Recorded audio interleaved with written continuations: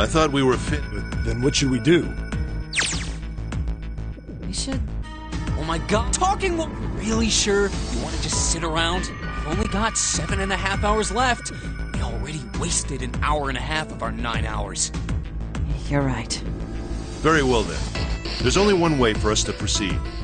Sure not gonna be fun running around knowing we gotta jump when Zero says jump. Well, it's stupid to just sit around here doing nothing. Thanks to Snake's card, at least we have some idea of how this all works. Correct. And so long as we all follow the rules, we will most likely be all right. But But what? who's going to go in which door? Oh yeah, that's right. We can't have any more than 5 people. All 8 of us can't go in the same door. Then it would seem we will have to split up. Wait. I'm telling you now, there is no way in hell that I'm going into door 5. Come on now, don't be selfish. Call me whatever the hell you want. I'm not going in there. If I'm going to have to walk through all that blood, then I'd rather stay here. And we were doing so well. Sorry, but I ain't going in there either. Someone else can go into door 5. Oh, Santa, not you too. Hey man, I just bought these shoes. If you think I'm getting some creepy dude's blood all over them, you got another thing coming. What the hell, man? Weren't you the one who kept saying we should get going? Yeah, doesn't mean I wanted to go into door 5. Oh, God. Fine, I'll go into door 5.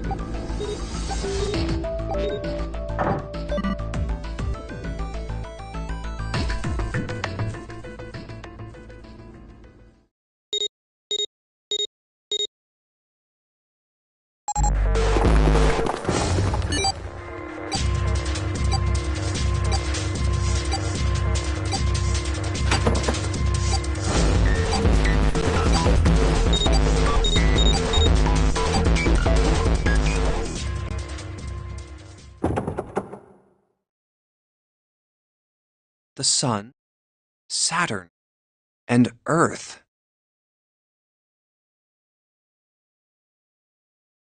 At least that's what I'm assuming.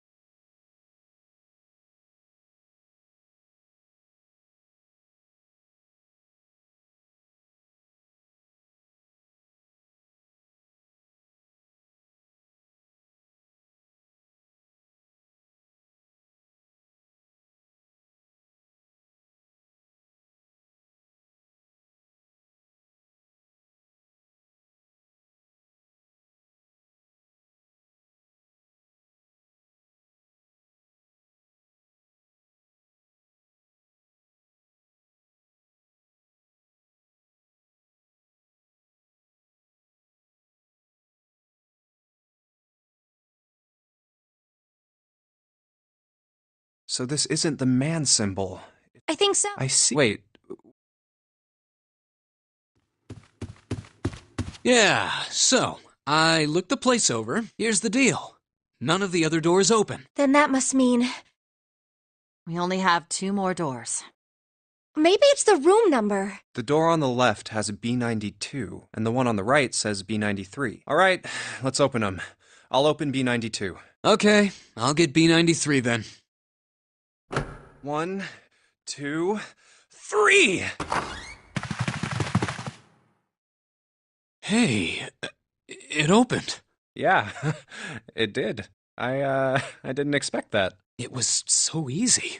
Maybe this is all part of Zero's plan. I can't say I enjoy being treated like someone's puppet. Well, now we have these 2 rooms. I'm sure there's something in there that will help us get out of here. Let's find it. Santa and I will search this room. You 2 take the other one. All right. Okay.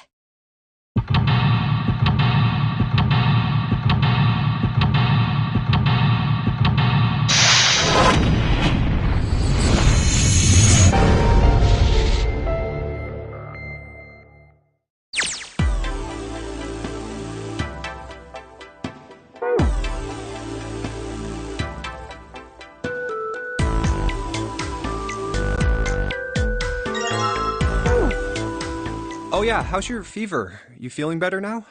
Yes, I'm fine. Let me see your forehead. Ah, Guess it really has gone down. are you worried about me? Hey, come on. It's not like that. I guess you haven't changed at all, Jumpy. By the way, Jumpy, how did you end up here? What do you mean? I told you earlier, didn't I?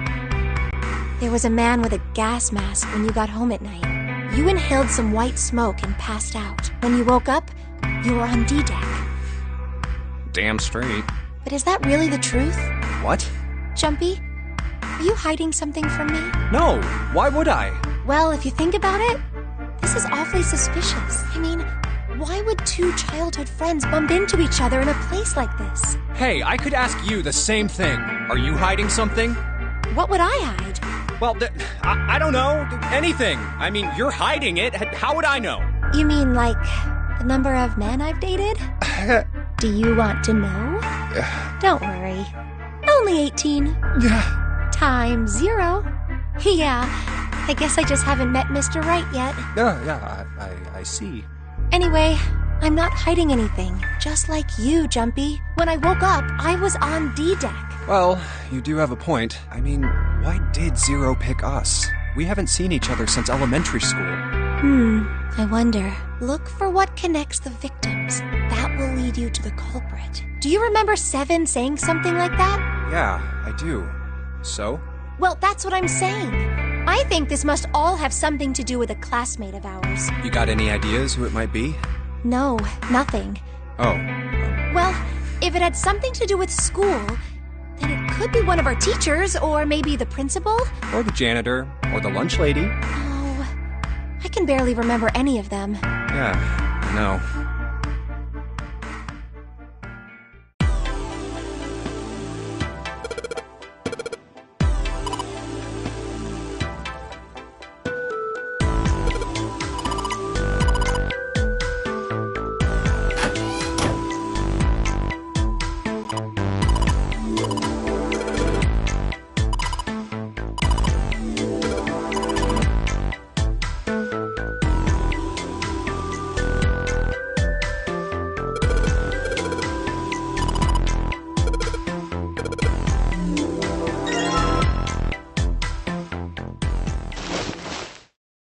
This ship is bigger than I thought.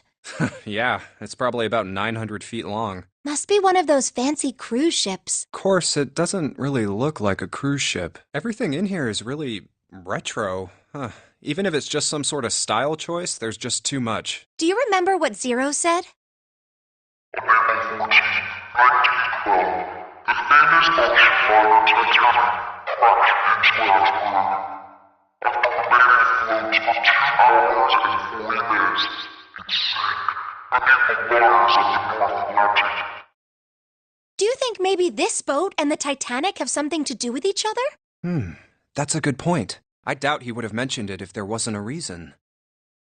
Do you think this boat is the actual Titanic? The actual Titanic? You mean it, like, slipped through time and ended up here? Before the ship sunk on April 14th, 1912? Huh? What the hell are you smoking? Huh? Did I get it wrong?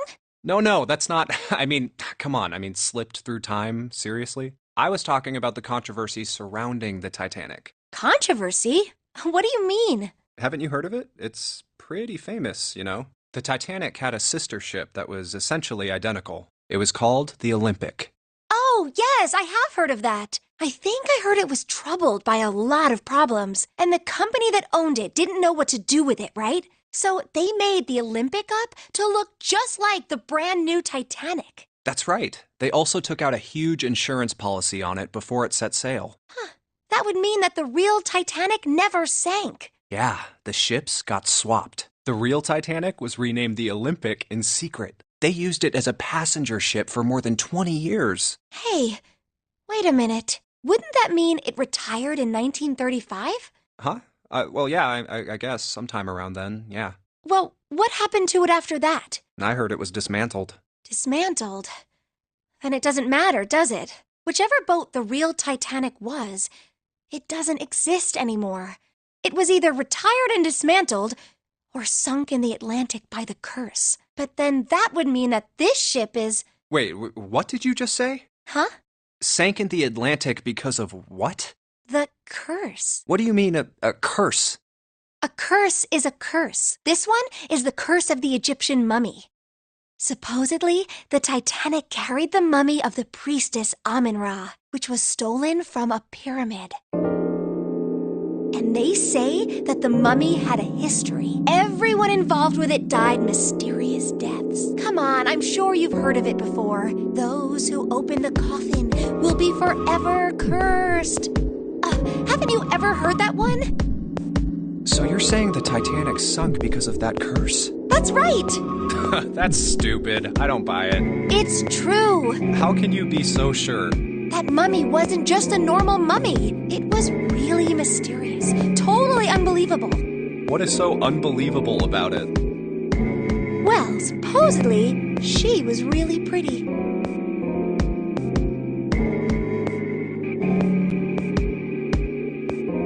Pretty? Yes? But she was a mummy. That's right. She wasn't all shriveled up or rotten or anything. She almost looked alive. Oh, okay, I get it. Okay, it's that thing. I don't remember the name. Where your body turns into some kind of wax? Yeah? The fat in it turns into something kind of like candle wax, right? And... Yes, saponification. But that's not what it was. Huh? That's not it. She wasn't wax. Then what was it? They say that she was frozen. What? Frozen? That's right. The whole body was frozen solid. You know how a human body is more than 60% water? Well, all of that water was frozen. The story says that from the time of its discovery all the way through to when it got put on the Titanic, even though it was carried through the desert, her body never melted. That's crazy. I think so too, but maybe it's true and we just didn't know about it before. I didn't know? Yep. Maybe it's common sense to eat shaved ice in the desert because it lasts forever. Huh? That seems too silly to be true. But maybe it isn't. It just appears that way because you didn't know it was true. Well, yeah, ice that doesn't melt, even in the desert? Does something like that really exist? No, even if it did, it wouldn't really be ice anymore, would it?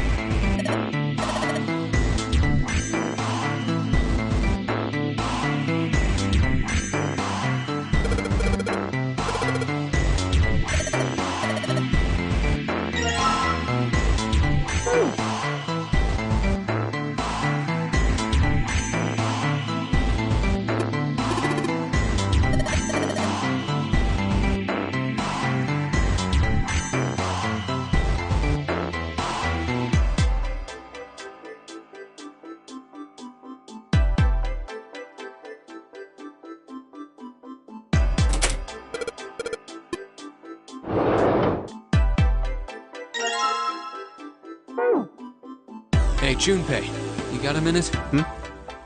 Here, take this. A bookmark? What is this for? Do you want me to read a book? I found it in between some of the cushions on the sofa. Pretty sure it ain't gonna be any help to us, but I figured we might as well hang on to it anyway.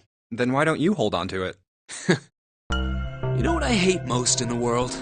I got 4 things. Hope, faith, love, and luck.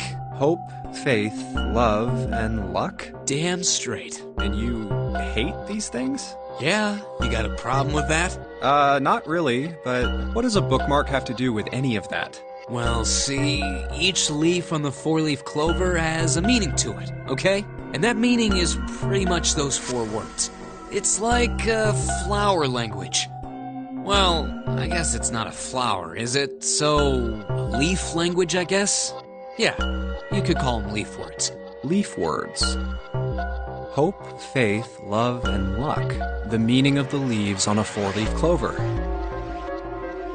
So, yeah, I want you to take it, okay? Just touching it gives me the creeps. Take the damn thing, all right? Here. Thanks, but no thanks. It's kind of weird to be getting presents from another dude, you know? Well, I guess you do have a point. I won't force it on you. Sure you don't want it? Yeah, I don't want it. Why don't you give it to Lotus? Oh, good idea. Will do. Hey, you old bag. I just found the perfect thing for a woman in her 40s.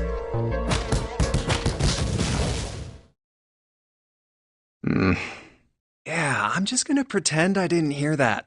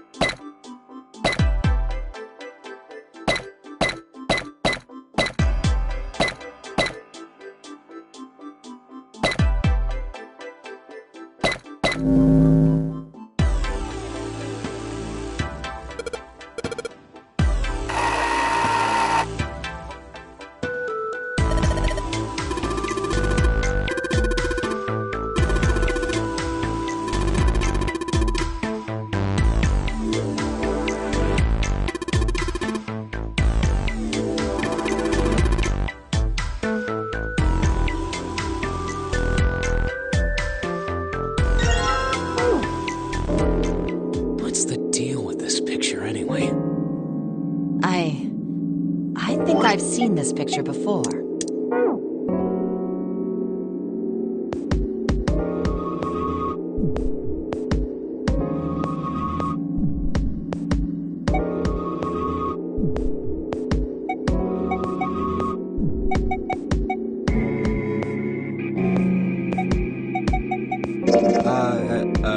A Funyaripa. See? I mean, this totally looks like one. Here and here. What the hell is a Funyarimpa? What do you mean? What the hell is a Funyarimpa? You mean you don't know? How the hell would I know? How could you not know? That's practically blasphemous. Oh, say you're sorry. Apologize to the Funyarimpa. Goodness, you are such a rude woman. Junpei, are you just screwing around? Forget it. I'm just gonna tell you. This is a dog.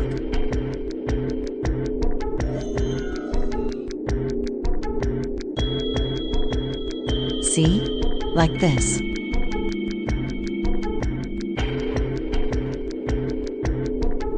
So, now we know what it's a picture of, but I don't see how that helps us. A TV show from Great Britain did an experiment once.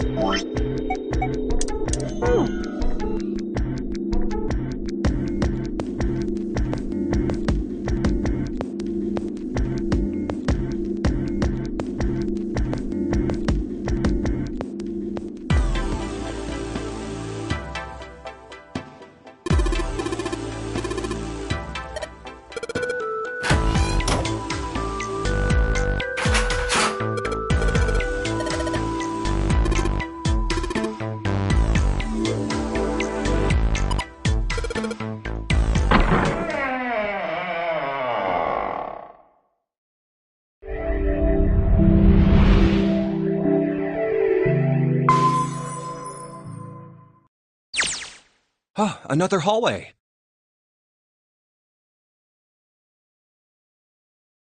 Come on, open!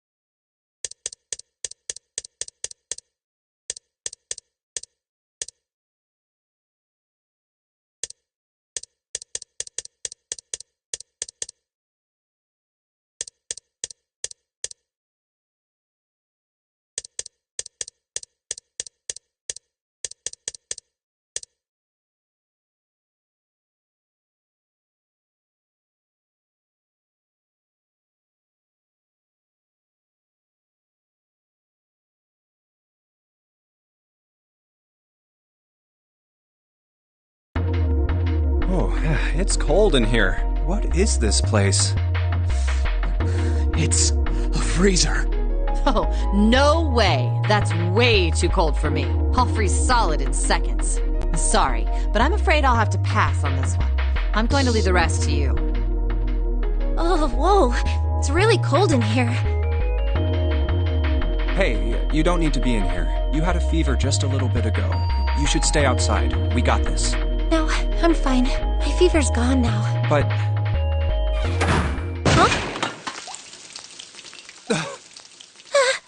Huh? No! Why did it suddenly close?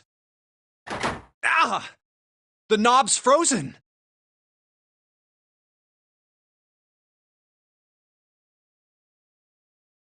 But why? It looks like the pipe next to it broke. Hey, Lotus! You're out there, right? Open the door!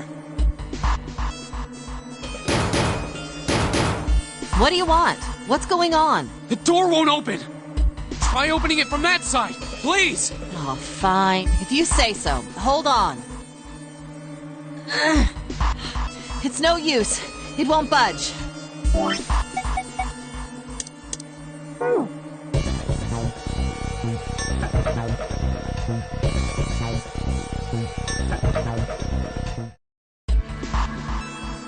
Dry ice is... Yeah, hell of... Oh, well. Oh. Despite my looks, I am the the queen of random knowledge. Looks bad to mess up when...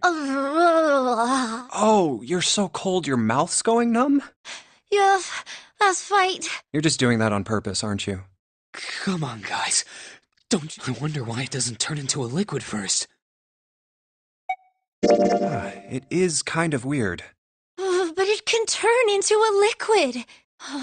Carbon dioxide turns to liquid if you put it under high enough pressure. But at 1 atmosphere, normal air pressure... It won't turn into a liquid, right? That's right. Instead of melting, it'll do what's called sublimating and change immediately from a solid state to a gaseous one. See, that is weird. Water's a liquid between 32 degrees and 212 degrees. So why isn't that the case for carbon dioxide? There's a kind of ice that doesn't turn into liquid when it goes above 32 degrees. Huh?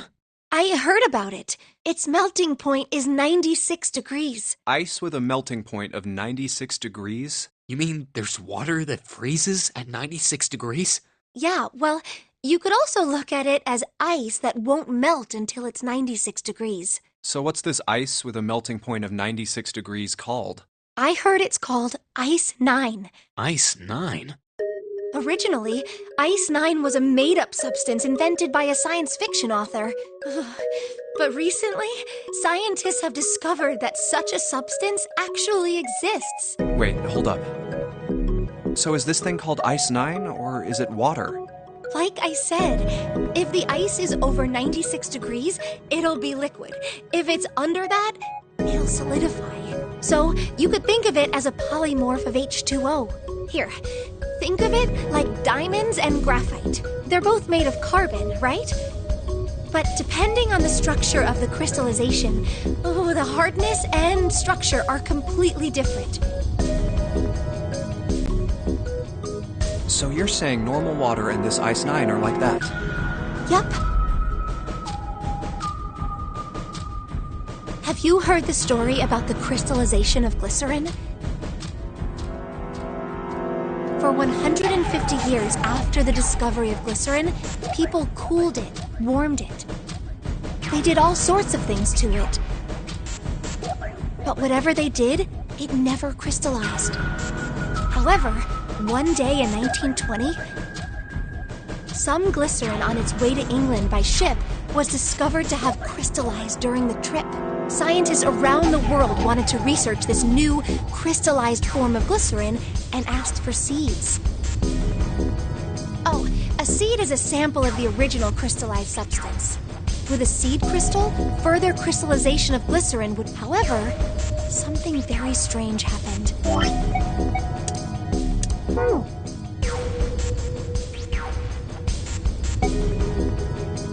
What does that have to do with Ice 9?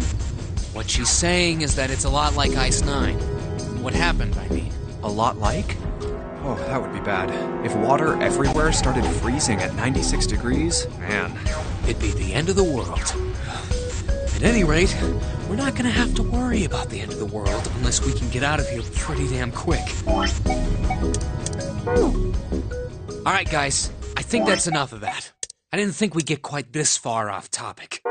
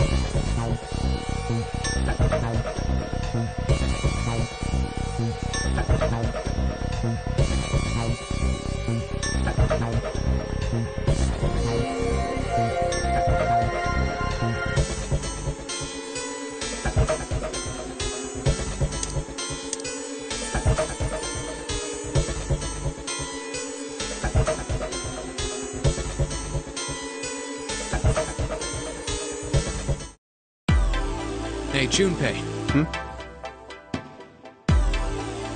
Here, take this. A bookmark? What is this for? I found it in between some of the cushions on the sofa.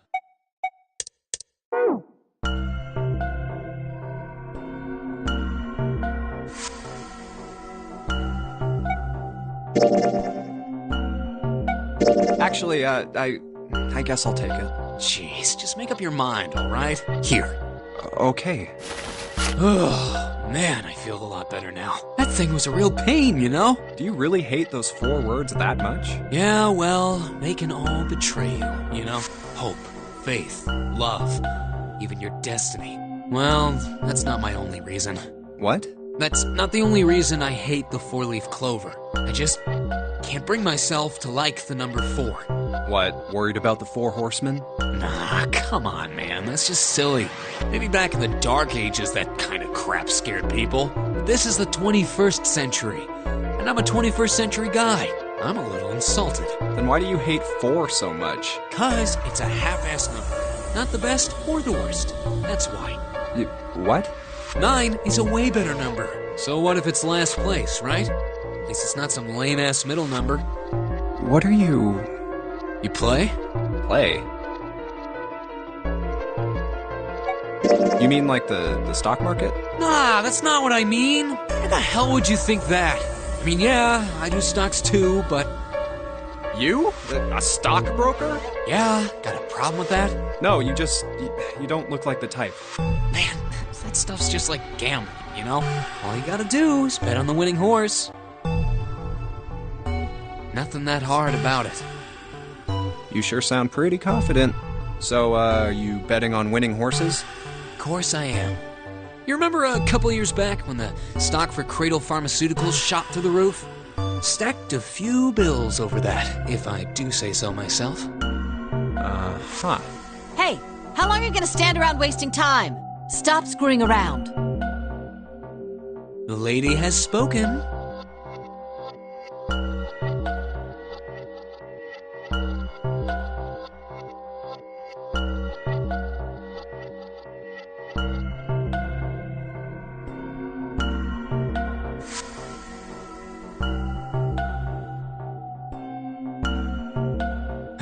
We better get back to work before we really piss her off. I don't want her beating me up. Hey, wait! We weren't done! Okay, I'll get back to work. Damn it.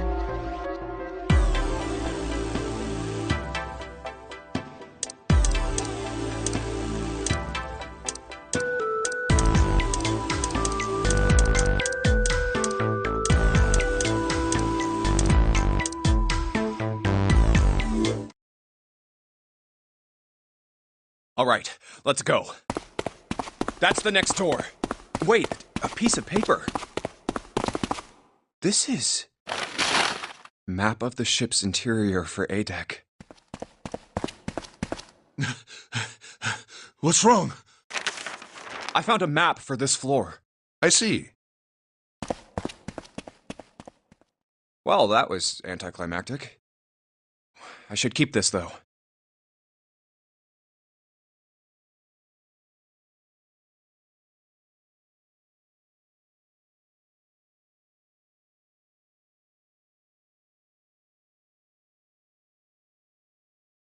Hey, where's Clover?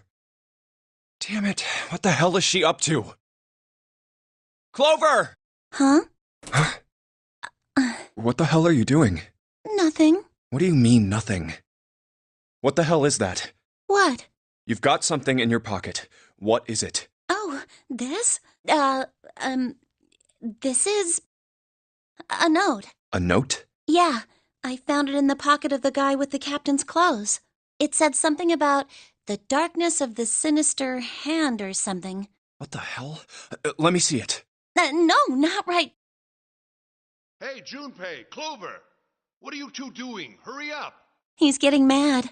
I'll show it to you later, all right? Come on, we gotta hurry. From the look of that pocket, it doesn't particularly look like just a note. Jeez, what are you thinking? For crying out loud.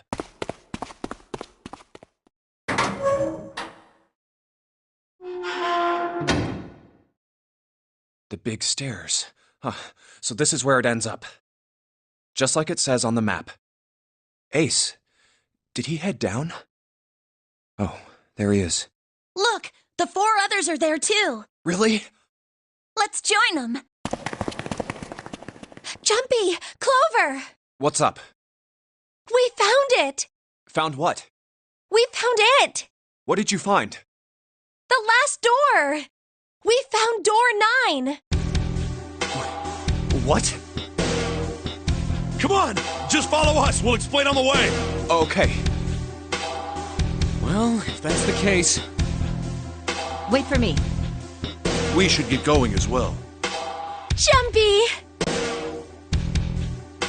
We finally made it.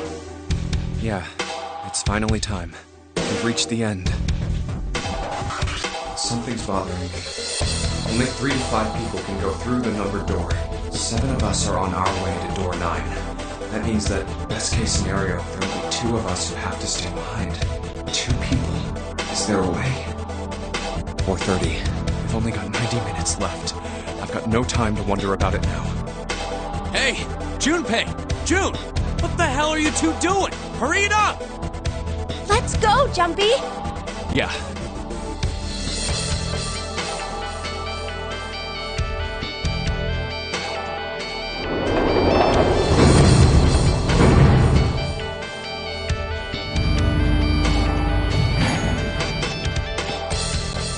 I know I told you I'd explain it earlier, but honestly, there ain't much to explain. After we split off from you guys, the 4 of us got into the elevator and left, and that took us to the other side of the grate. After that, we headed down another hallway. It took us toward the bow, and eventually to the number 6 that you 2 found earlier. We opened it and kept going. There was another locked door behind it, like usual, but this time we had to complete 2 different areas before we could unlock it. Once we were through that door, there was another hallway that went the other direction, toward the stern. So, on your way, you found the elevator. That's right. So, in other words, you kinda did a lap, huh? You came from that side to this side. Yeah, So, where's the number 9 door? over here. Follow me. By the way, you know, it's because of Santa that we're all here right now. Huh? That all 7 of us are going to door 9. What? You don't get it? Santa, 7, and Lotus, what's their digital route? 9. It's 9. That's right. They could have just left me behind and kept going if they'd wanted to. But they didn't. Yes, because Santa wouldn't let them. He said, we can't leave June and the others behind. That's why we went looking for you guys. And then you got on the elevator and went back to the central staircase. That's right. Well, I wouldn't have called that one. That Santa would be the one to stick up for you. Oh, don't get me wrong. I don't mean that 7 and Lotus said they wanted to leave me behind. We were just talking about it, and Santa objected to it first. Is that so? We're here. So, is this... Yeah. There's no other place for us to go. Nope. Just look around. There's a big old iron wall at the end of the hallway. The other hallways on the left and right are blocked by metal grates. I see. All right, let's get moving. Oh. No way. The 9 door. We're finally here. No doubt about it. This is door 9. Oh, finally! This is the last. Junpei, look behind you. Behind? What? Why? A door and a 9. There's another one? Hey, what the hell? What the hell is going on here? There's a red there too. That means... And of course it won't open. But why? Why the hell are there 2 doors? Do you think perhaps one is the right door and the other is the wrong one? I don't know about that. It seems unlikely. What makes you say so? Well, think about all the rooms we've been through so far. They're full of puzzles, but there are always hints about how to solve them. I'm pretty sure there aren't any rooms where we just had to go with our best guess and leave it to instinct to solve the puzzle. Do you really think that at the very end of the game, Zero's going to suddenly throw in something that depends entirely on luck? Then you're saying there's some sort of hint in this room? No, I don't think there's a hint anywhere in here. I searched it very well when I was in here before. I didn't find anything that might have been a hint, though. Well then, that means... Yeah, both of these are the right door. I mean, if you think about it, Zero never actually said there was only one door with a 9 on it. It is hidden, but an exit can be found. Seek a way out. Seek a door that carries a 9. So if there are 2 number 9 doors, if we split it up right... That's not gonna work. You've got a notebook and a pen, right? Can I borrow them? Yeah, here.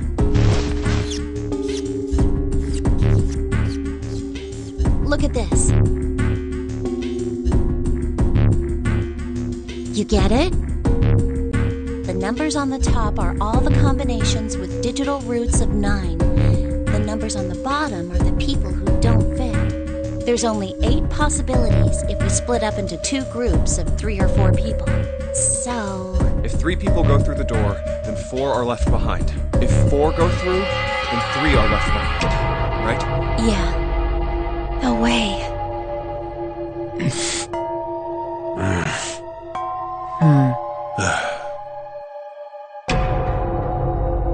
Come to think of it. What is this room? It looks like it's set up for some kind of ceremony, but what kind? Is that an altar? A coffin? No, it couldn't possibly be. Okay, I give up. I give up. I figured if we sat around here long enough, someone would volunteer. But I guess nobody's got the guts to do it. What are you talking about? What? You guys didn't figure it out yet?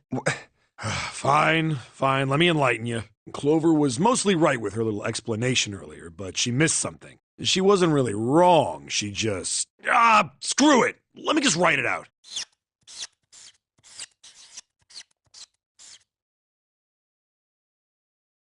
If you're trying to leave with a group of 3 and a group of 4 and get everybody out, Clover's right. But there's another way. Only one combination, though. If you split us up into groups of 3, 3, and 1, you can make this combination. Wait, this means... Don't get me wrong here. I'm not trying to copy Ace or anything like that. Even if he hadn't been the hero back in the big hospital room, I'd still be saying the same thing. The same thing? Are you saying... Yeah, I am. I'll stay behind. Why are you acting so heroic all of a sudden? Are you some kind of idiot? No, I'm completely against this. I'll be goddamned if I'm gonna have to owe you for getting out of here. I'm against it too. I didn't want to leave Ace behind, and I don't want to leave you either. I don't like that idea. There's gotta be other options. I disagree as well.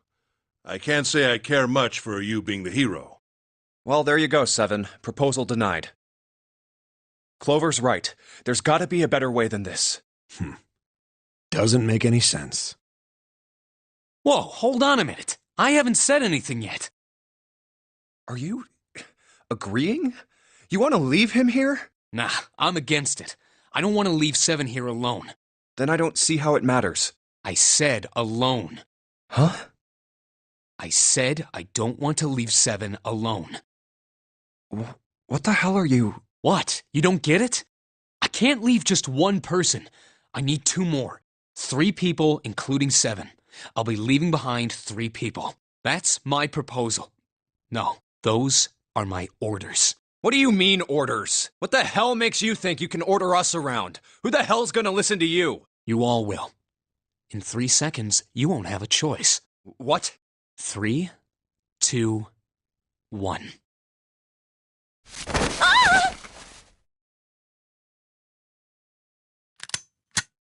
See? I told you. Huh? Why? What the hell is that? The gun's from the other room.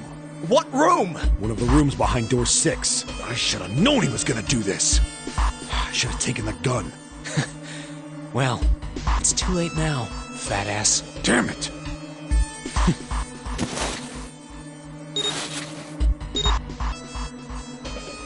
Now, time for you to start following my orders. Ace, Lotus, congratulations. I've chosen you to come with me. Put your hands in the red. Hey, you deaf? I gave you an order. Right, fine. I didn't want to waste any bullets, but you guys just don't get it. He really shot it? But why? Santa, I thought you were one of us. I thought we were friends. What? You knew about the leaf words and the four-leaf clover. What the hell is that shit?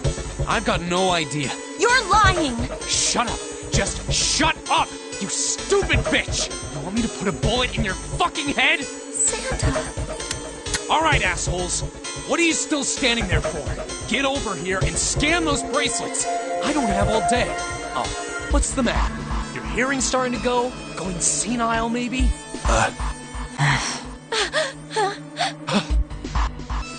That's it. It's the only way.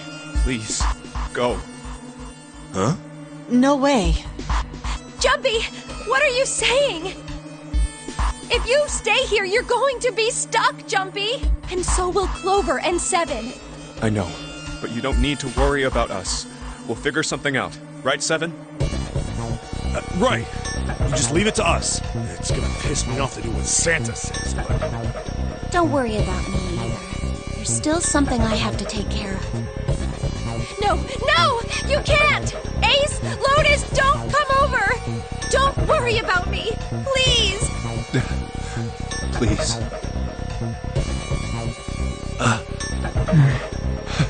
Go. all right. Fine. All right.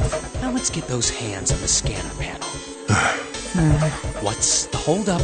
What? You think I'm fucking around here? I don't give a shit about this girl. The red doesn't need a person, you know? All I need is the bracelet. You get it? Good. Now put your fucking hands on the scanner. I'm not gonna say it again. Fine.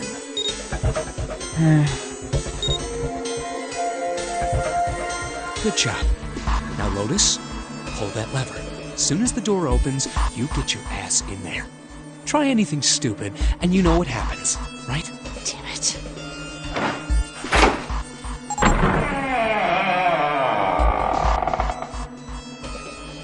Good. Go. Later.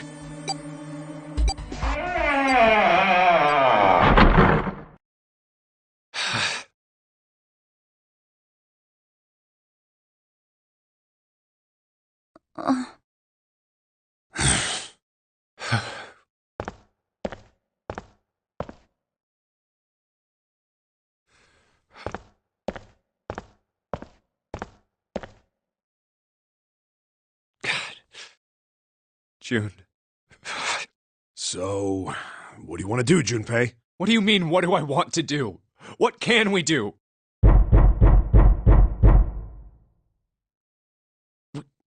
What the hell is that? Shh, quiet!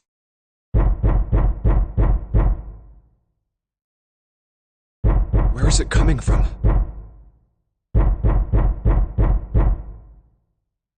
Could it be? Hey, I think it's coming from this coffin. You're right. Let's open it. But how? What are those muscles for show? You're telling me to force it open? Just shut up and try!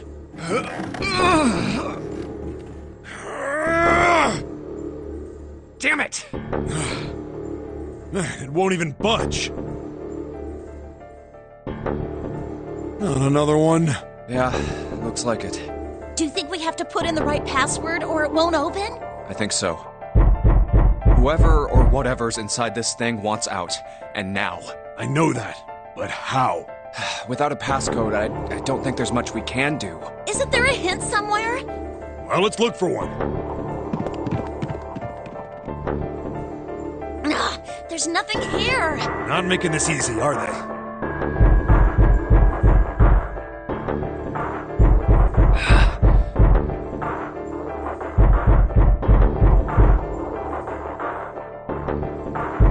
What's the passcode? supposed to do? How can we figure it out? I need something.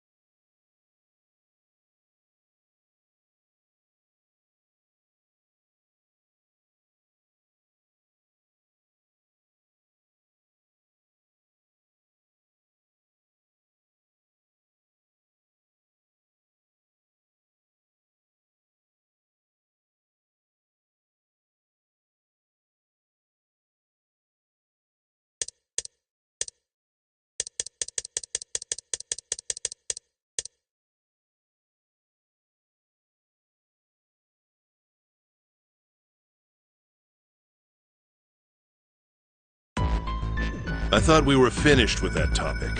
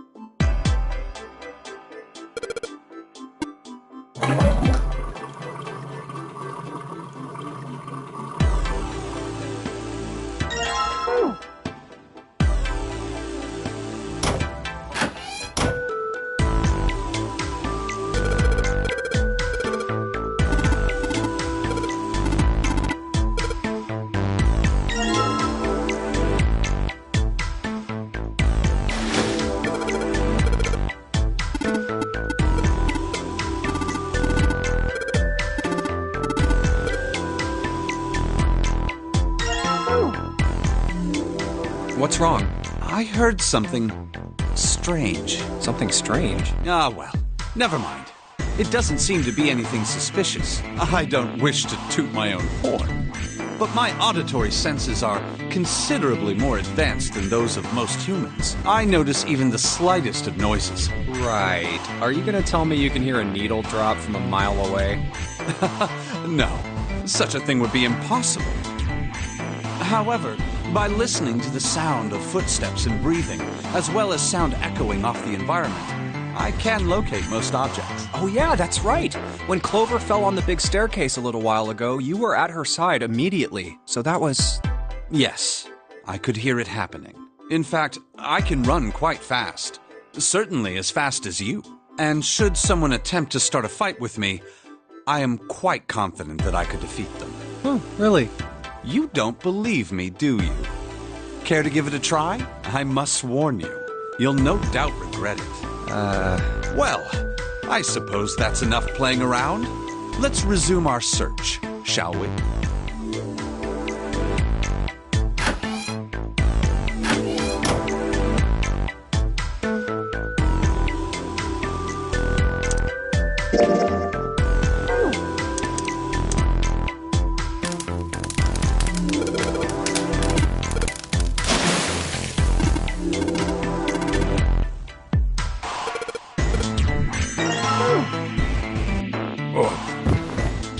Hey, Seven, what the hell? Yeah. What the hell is wrong with me? There's memory loss and I'm getting dizzy for no reason. Memory loss? Oh, yeah. I guess I didn't tell you, huh? I told the rest of them before we ran into you on the stairs. I told them I couldn't remember a damn thing from before I woke up. Didn't realize I hadn't told you. Whoa, wait a minute. You're talking about amnesia, right? Yeah, I guess so. Well, why are you an amnesiac? What happened to you? If I knew that, I wouldn't really be one, would I? Oh, yeah, I guess that's true. Are you telling the truth? Huh? Well, you look pretty calm for somebody who doesn't remember anything. If you've really got amnesia, shouldn't you be, like, upset or confused or something? Well, sure. I mean, I was pretty confused when I woke up down on D-Deck, but that was a while ago. I've had some time to get used to it. After a while, I figured it wasn't worth the trouble of worrying about it. After all, why worry about something I can't change? Well, people usually don't stay amnesiacs forever. I figure it'll work itself out eventually. But that's it? That's it. All right, that's enough talking for now. Let's get back to work. How are you fine with something like that?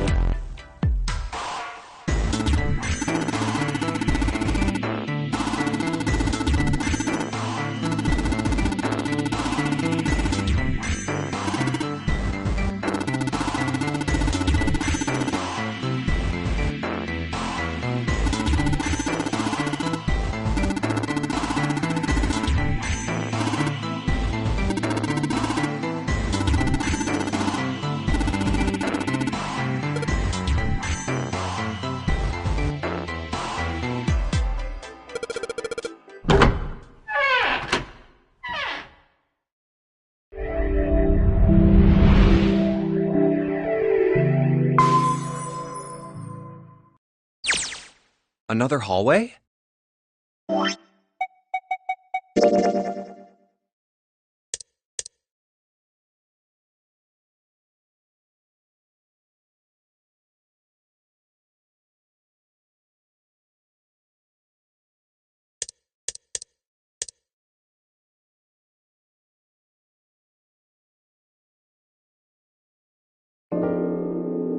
Well, we really don't have a choice. We can't let his sacrifice, right?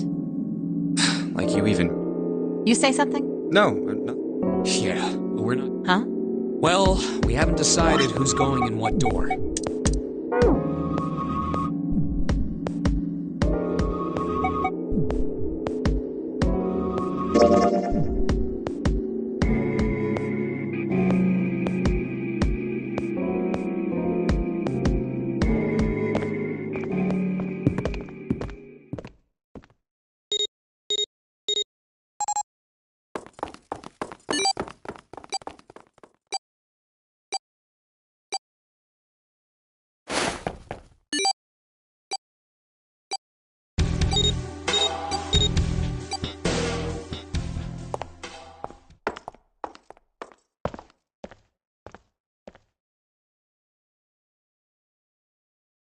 A laboratory? Ah.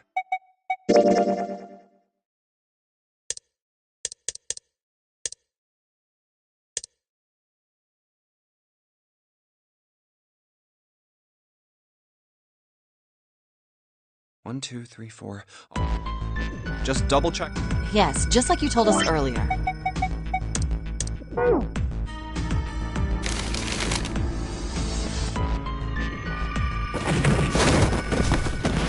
Oh! Let go! Junpei! Right. June wants to... Yes. So this was everyone's... Ace and Clover requested. Seven and Lotus requested. Santa and June... Then the door I should... Okay. I want to go through... My choice is door 1. Hey, wait a minute there. You cheating? Cheating? I'm asking if you changed your number after you heard what doors we wanted. How could I do that? I wrote it down on the paper earlier. Let me see that. Sure, here. I had 3 pieces of paper ready, and I put the one with door 6 on it into the pot. I just needed to make sure I drew last. After I saw everyone else's result, I just chose whatever door I wanted.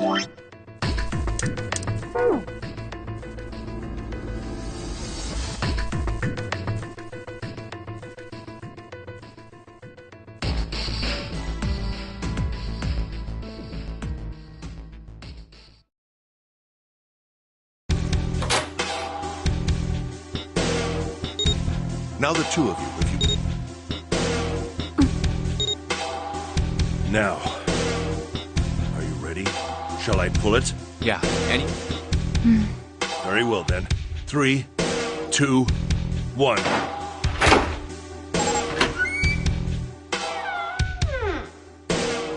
And it's open! Move! Where is it? There it is!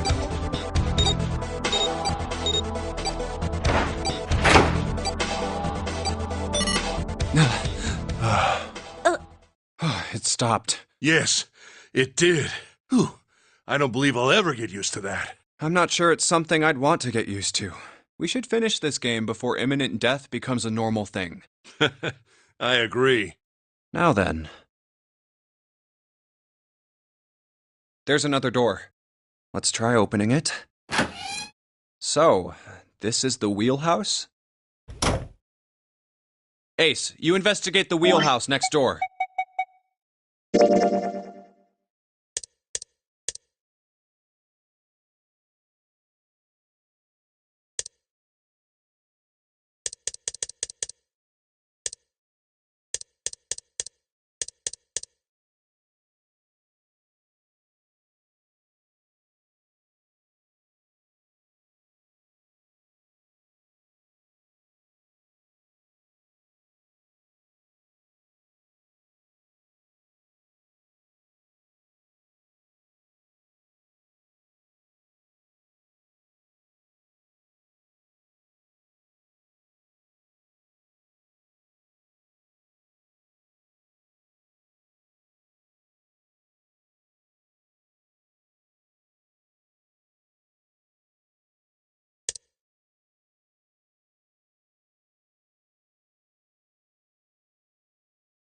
All right, let's go.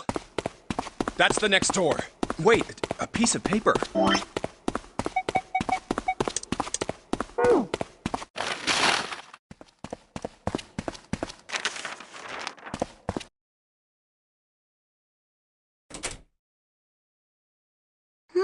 I wonder. What the hell?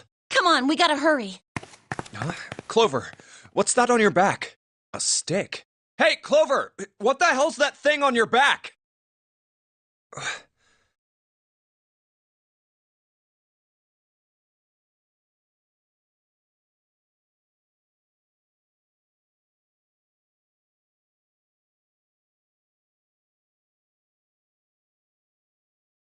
Is she ignoring me? For crying out loud.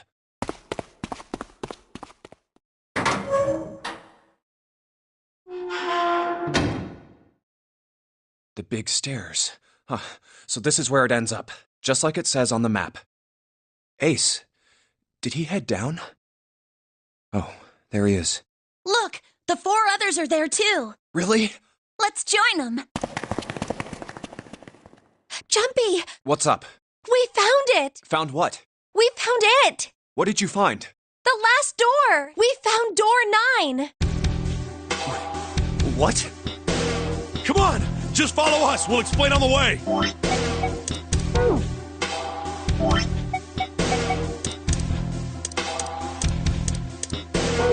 Okay.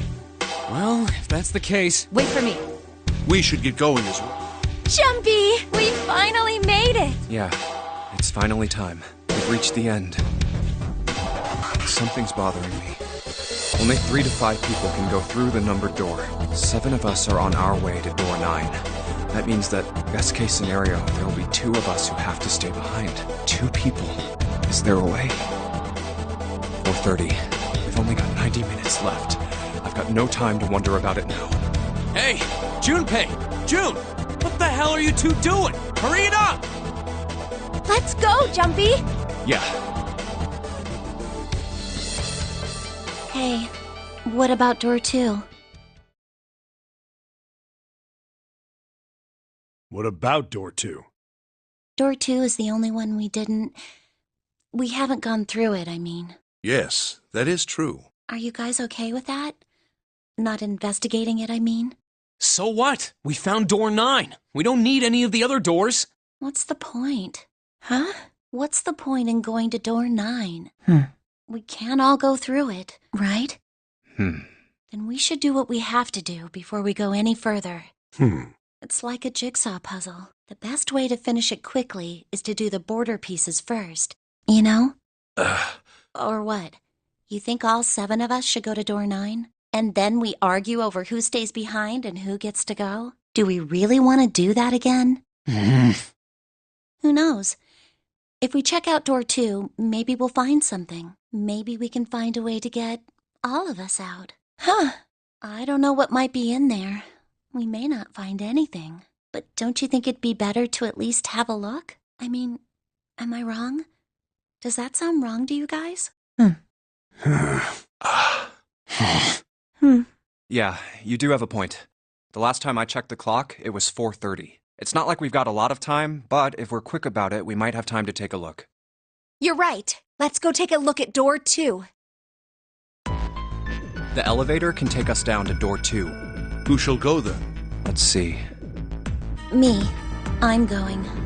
Then June, 7, and I need to go with her. Hey, why do you get to... I don't mind. We'd only waste time arguing over it. Jumpy, I'm okay too. See? Can we just go now? Fine. All right, let's get going. I'll see you later. Okay. Be careful.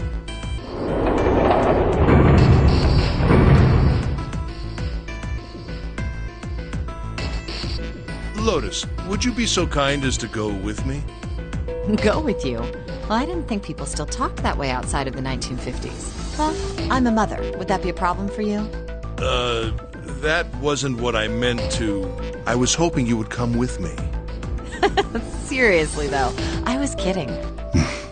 So, where was it you wanted to take me? There's something I wanted to show you.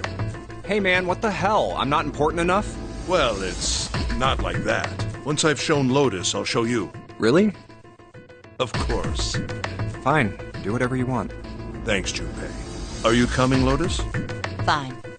Doesn't look like they're going to be back anytime soon. I might as well go and see whatever it is you think is so important. Thank you. Well then, shall we go?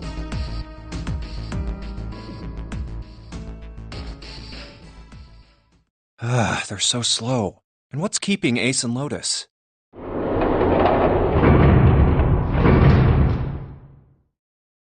Clover, I guess you're the first one back. Where's everybody else? What happened? Where are Ace and Lotus?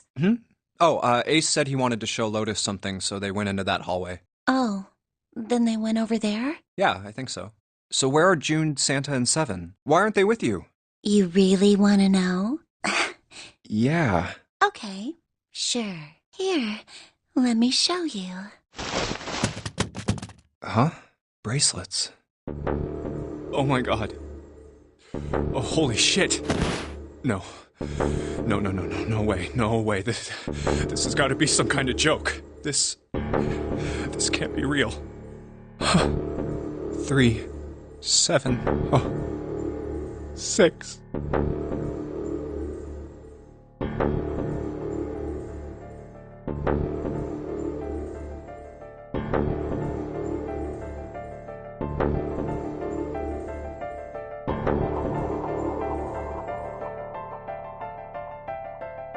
Lastly, let us discuss how to remove the bracelets.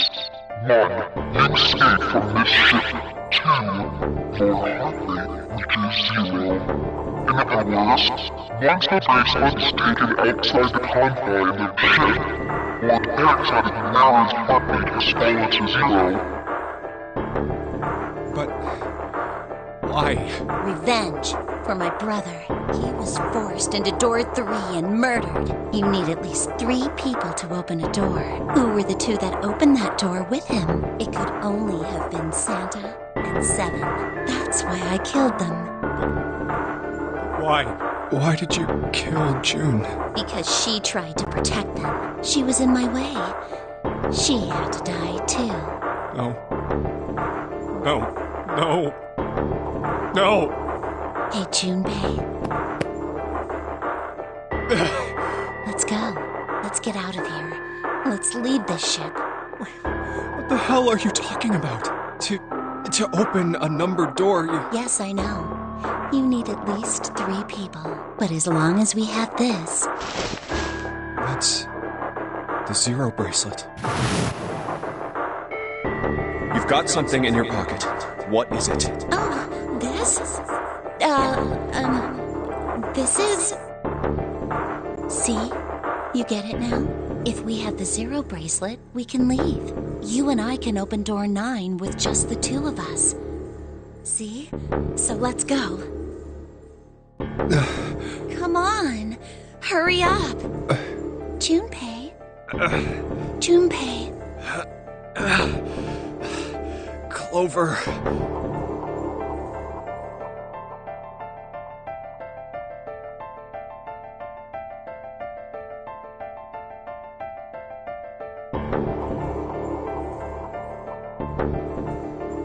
Yeah?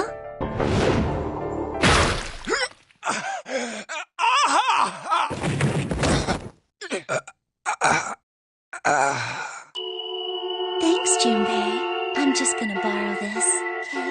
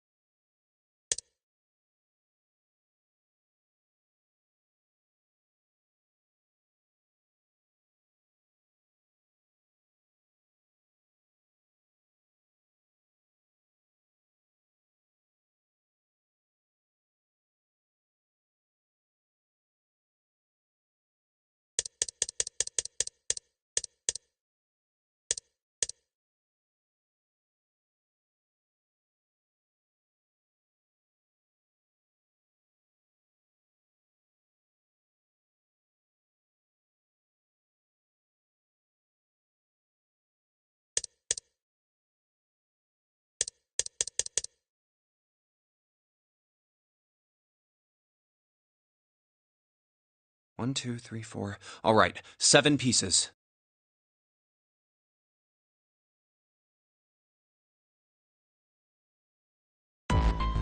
Just double checking, but everyone wrote their code name and a door number they want, right?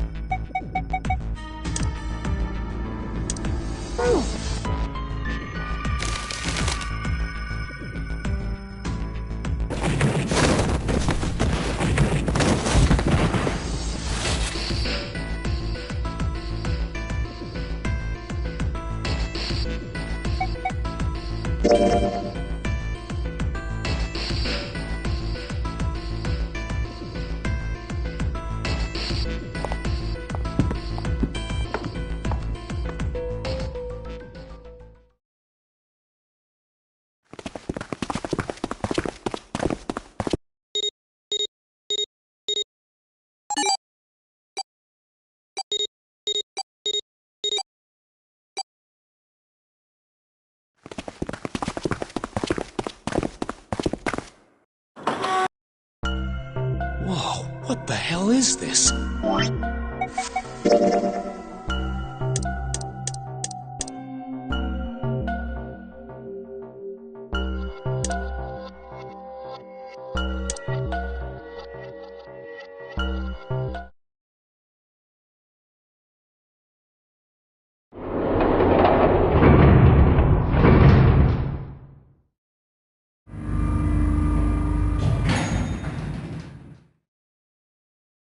Look, it's... Seven and Lotus. We've got a problem. Clover is gone. What? What do you mean, gone? When? Why? You two went into door 1 with Clover, didn't you? Yeah, we went through the door together. But Clover barely spoke to us. She just did her own thing the whole time.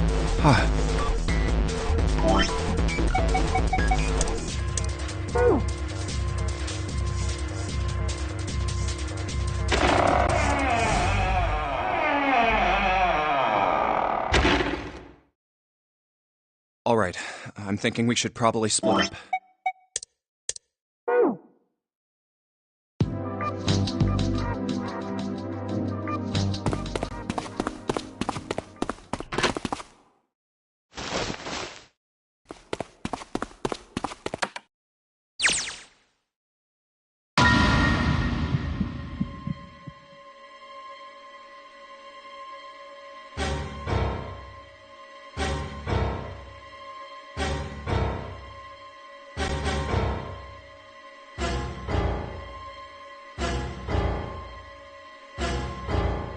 Lastly, let 1, 2, in the worst.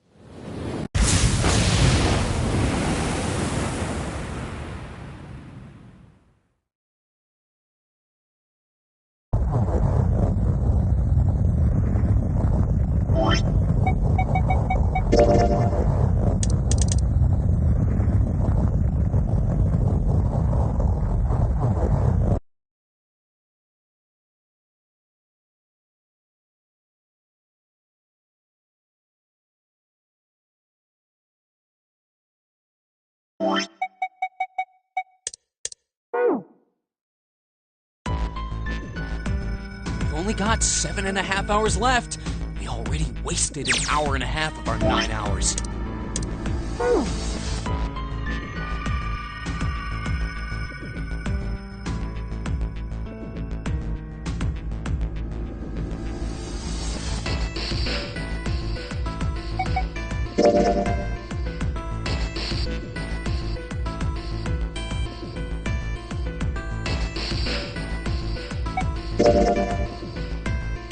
No, you can't. Why? Well, you know what's in there, don't you?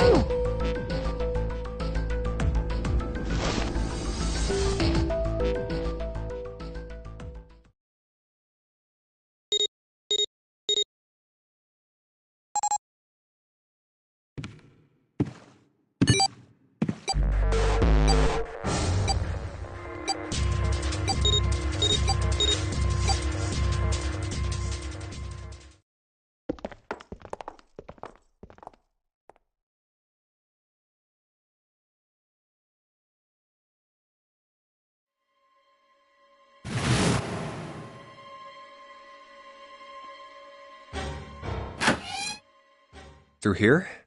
Well,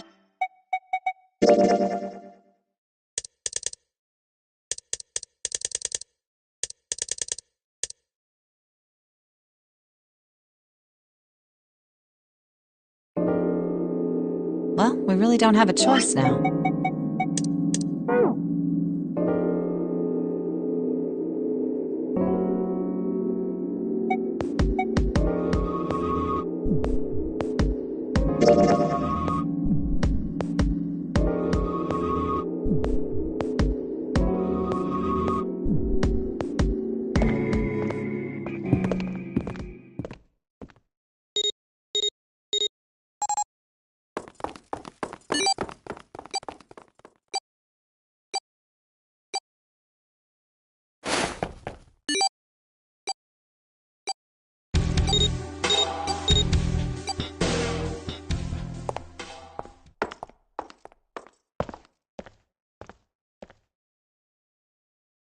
Ah, it's a dead end. There's a door on the left, though.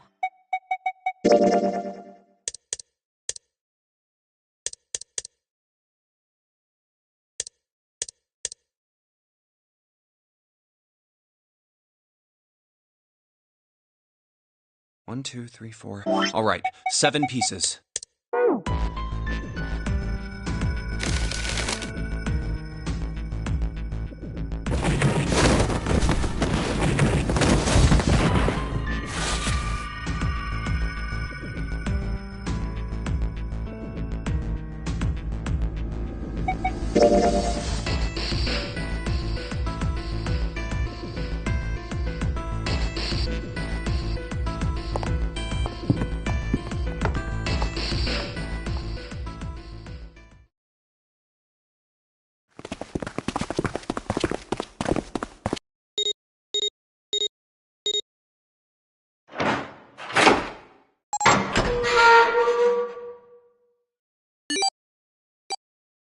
Hey, I found it! It's right there!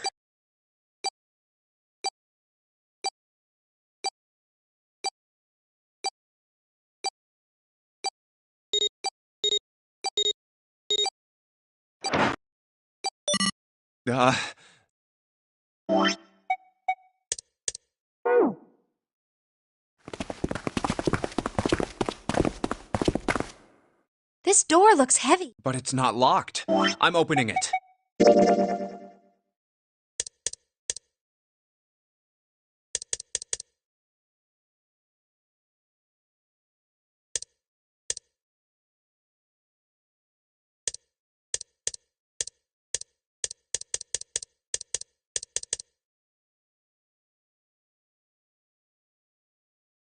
Yes! The door... All right, Junpei. Why don't you go get June now?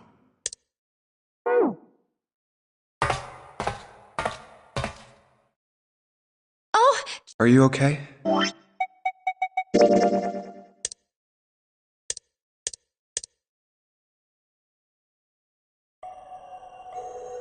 I believe the box is Yeah.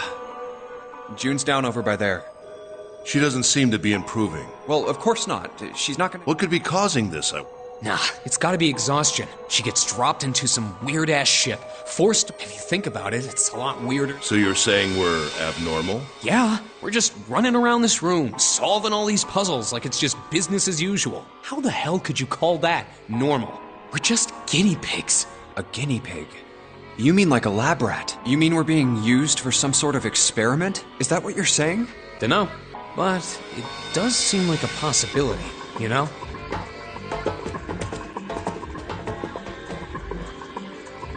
You know, speaking of experiments, there was this experiment some scientists did with rats.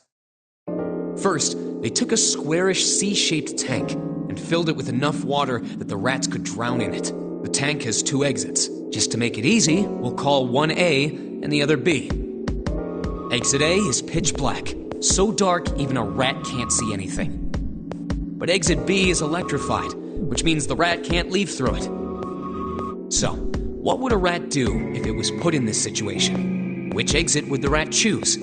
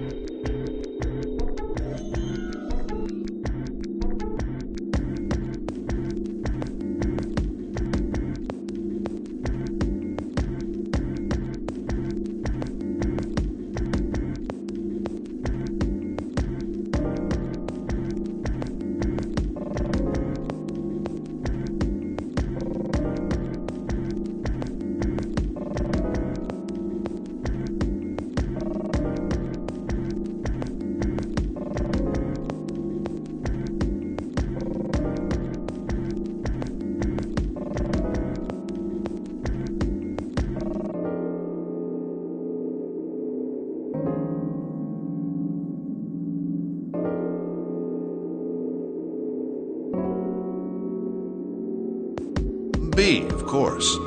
The rat has no way of knowing that exit B is electrified. Exactly. The rat goes to exit B. Of course, like I said, it's electrified, which means the rat can't get out that way. So, after a lot of trial and error, the rat finally finds exit A.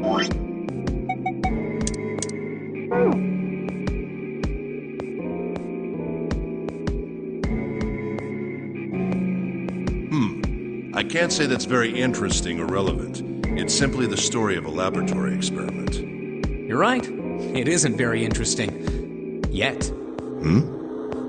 See, these scientists repeated this experiment over and over, using hundreds of different rats over several generations. This produced some surprising results. With each generation, the rats took less time to find the correct exit. Eventually, a rat was put in the tank who instantly chose exit A without even attempting to go to exit B. But that wasn't the most impressive part. The same experiment was conducted in another laboratory, far from the original one, with the same results. No, on second thought, the results weren't really the same. The rats in this second experiment began the trials with significantly faster times than the first rats in the initial one. These rats weren't related to the others and had never even come in contact with them. And yet, they all easily found their way to exit A as though they already knew. What did it mean? Are you suggesting something like telepathy? They were passing information to one another through some undetectable medium? How the hell would I know? I'm not any kind of scientist. I don't know what made them do that. But I do know that story's true. And if you've got another explanation, I'd sure love to hear it. Come on, let's get going. There's still a lot here we haven't checked out. And we gotta get the hell out of here before June passes out. Hey, wait. There's something I want to ask you. What? Why did they use that tank for the experiment? Huh? Well, I mean, it seems like you could conduct the same experiment without the water. They could have just used a dry box, you know? If they needed to motivate the rats to escape, they could have, I don't know, put some bait by exit B or something. I mean, do they really have to make it so the rats can drown? You know, the word emergency comes from the same root as the word emerge. You ever think about that? Huh? Well, an emergency is something urgent, often something dangerous. And to emerge means to sort of come out, or appear, or rise out of something else. So what's going to emerge in an emergency? Inspiration. Inspiration? Yeah. Think about it. When the chips are down, either you crack or your mind focuses and pulls up what you need. So in an emergency, your real potential emerges. Is that what you're saying? Yeah. That's why the rats had to drown. They had to be in danger. There had to be an emergency for inspiration to emerge. Oh.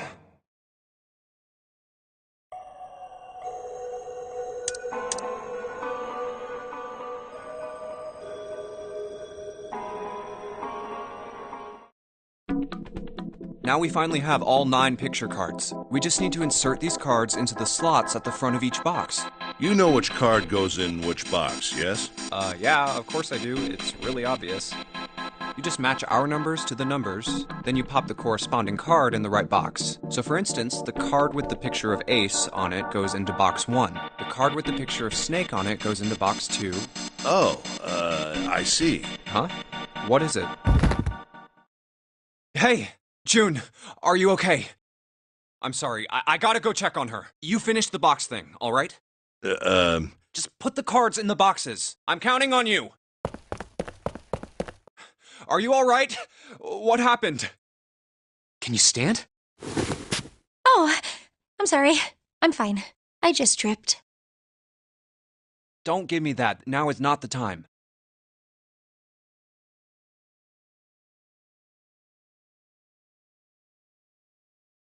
But it's true. I tripped over a box. Just let me see for a sec. Huh. You're still warm. I saw her fall. I think she really did just trip on something, you know? Still, to fall down like that, I think she's probably still a little messed up. All right, well, let's just get out of here as fast as we can so we can get you to a hospital. Oh, I don't think it's anything that serious. I just need a little medicine and some sleep, and I'll be fine. Medicine? Medicine, huh? Well, if we could get in touch with anyone outside, I'll bet Ace could swing that for you easy. Ace? Why? Huh? Don't you know? He's the president of a pharmaceutical company. Cradle Pharmaceuticals is the name, I think.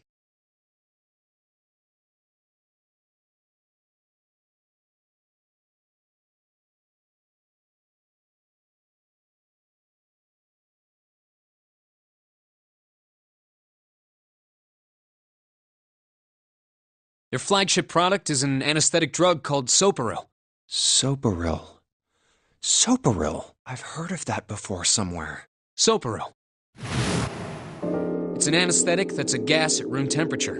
A lot like how nitrous oxide is. It takes only a few seconds to spread, and even a small amount is very effective. A bunch of countries quickly accepted it for widespread use within their police and military forces. It was an effective crowd suppressant and room clearer. It was practical, ethical, and the humane nature of it made it the ideal drug. It's been around for about 6 years. I developed it from the extracts of several different roots. It became popular almost as soon as it was made public, with many governments placing large orders. Demand for Soparil skyrocketed, and of course that meant Cradle Pharmaceuticals' stock did too. Why do you know all of this? I heard it from the old man himself. From Ace? By the number 4 door at the central stairway, when we were searching the second-class room. Remember how Snake, Seven, and you went to door 5? It was back then. I asked him what he did for a living, and he said he ran his own company. After that, we just started talking, and I guess it just came up, you know? Huh. Are you worried about something? No, nothing. What the hell is he doing? June, don't push yourself, all right?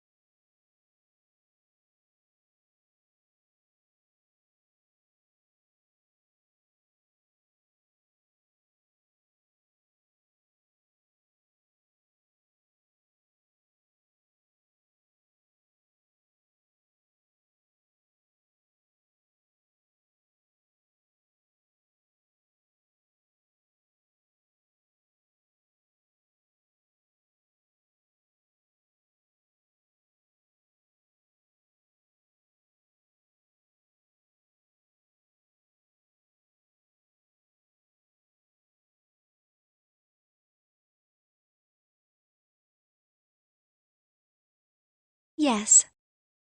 Santa, could you take care of her? I'll go check on Ace. Looks like he's having trouble. Sure. What are you doing? What happened?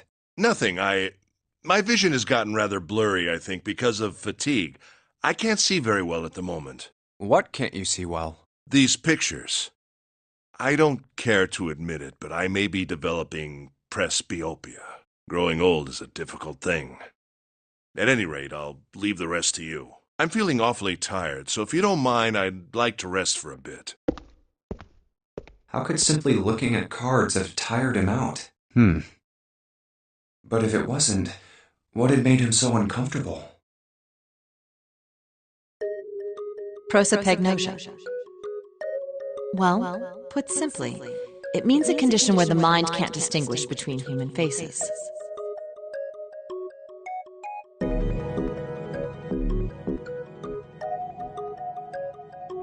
In other words, my face would look the same as Clover's or even yours, so they can't remember faces, which is how most people recognize each other. That means that people with prosopagnosia have trouble recognizing even people they're close to. Maybe he's got prosopagnosia? Well, he looks depressed enough to have it. Oh well. Time to solve the 9 boxes puzzle. Ace's card is in box 1, Snake's is in number 2.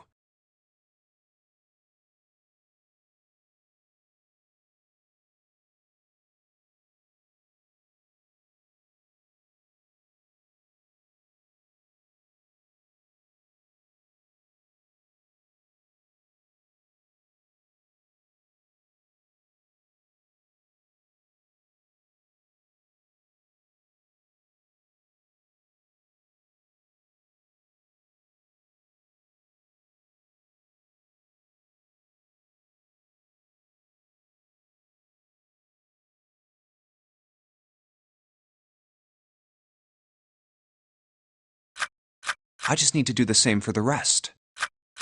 And finally, the 9th man's card into box 9.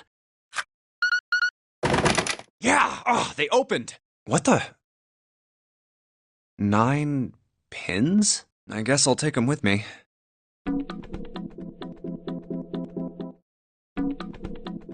Mummy!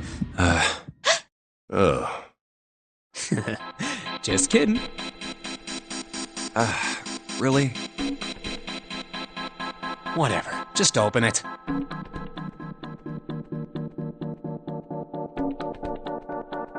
Okay. A small key and... a gun?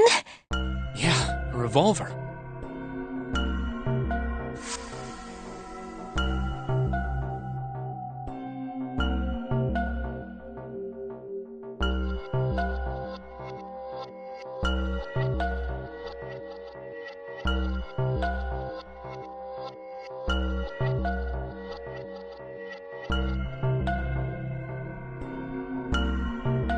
It looks pretty old. I wonder if this is a replica.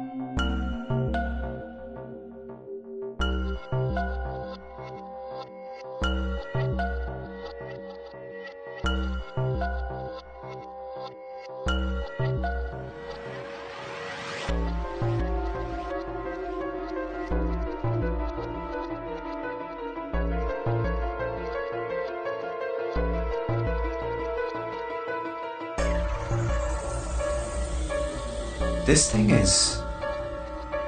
Are these real bullets? Oh, if this is real... Oh. You're not gonna take it? Of course not.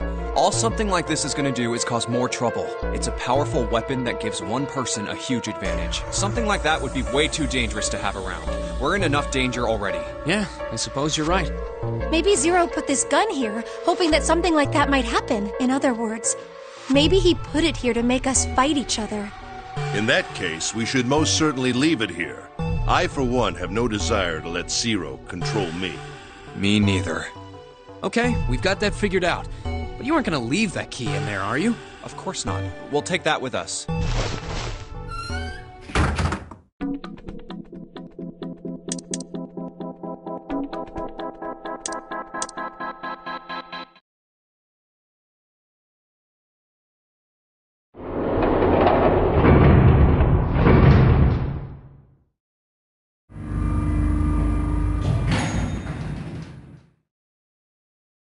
Look, it's... Seven and Lotus. We've got a problem. Clover is... What? What do you mean, gone?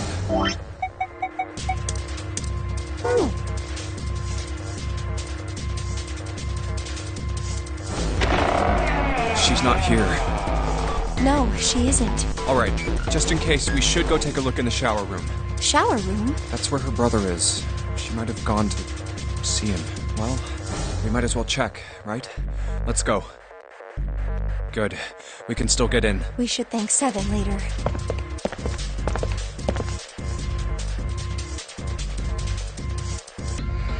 No luck.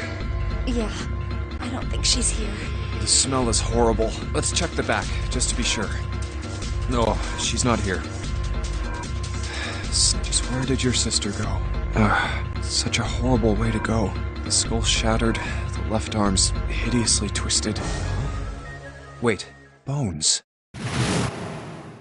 My brother's left arm is, it's not like a normal person's arm. The accident hurt him really bad.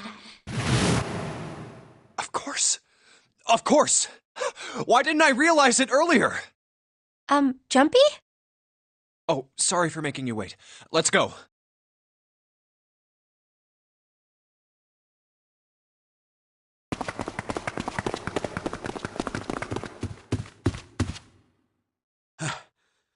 Junpei! June!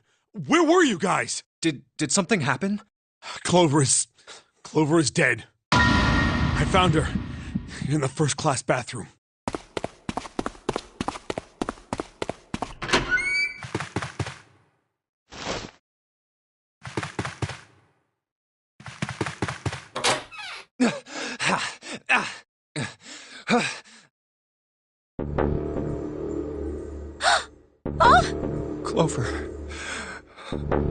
Clover, why? Why did this happen? Clover! No way. Let's get out of here, June.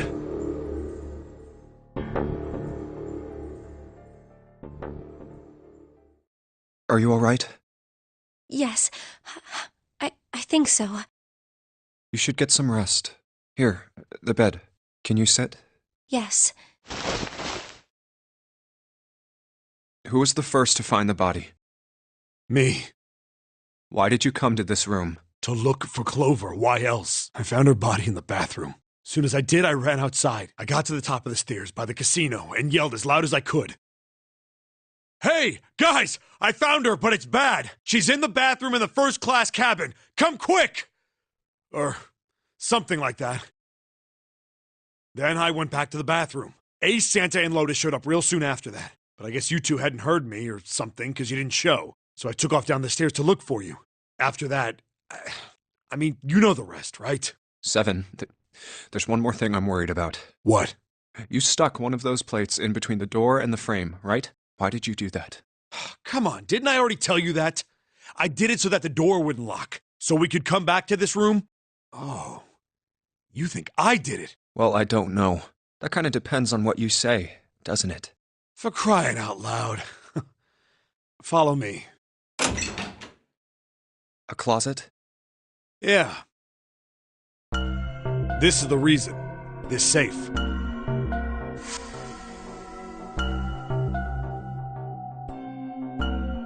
We couldn't open it when we were getting through this room. I figured there might be something pretty important in it. I couldn't stop thinking about it. I figured eventually we might figure out what the numbers are for the safe. And if we did, I didn't want to screw around with door 5 again. So I put the plate in the exit door so we could get back in that way. You get it now? Yeah. Figured it wouldn't open. Huh? This is... rust. If there's rust here, that means... has someone opened the safe? Huh?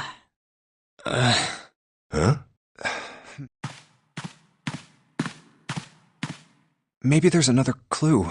Anything that might lead us to discover who stabbed Clover. Behind this door. The ninth man's body is behind there. Maybe I should have another look at it, just in case. Oh, the hell? This smell is...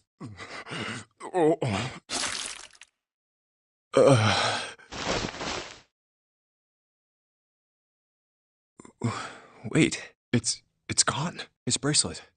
It's gone. It was right next to the glasses. But why? Huh? Where'd Junpei go? Oh, there you are. Were you looking for something in the hallway? Yeah. Did you find something?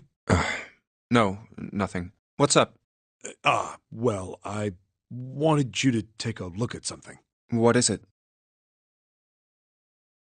Clover. What was it you wanted to show me? I searched Clover's body again. A real shame. She was stabbed once in the back, probably by a knife or something. And I found this. What? I haven't actually looked at it yet. Didn't want to disturb the crime scene, you know? Basic stuff. Well, I did borrow one thing. What? I'm opening it. Truth had gone, and truth had gone. Ah, now truth is asleep in the darkness of the sinister hand. What is this? Some kind of secret code? A code.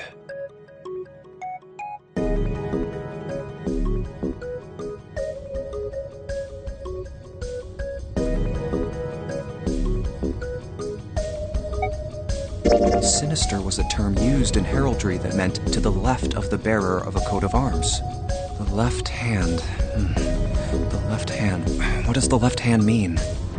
Does the darkness of the sinister hand have something to do with the bracelet? There's two things sticking out on either side of the face. The left and right sides of the face. Left and right. Left and right. Right and left. Truth is gone. Truth gone.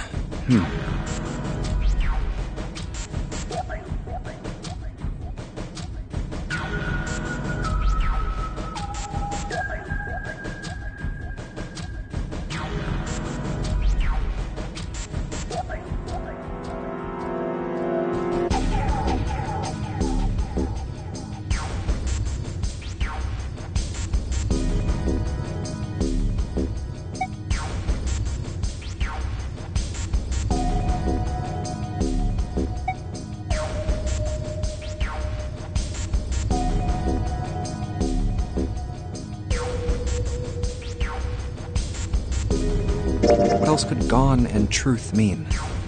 Truth, of course, means something that is correct, something that's fact. In other words, something that is right. You could then safely assume that gone means left. After all, after someone left, they were gone. But in this case, they clearly refer to their directional homonyms. Then truth equals right, and gone equals left. The left and right of the bracelet. These two things sticking out. So if I...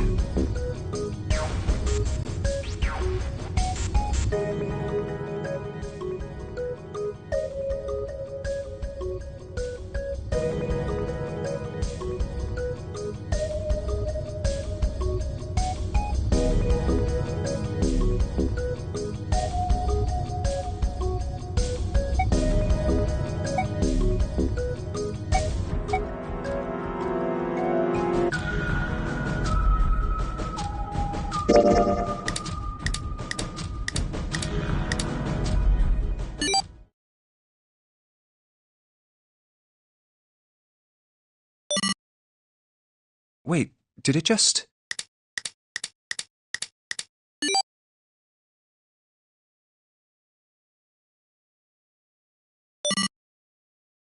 One, 4, 3, 8, 3, 4, 2, 1.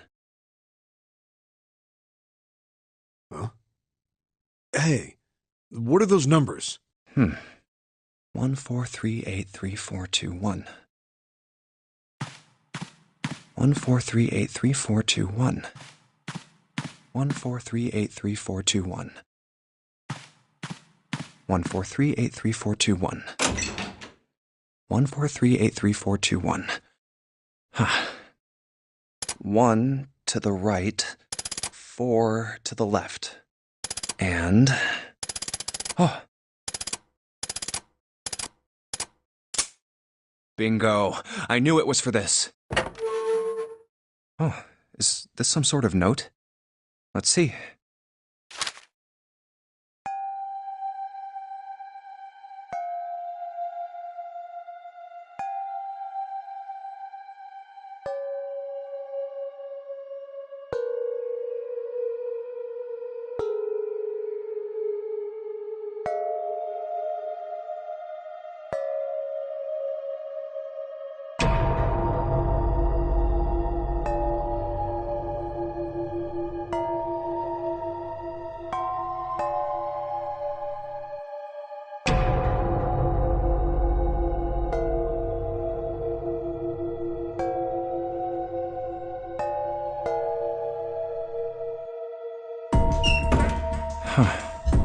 Sorry, but do you think you could all come with me? Come with you? I want all of you to go to the big hospital room. Why? There's something I want to be sure of. What do you want to be sure of? I want to know if the person I suspect is really the culprit. Wait, then you're saying... Yeah, I think I've got it figured out. I know who killed Snake and Clover. Anyway, if you could all please move to the big hospital room. I'll explain everything as soon as we get there.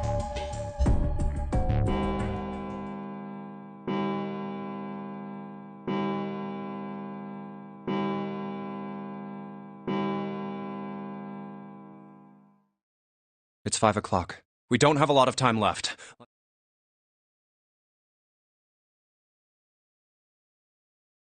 Actually, before we get started, I was hoping you could do something for me. Ace, Seven, and Lotus, could you please place your palms on the red? Huh? Why? If we need to get to the shower room, why don't we just... No, we're not going inside.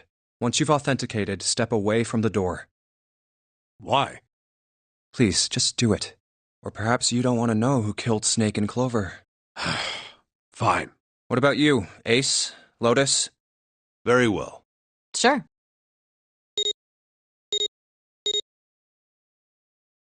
I have this idea. I don't think this device responds to a hand placed on it. It instead reacts to a bracelet being brought close.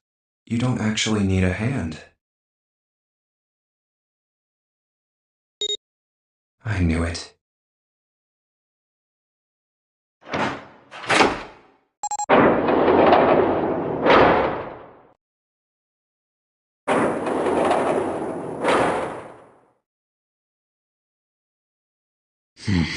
Huh? What was that about? How should I know? Thanks. I appreciate your cooperation. By the way, Ace, would you mind if I asked you something? What is it? Do you know who I am? What? What kind of question? Just answer it, please. Who am I? You're Junpei, of course. Who else would you be? Unfortunately, that's the wrong answer. Actually, I'm Santa. What? The clothes I'm wearing, I borrowed from Junpei. And the clothes he's wearing are mine. We had a little swap. That's ridiculous. Impossible. So, you're saying I'm not Santa? Of course you aren't. Why? What makes you so sure I'm not Santa? If you were Santa, then door 3 wouldn't have opened for us just now. 1 plus 7 plus 8 plus 3 equals 19. 1 plus 9 would be 10. The digital route would be 1. But the 4 of us just opened door 3. You can't possibly be Santa. Your bracelet number isn't 3. It's 5, right? You're exactly right. My bracelet number is 5. Sorry, Ace. I tricked you. Of course I'm not really Santa. I'm Junpei. Who could possibly think I was? It's obvious I'm not. To think I was? Ridiculous. But I guess you couldn't see just how obvious it was. I asked you before, didn't I? What makes you so sure I'm not Santa? And you answered. If you were Santa, then door 3 wouldn't have opened for us just now. Most people wouldn't say something like that. The first thing that would come to anyone else's mind wouldn't be the bracelet number. There'd only be one thing they'd say. One sentence. You don't have his face. Ace, you have prosopagnosia. Am I right? Prosopagnosia? What's that? No clue. Prosopagnosia is... Very well. I confess. I have prosopagnosia. I cannot differentiate human faces. Is that what this was about? You want to mock me for my disorder? No, not at all. I'm not making fun of you at all. In fact, I feel kind of bad for you. No, the reason I brought this up is that there's an excellent chance that the person who killed Snake has prosopagnosia.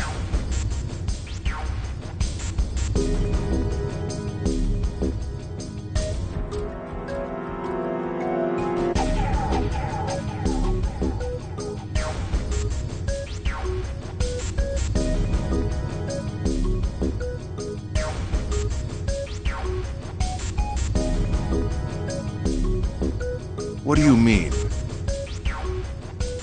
I'll just come right out with it. I think it was you, Ace. You killed him.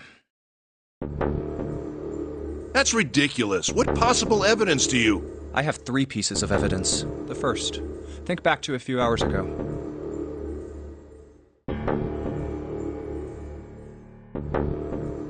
You made us argue over the 3 doors here in the big hospital room. There was no way all 7 people could go through them. Lotus suggested that we sacrifice one of us. Then you, Ace, said, "I'll stay here." Why would you say something like that? It's pretty simple, really. You didn't want us to see the dead body in the shower room. You see, if Ace stayed behind, there were only 2 doors the rest of us could go through. Doors 7 and 8. There was no way we could get through door 3, the shower room.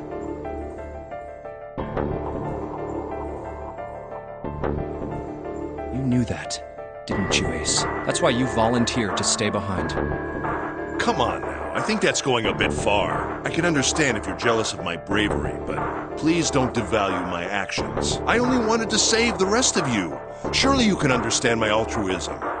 Altruism, huh? You already knew, didn't you? You knew that whichever doors we took, eventually we'd end up back in the big hospital room. What on earth are you saying? Of course I didn't know that. How could I have? Really? Yes. Oh well, that's cool. I've still got 2 more pieces of evidence that say you're the killer. The second is that, as I said earlier, you have prosopagnosia. Then you mean to imply that a person who can't distinguish human faces must be a bad person? Junpei, they call that prejudice. No, I am not that stupid. Then why? Well, before I explain, I suppose there's something I should tell you. The corpse in the shower room. It's not Snake's. What? I didn't put it together right away, but there was something Clover told me. She said that Snake's left arm was prosthetic. He'd lost his real arm in an accident. But the body we saw in the shower room, let's call him Guy X. Guy X's left arm was definitely flesh and blood. In other words, Guy X couldn't possibly have been Snake. Oh God. No. That's impossible. Let's say, hypothetically, that the killer didn't have prosopagnosia. If that were the case, he would immediately realize that Guy X wasn't Snake. Even if the clothes were the same as Snake's, their faces would be completely different. It would have been obvious they were different people. And yet, they still killed him. Why? Why would they kill a stranger who'd only just shown up? On the other hand, if the killer did have prosopagnosia, it makes sense. They thought Guy X was Snake and killed him. Wait just a moment. Let's say you're right, and I mistook Guy X for Snake. Even if I did, I would have had no motive to kill him. Why would I want to kill Snake? I can think of at least 2 motives. 1, Snake knew about your past. If he ever revealed what he knew, that would have been really bad for you. You really didn't want that to happen. So to make sure Snake's mouth stayed shut, you killed him. 2, Snake had a grudge against you. You knew that. Or at least you could have easily assumed he did. Even without exposing your identity, he was a threat to you. You never knew when you might be attacked. You couldn't ever let your guard down. Every moment was a moment he might try something. You didn't want that kind of danger hanging over you. So... Hey, hold on a minute.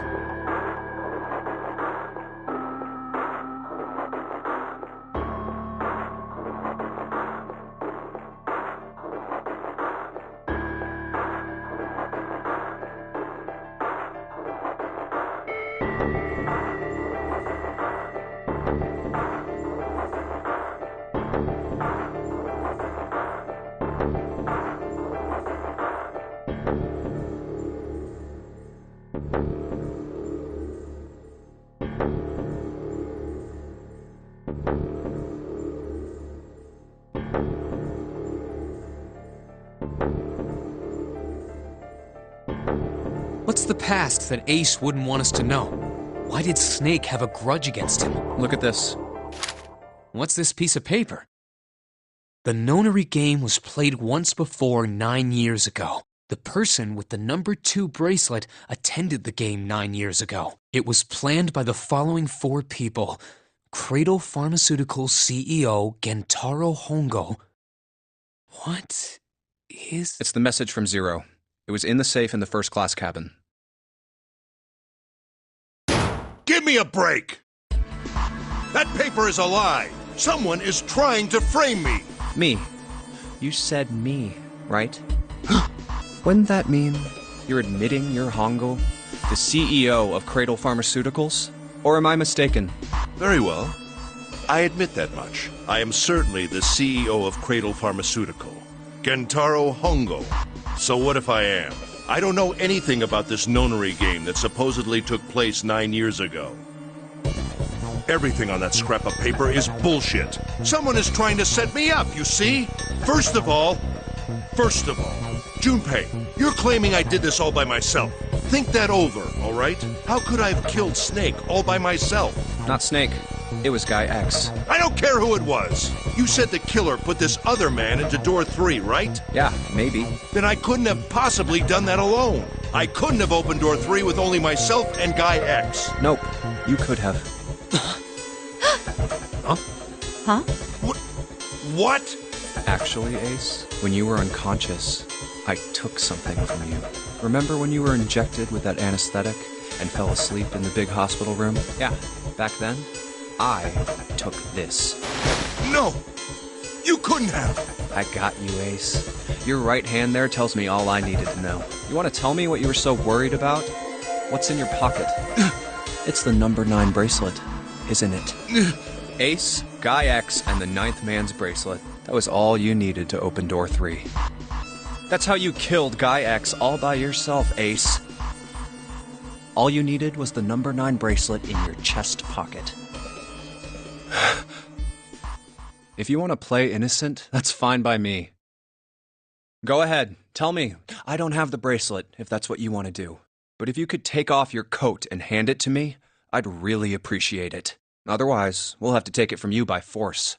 Right, Seven? Yeah, it'd be my pleasure.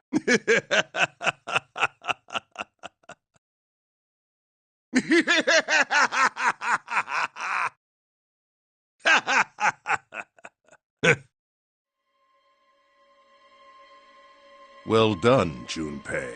As you so correctly deduced, I have the number 9 bracelet. I retrieved it while we were searching for the missing hardware for the Red.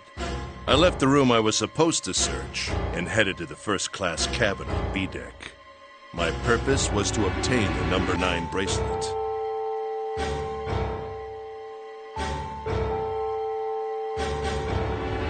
Nine is a potent ally in the nonary game.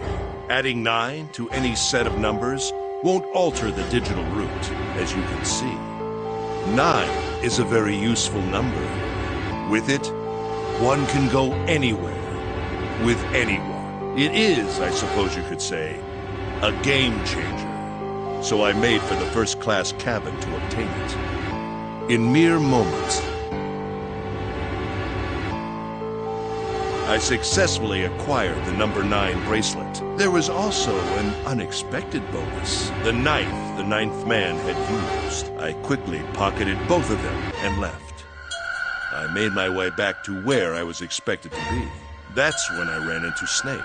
Well, this guy X, actually. I spotted him ahead of me. He was heading for the large hospital room and hadn't noticed me. The man wearing Snake's clothes arrived at door 3. When he stopped, I walked up behind him and called out, "Snake."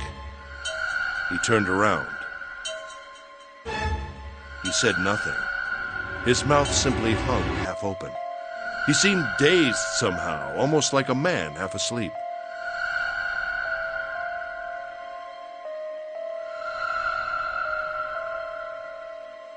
Perhaps he had been drugged. It wasn't important. I tend to gloss over little things like that. I was certain that man was Snake. I knew Snake had taken part in the nonary game 9 years ago. Being blind, it made sense that he didn't recognize me immediately upon our first meeting. But why then hadn't Snake said anything to me later? Surely he hadn't forgotten what had happened to him in the nonary game.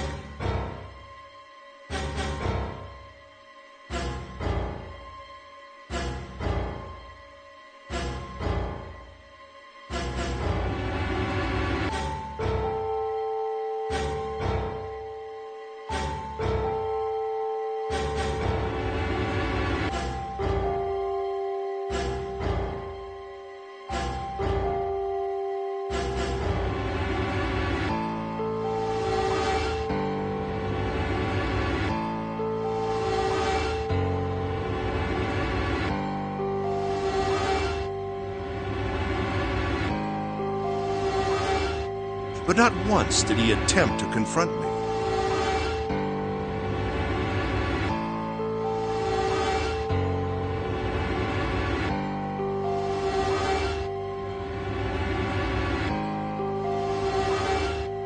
Did his lack of sight prevent him from fully recognizing who I was? Or perhaps Snake had conspired with Zero to deceive me. Regardless, he was a threat, and it was better to deal with him sooner rather than later. I had to get rid of him before he took action. With quick thinking, my plan went into motion immediately. I held the number 9 bracelet over the red. I waved my own bracelet in front of the red, and then grabbed Snake's arm and shoved his hand against the scanner panel. The door opened. I threw the man through it. 9 seconds later, the door... 81 seconds passed.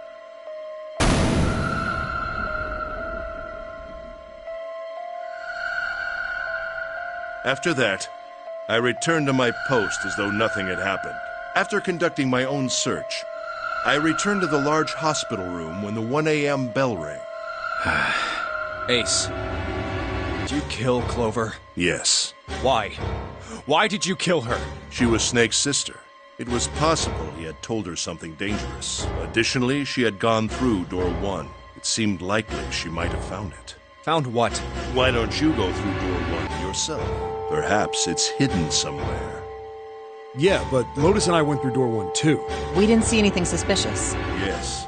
I thought as much after I heard your report at the central stairs. I doubt the two of you could find it. But perhaps Clover was different. Perhaps she had found it. I was, therefore, desperate to find her. And at last I did, in the first-class cabin. I spoke very calmly. Did you see it? See what? Don't act as if you don't understand. You were in the captain's quarters, weren't you? Uh-huh. What are you talking about? Very well. By the way, what are you doing here, Clover? What? Nothing. There's blood on your shoes. It looks fresh. Did you go take a look at the 9th man's corpse? I see. Your silence suggests that you noticed. You saw something, didn't you? You saw that his bracelet was gone. No! You aren't going anywhere. You're staying here. No! Don't you run, little girl.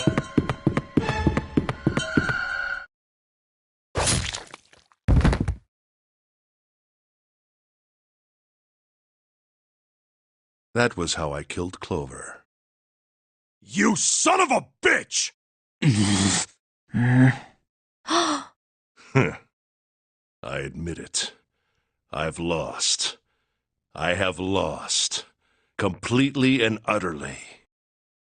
Don't misunderstand, Junpei. I didn't lose to you.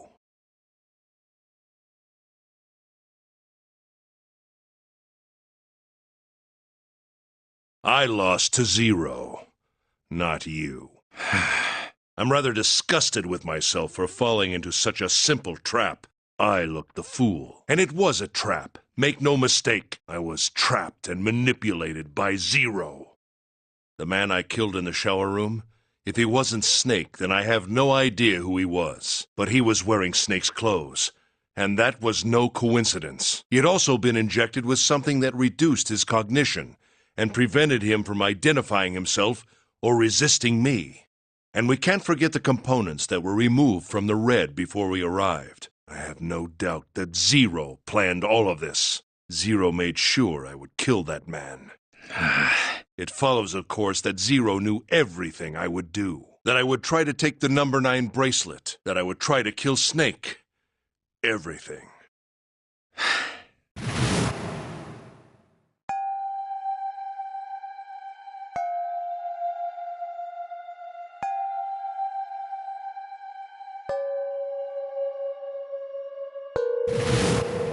I think Zero is one of us.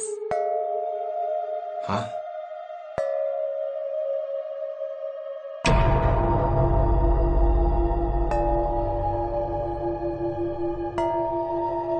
Zero is one of us? No. Wait, there's one more person. Snake. The man who died in the shower room isn't Snake. That means he's almost certainly still alive. Maybe Snake is Zero. Maybe he made Guy X wear his clothes so that we'd all think he was dead. Where's Snake now? What if he's off somewhere laughing at us? If he is Zero, he must have been lying to us about everything else.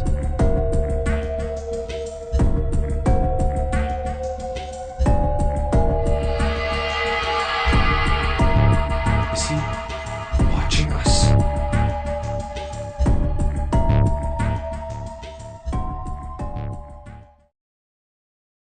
Well, I believe I've finished with my confession. Why don't we get moving? What the hell is this shit? You aren't going anywhere, you son of a bitch! We're gonna leave your ass here to rot! Why? Because I killed Clover? That's ridiculous. Why are you so upset that I killed the little bitch? She was nothing to you. A stranger you only met a few hours ago. Am I wrong? You bastard! Blindsiding me with a punch, huh? You've got some fire, don't you? I confess, I rather like a tough woman. Well, maybe you'd like another one then. Before that, let me give you one of my own. Huh? If any of you so much as blink, I won't hesitate to pull this trigger. I've already killed 3 people. Don't think I'm not ready to make it 4. 3 people? What do you mean? Very well. Let me take this opportunity to illuminate you. The person who killed the 9th man was me. Although I suppose to be more accurate, I encouraged him to get himself killed. While we were examining the main staircase, he came to me and told me his name. I recognized it at once, so I gave him a little push. Just a little white lie. It seems the settings for the dead were altered. Now it only requires a single person to deactivate the detonator in the bracelet. Investigate what's beyond door 5. We'll meet again later. And with that... Okay. Have a good one, guys. I'm going off ahead now. Well then. Why is it stopping? God damn it! You lied! Open the door, please! I'm begging you! Help me! Please get me out of here! Oh my god! There's no time left! Listen! I was lied to! He lied to me! He put me in here! It was him! He killed me! It was him! Ah!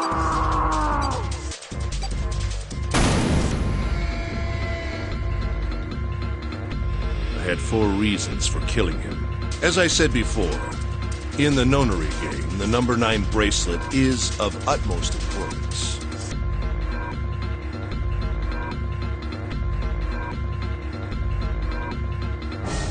If I had allowed him to keep such a useful tool, he, or it, would have become a threat to me. As such, I decided that he should be eliminated early on.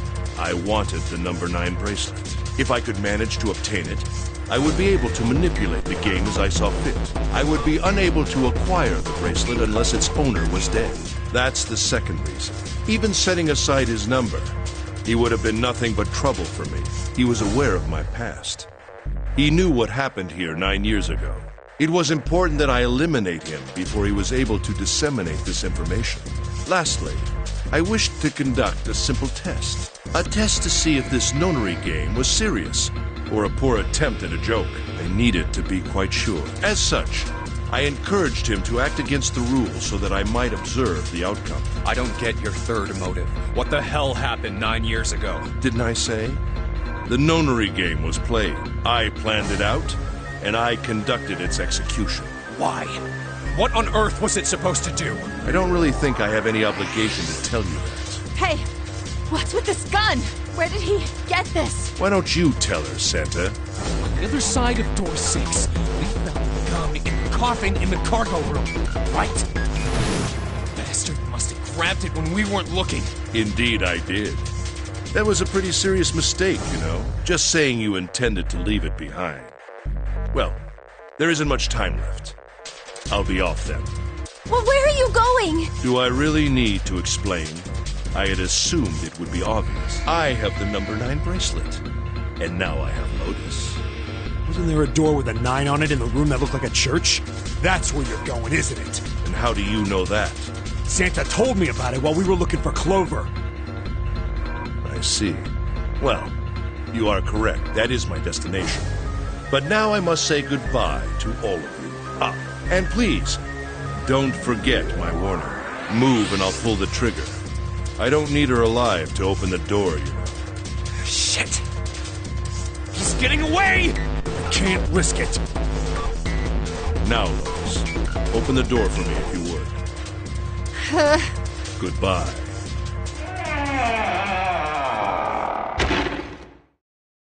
Damn it!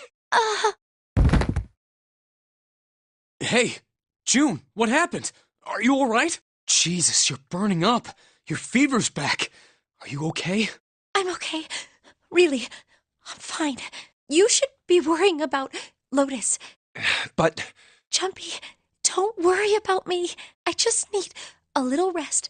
I'll be fine. Don't you remember? I just needed to rest a little bit last time. So please, please save Lotus. Think about what Ace has already done, Junpei. When he's got what he needs from Lotus, you really think he's just gonna let her walk away? Damn it. You guys go on ahead. Soon as June starts feeling better, we'll follow you. Go! All right. Come on, Seven. We're going after Ace. Hell yeah! Santa, you take good care of June. I'm trusting you. Got it. Let's go!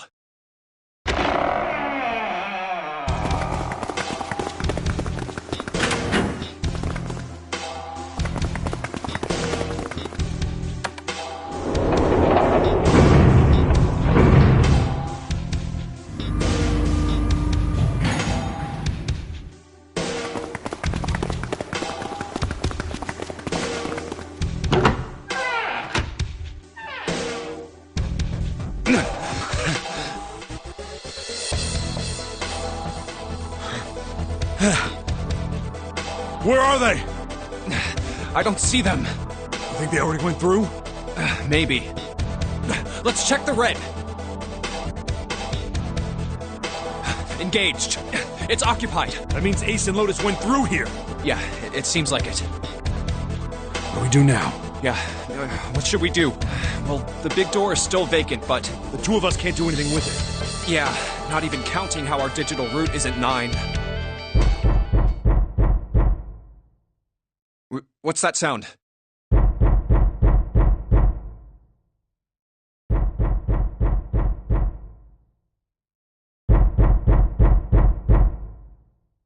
It's coming from over there. The coffin. Yeah. Let's open it. How? By force! I don't think that's gonna happen. Well, you never know till you try, right? The only necessity for success is the willingness to suffer 1,000 failures. Who said that? I forget. Anyway, we've got to try.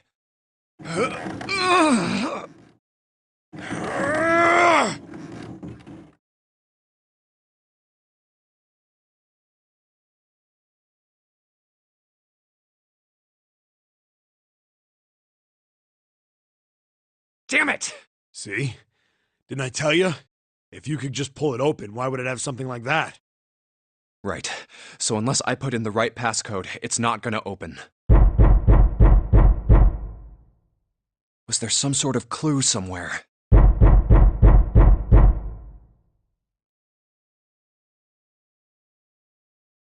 Hey, Junpei. I remember you mumbling about some weird numbers over by the bathroom in the first-class cabin. You got those numbers by solving the secret message Clover was holding, right? Truth had gone, or something like that. Yeah, that's right. What about it? Well, maybe that number's the passcode for this thing, too. Come on, that's impossible. Those numbers were the code to unlock that safe. Yeah, but the person who set up that safe in this coffin is the same person, right? Zero set up both of these. Yeah, probably. Well, then they might have set the same passcode for both of them. That's ridiculous. Why don't you just try it? I mean, it's not like you'll make things any worse. It'd just be a waste of time. There's no way they're the same number. How do you know that? You never know until you try. The only necessity for success is the willingness to suffer 1,000 failures. Who said that? You. Fine. 1438 3421.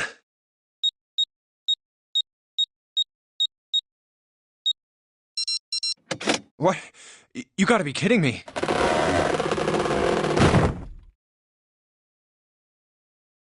Snake! You? Why? Ah, those voices. Junpei and Seven, unless I'm mistaken. Where are the others? Are they elsewhere?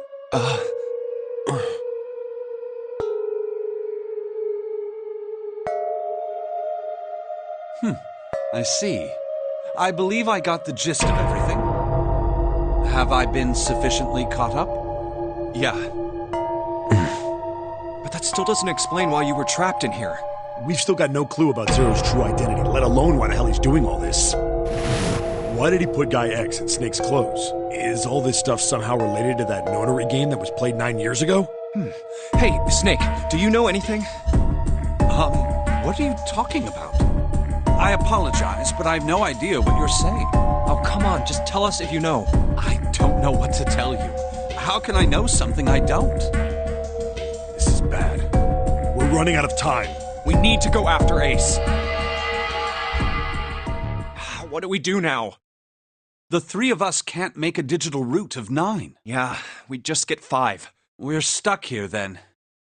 Oh. Hey, I just remembered something. What? What is it? I found something earlier. What did you find? This. Zero's bracelet. What did you say? Are you saying that 7 has the number 0 bracelet? Yeah. Where did you get that?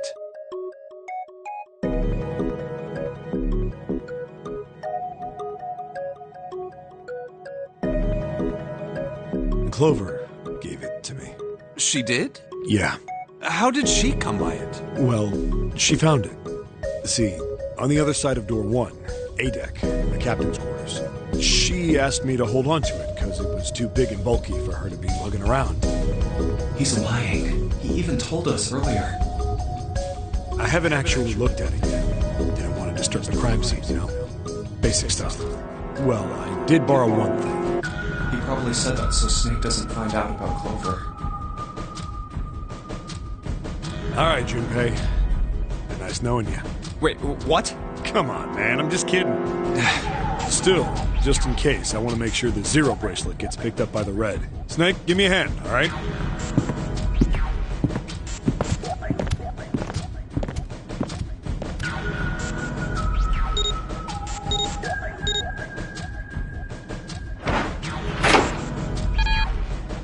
Huh? Why isn't it opening?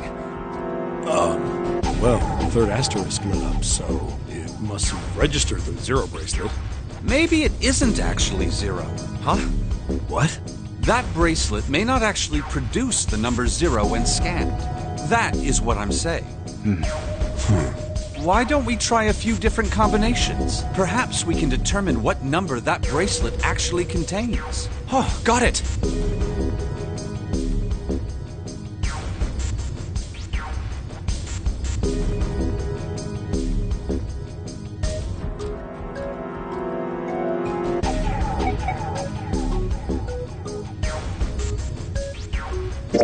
Let's try all three of us and the bracelet. If this combination works, then the number for this bracelet is 4.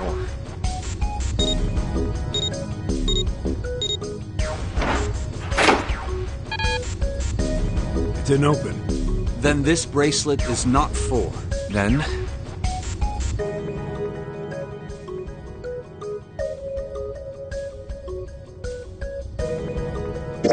let's try Snake, me, and the bracelet.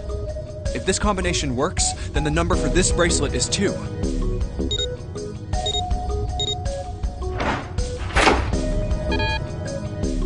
It didn't open. Guess it's not 2. Then... let's try me, 7, and the bracelet. If this combination works, then the number for this bracelet is 6.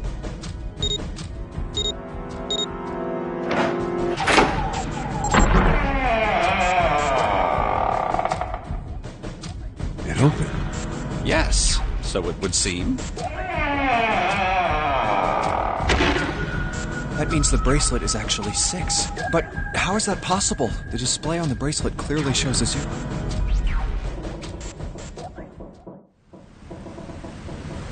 Oh man, that's not good. I guess our time's just about up, huh?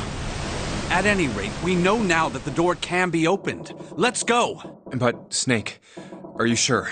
Yeah. You know that only Junpei and I can go through this way. You needn't worry. I have a solution to this problem. My last resort. But if now is not the time for last resorts, then when? Last? Resort?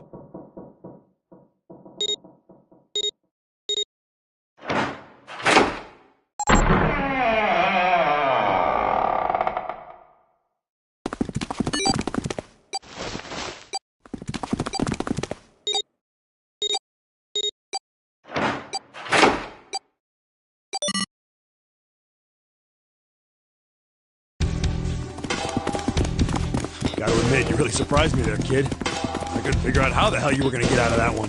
How come you didn't do that right off the bat? As I told you, it was a last resort. Had I used it at the beginning of the game, I would have come under a great deal of suspicion. I imagine that most people would have taken it to mean that I was 0. Once they'd convinced themselves of that, I wasn't optimistic about my chances of making it out of here alive, let alone unscathed. I felt it best to play my cards close to the chest, as it were. That way, if I were in a situation where there was nothing else I could do, I'd have a little trick up my sleeve. I'd just take my bracelet off. My brother's left arm is, it's not like a normal person's arm. It's fake. It's not a real arm. I know this is kind of a weird thing to say, but I'm glad that's a fake arm. You don't have to be afraid of the door if you don't got a bracelet. You are correct. I think these stairs connect to the bottom deck. Doesn't look like it's underwater. Let's go through that door. Incinerator? Oh my. That doesn't sound very pleasant. Do you see a lever near the gate, perhaps? Yeah, right over here. How did you know that?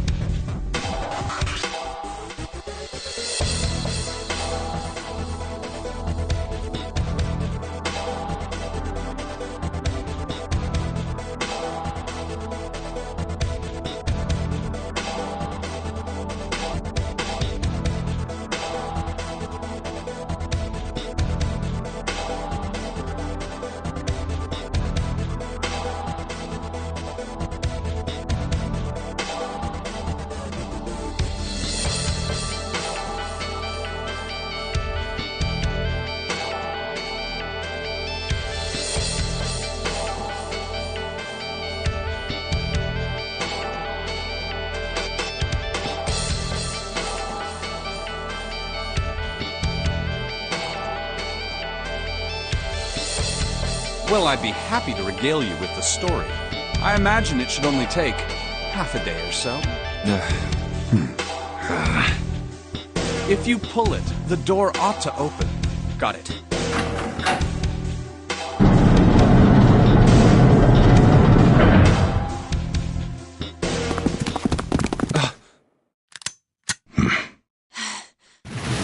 What?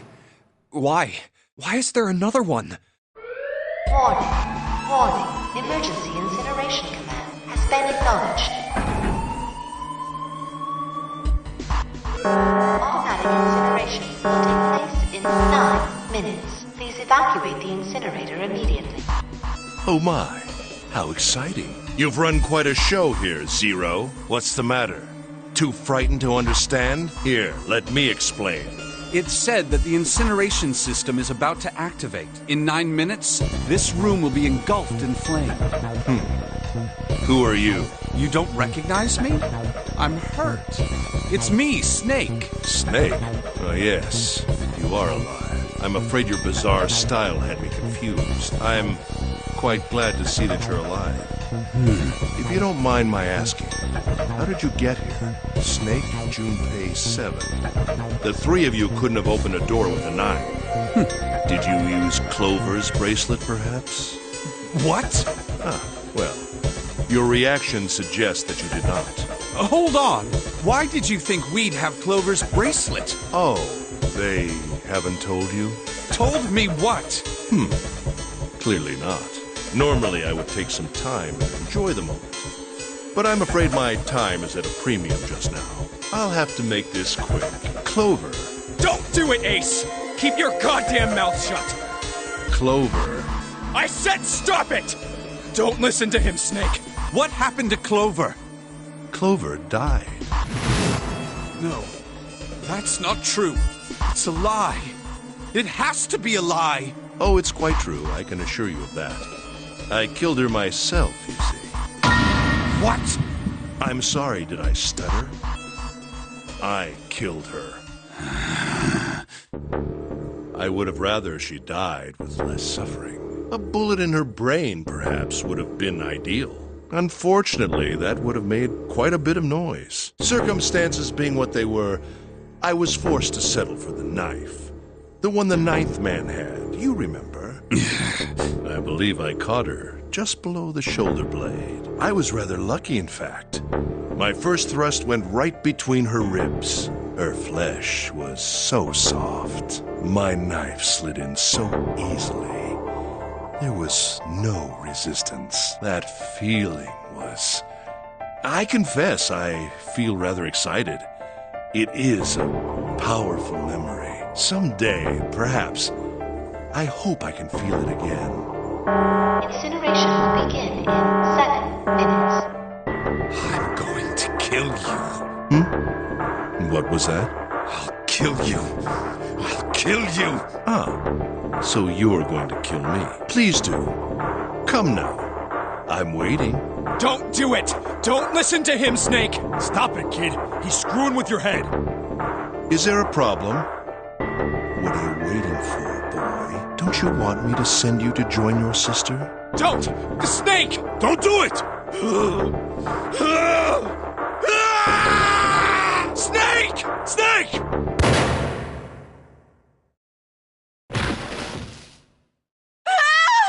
Lotus! Hurry! This... Incineration will begin in 5 minutes. Give me the woman. I need her. Without her bracelet, I will be unable to open this door. Quickly now! I don't have time for your shenanigans. I see. Then it would seem I have no choice. The rest of you must die as well. Fortunately, I have 5 bullets left. 1 for Junpei, another for Lotus, and the last 3 for that lump of idiotic man you call 7. I will take Lotus's body with me and leave this room. Incineration will begin in 4 minutes. Well, it looks as though our time together is at an end. I rather enjoyed playing with you. Damn it! Goodbye. Kill you. What? No, that's impossible. I'll kill you. I'll kill you. Stay away from me. Get back. Stop. If you come any closer, I'll... Get away from me. Listen to me. I said, don't come any closer. Shit. You bastard.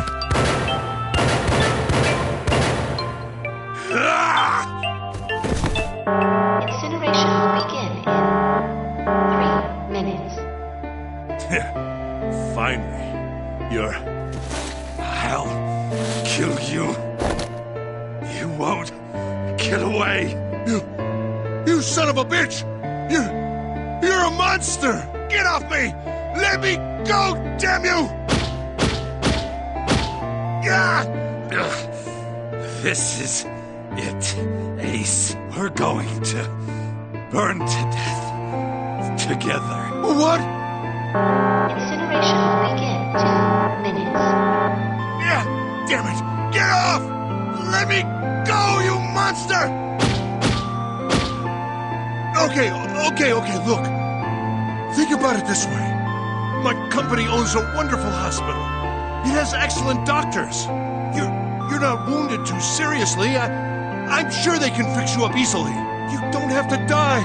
You could be saved. Just let me go. Pathetic. Begging for your life. Snake, that's enough. You can stop now. Yes, he's right, Snake. You've done enough. Come on, Snake, let's go. Let's get out of here. You have to come with us. We have to leave together. I apologize, but I'm afraid I can't do that. You'd best forget about me. You need to leave soon. I'm going to take him with me. Shut up! Be quiet! I couldn't save Clover.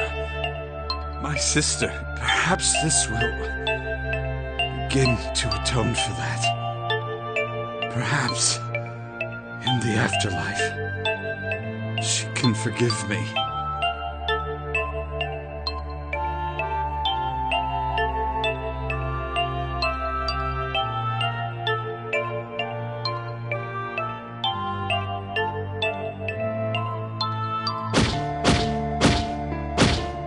Go. Go now. You have to... go! Incineration will begin in 1 minute. God damn it! Shit! We're out of time! We gotta go!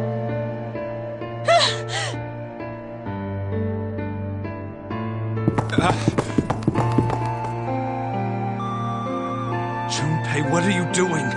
You have to get out of here now!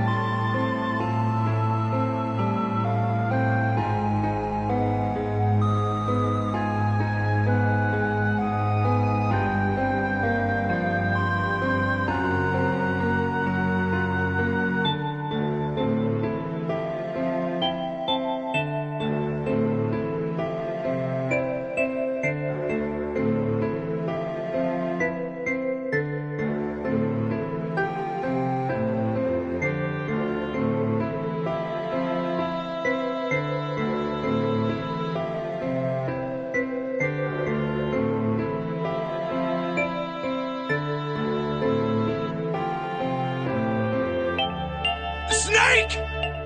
Snake! Wait! Don't be an idiot, Junpei! No! No! I have to help Snake! Snake! Snake! Get off of me! Let me go! Incineration will begin in 10 seconds. 7, 6.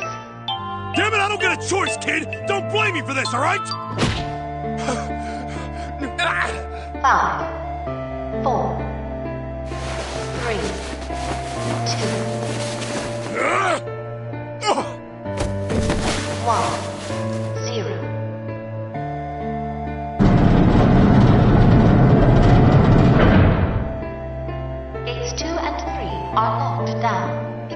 incineration. He's... Shit! Damn you all! Why? Why? Why me? I don't deserve this! Answer me! Answer me, Zero! Why? Why? Zero! Zero!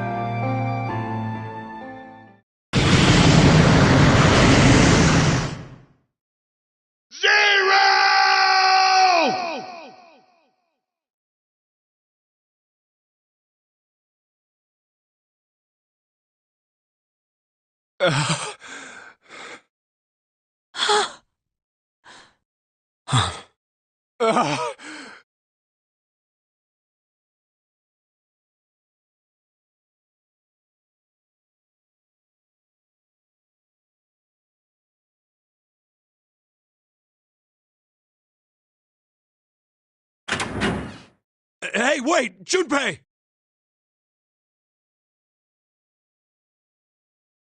Junpei, where are you going? You stay here. I'll go get Santa and June. You're gonna bring them here? How? Don't worry about that. Just stay here and wait, all right? I saw an elevator on the way here. If I can get it to work, then maybe... Please work. Yes.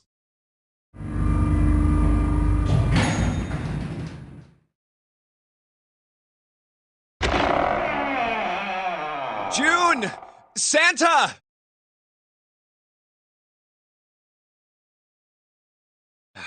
Damn it. Where did they go?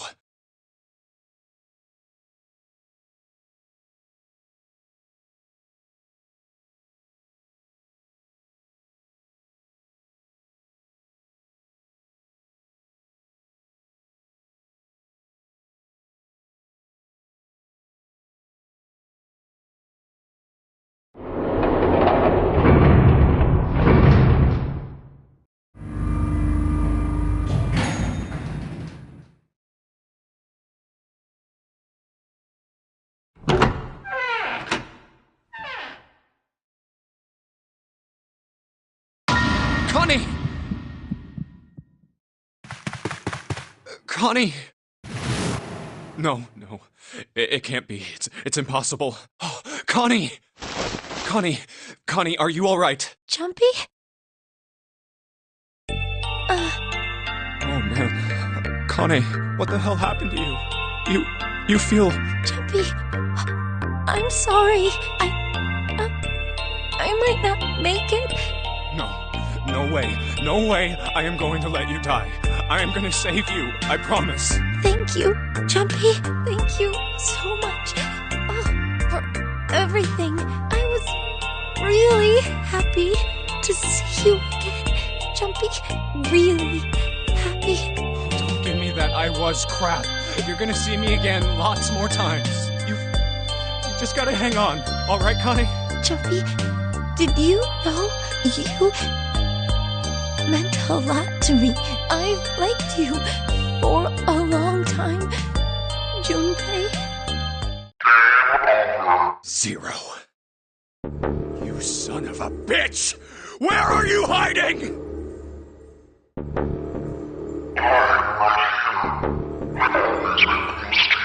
What the hell are you talking about?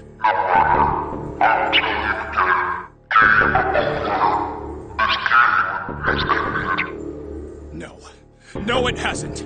I'm not gonna let it end yet. I'm gonna get out of here with Connie. Why? Because you chose the wrong path. The wrong path?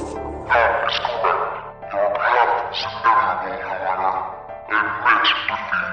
Where there is shadow, there is light. Where there is the absence of light, there is no shadow. So it goes. What are you talking about? I told you! I am not gonna lose!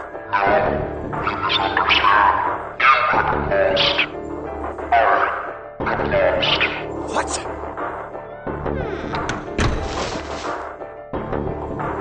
Connie, wait here. I'll be right back, I promise.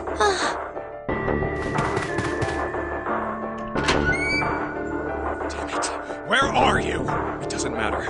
I need to get Connie out first.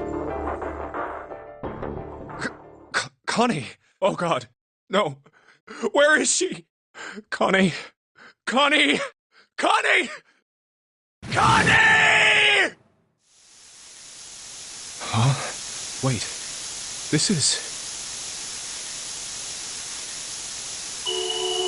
white smoke.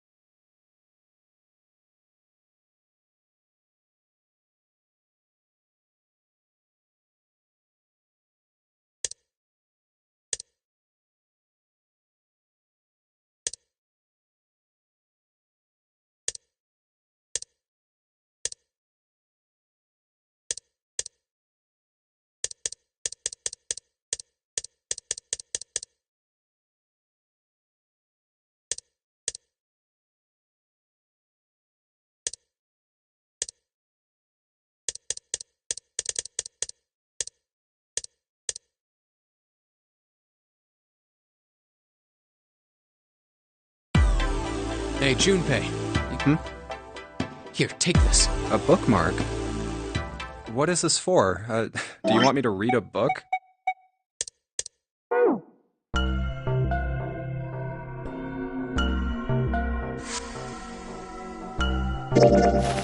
Do you really hate those 4 words that much? So what if it's last place, right? At least it's not some lame-ass middle number. What are you... You play? Play? You mean like gambling? Yeah, of course. What else would I mean?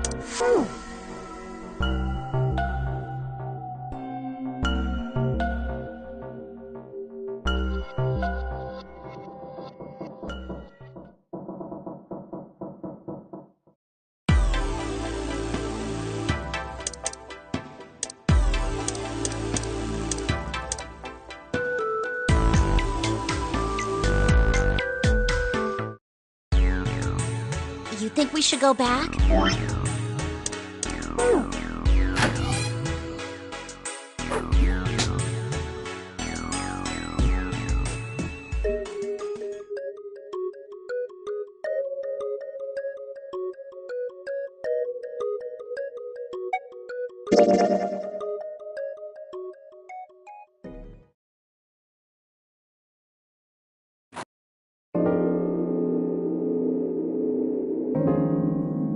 Rumors about her started to spread. People came to visit Hal. After a while, people started to call her All Ice.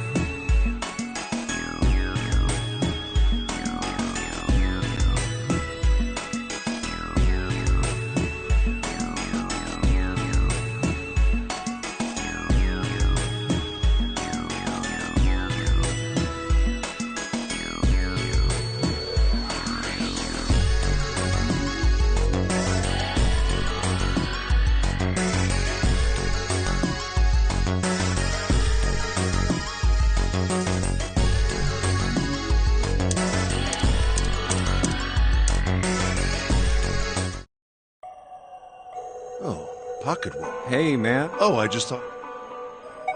Well, not a... That's a lie. I sent him to the wheelhouse at the beginning for a reason.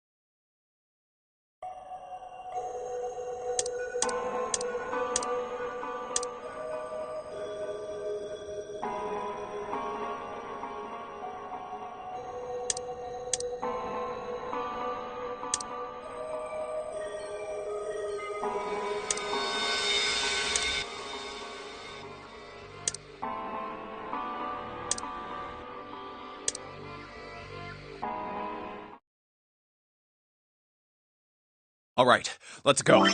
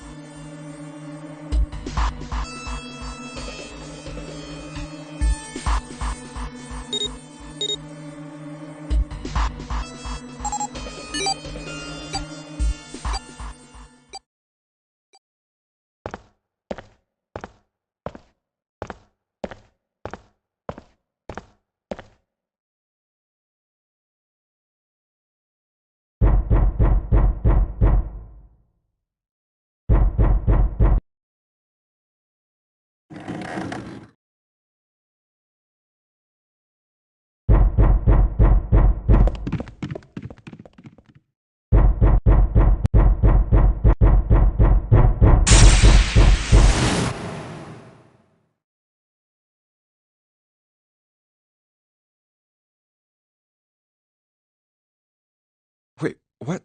What the hell was that? That voice? Huh? What? What's up? Huh?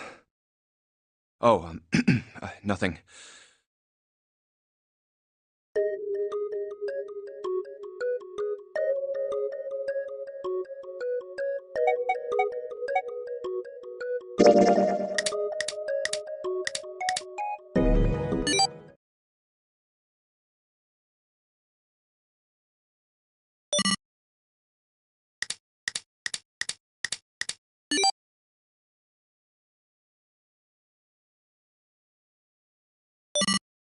One 4 3 8 3 4 2 1.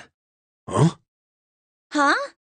Hey, what the hell were those numbers? Oh my gosh, are those? 14383421. 14383421.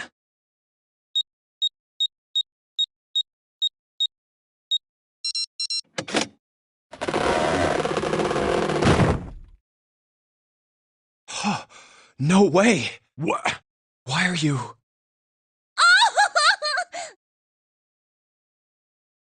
Oh? Is that you, Clover? I apologize for worrying you. Snake! You? Why? Junpei? And Seven? Is that you? Is everyone else there as well? Oh. Jeez. You're back! Gently now. My body's still a little weak. Oh, you're back! You're back! You're back! Come now, what's gotten into you? You're acting as though I've returned from the grave. Not as though. You did. I really thought you were dead. Huh? You jerk! Idiot! Idiot! Idiot!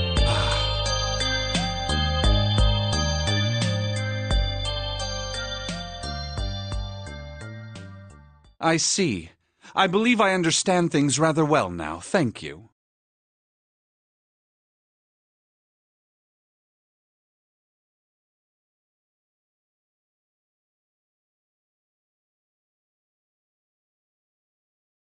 In the shower room, there is a dead body wearing my clothes.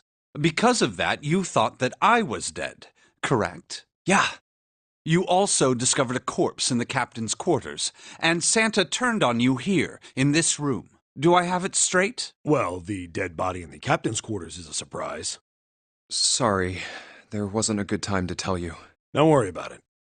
Well then. I've got a pretty decent idea of what happened while I was indisposed, but it's still something of a mystery who did all this, and why. The corpse in the shower room that looked like me, and the corpse in the captain's quarters. Why were they killed in the way they were? You don't know? No.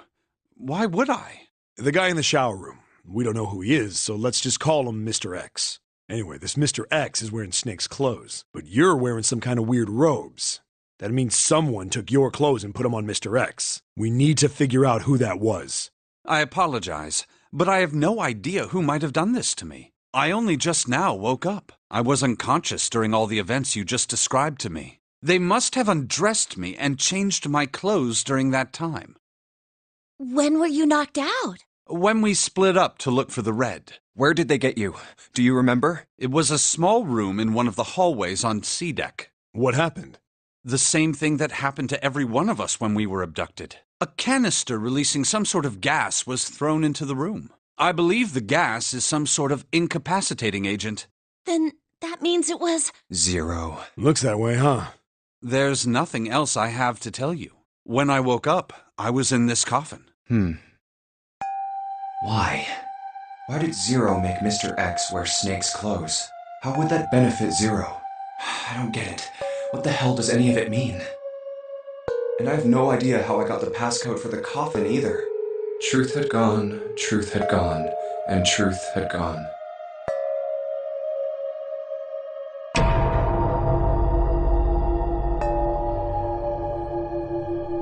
Where did those words come from? Why did I feel compelled to push the buttons on the bracelet after hearing them? All I know is my fingers moved on their own. It was like I did it subconsciously. I don't get it. What the hell does any of it mean? Also, Snake and Clover had been subjects in a similar experiment 9 years ago. The ability to access a morphogenetic field is affected by a couple of things. The first is epiphany, and the other is danger. And someone did actually die. A girl. Her name was... There had been another experiment conducted on this same ship 9 years ago, and a girl had died during it. Morphogenetic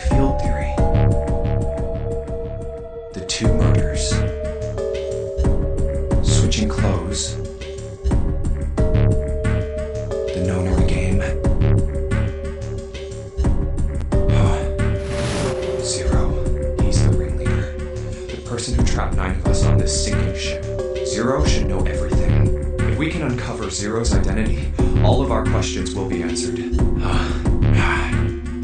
At any rate, we'll have plenty of time to decipher the details later. For now, it is of utmost importance that we escape. Junpei, it was 4:30 the last time you checked the clock, yes? That means we have less than an hour.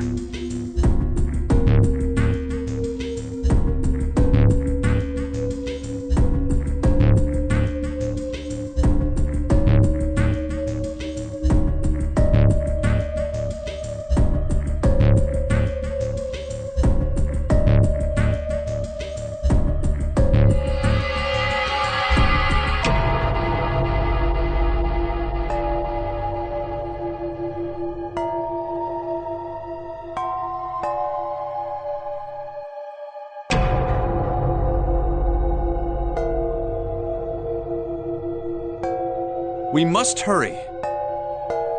Hey, how are we gonna get out of here?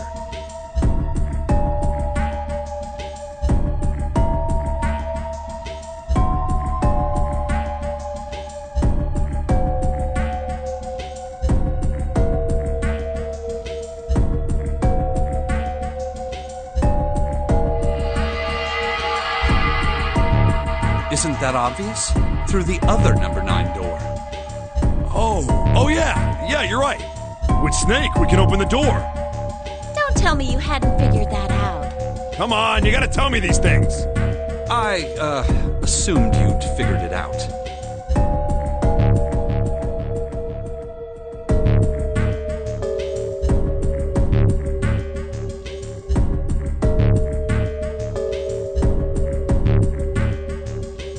Forget it. Let's just get going.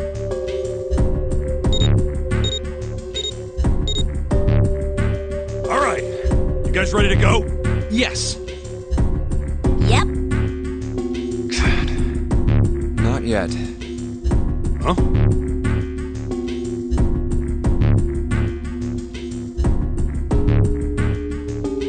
Before we go in, I'd like to check something. You want to check something? Yeah, but before I do, 7, could you pull the lever? I want to make sure we can verify with just the 4 of us. What do you mean? We don't need... Just do it, alright? But if the door opens, don't go in yet, okay? Please, this is really important. I really need to check this, okay? Work with me here. Fine.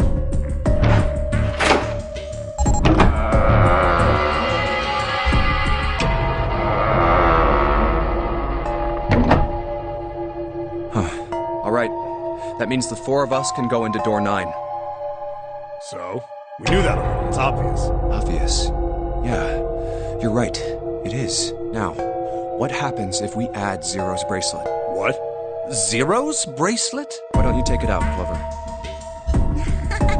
So you did know I had it. I picked it up because I thought it might be useful sometime. This was on the left hand of the corpse in the captain's quarters. If you look at it, you can see it's got a 0 on the face. Just to make this a little easier to talk about, I'm gonna call the guy we found dead in the captain's quarters, Cap. Then I should be able to open door 9 with just me, Clover, and his bracelet. Though the big question is, if Cap is the mastermind of this game, would he really put one of these bracelets on? Anyway, let's just give it a shot. Clover, give me your hand. Okay. Now the captain's bracelet. And pull the lever. I knew it. Now, what does this tell us? Maybe the bracelet has to be on your wrist in order for it to work? No, that's impossible. Did you see how the panel showed a 3rd asterisk when I scanned Cap's bracelet? Whether or not it's on your wrist doesn't matter. All you have to do is put the bracelet near the panel for it to register. Huh. Looks like you're right. See? So what does that mean? There's only one possibility. That bracelet isn't the number 0. Is that what you're saying? That's right. Then what number is it? Let's find out.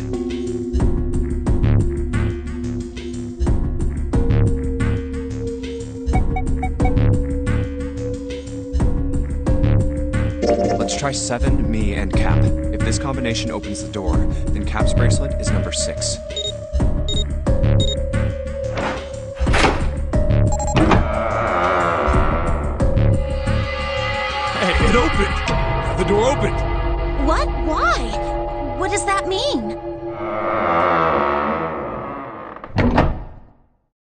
Isn't it obvious? Cap's bracelet is number 6. But doesn't it say 0? This isn't a 0. The symbol on here isn't a number 0. It's a letter O. Oh. Whoa, wait a minute. I don't get it. I mean, we figured out that Cap's bracelet is 6, right? Yeah. Does that mean there are 2 people with 6s?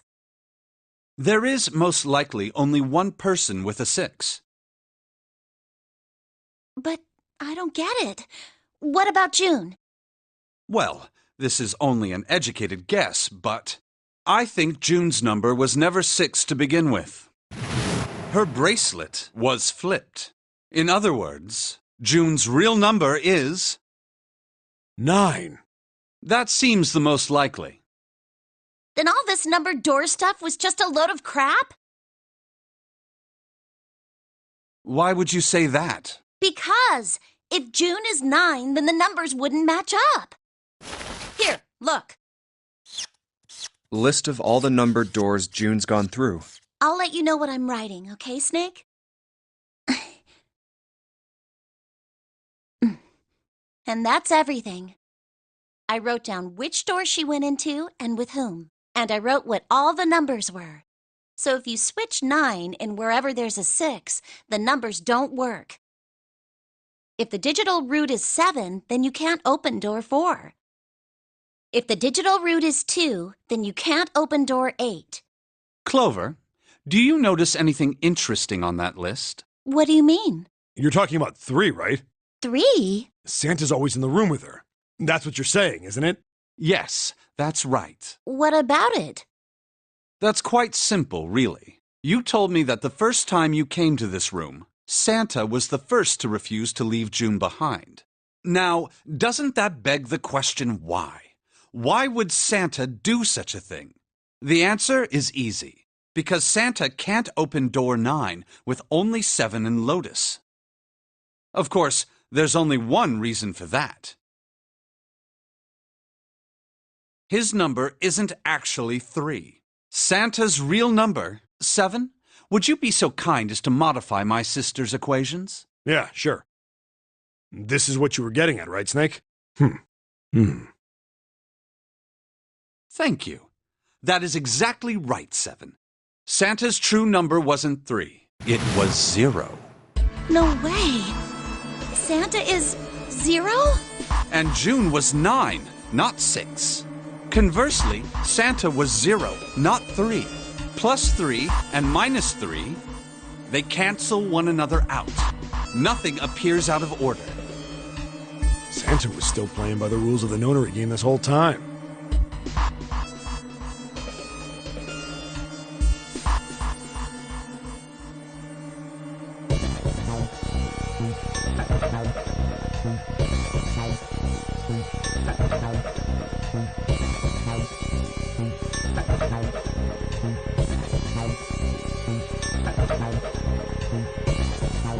Precisely. So you're saying Santa planned this whole thing? I'm not sure if he acted alone or not, but I think it is safe to conclude that he is 0. If my hypothesis is correct. Snake's hypothesis. Something doesn't seem right. June's bracelet being flipped. Even if that were possible, that would mean there are 2 number 9 bracelets. And if that's the case... All right, that's enough talking. Let's go. It's high time we went through that door.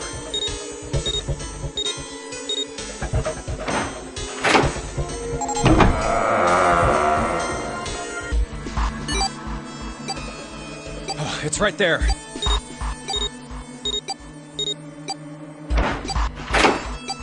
Oh, all right. Let's keep going. I think these stairs go to the bottom deck. Looks dry. Let's head down. Hey, it's a... This is the Neptune symbol. There must be a key around here somewhere. Neptune key. I only have the Uranus key card. It's a different planet. Plus, it's the wrong kind of key.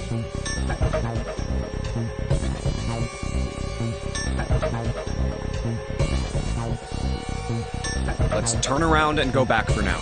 Yeah. Hey, another door. And a card reader this time. It's the Uranus symbol. This is the place.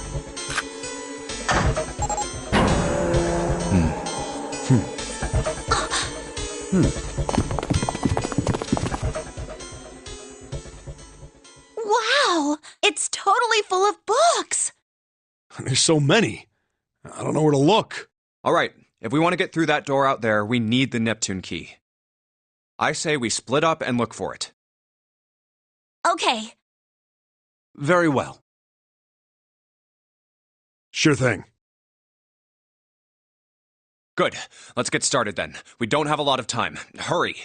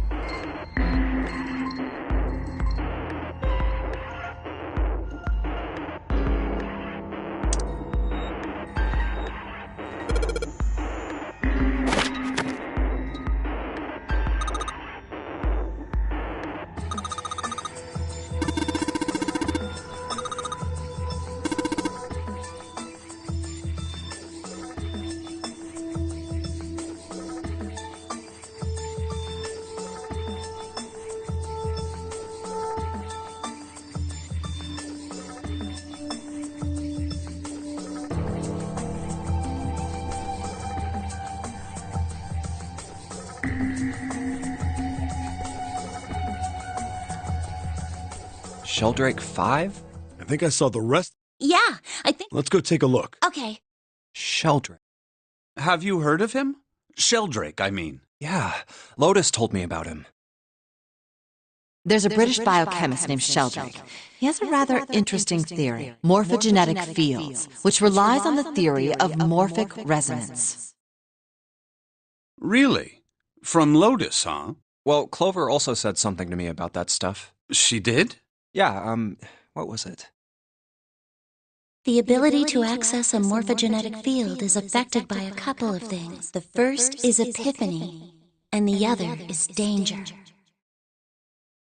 That girl.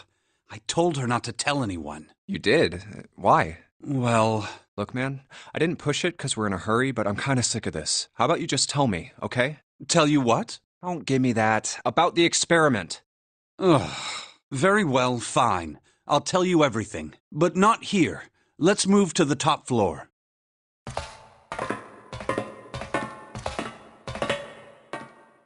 I suppose I might as well start by telling you why I kept quiet, and why I made sure Clover did as well. To be honest, the explanation is quite simple. Zero told me not to. I had little choice. He didn't walk up and tell me, of course. He gave me a message engraved on a card. That's a Braille card. It looks just like the one you showed us earlier. So you had 2 cards? No, only one. Huh? What do you mean? I thought that card just had some rules for the nonary game on it. Yes, it did. And those were the rules I read you. However, they were not the only thing on the card. There was something I didn't read. Well, perhaps I should say there was something I couldn't read. And that was? Tell no one of the events that took place 9 years ago. Tell, and I activate your sister's detonator. It's a threat on our lives. Oh, well, Well, what about Clover? Did she get a message from Zero too? I don't believe she did. But doesn't it strike you as strange that Zero would shut my mouth, but not hers? Yeah. To be on the safe side, however, I told her it was best not to tell anyone. Still, apparently she told you. That girl. What's wrong with her telling me? I figured some stuff out with the things she told me. I mean, it looks like the whole activate her detonator thing was just a bluff. She's prancing around downstairs happy as a clam now that you're back. That's very true. I've decided I can trust you. I've decided to tell you the truth. The chance that Santa is Zero is very high. I feel I can assume Santa doesn't have the time to observe us at the moment. And at any rate, even if he were, I very much doubt he would kill us. Why? Clover told me about the four-leaf clover, about the words. If he knew about that, then he was in my group during the first experiment. I'm sure of it. He wouldn't kill us. No matter what the situation was.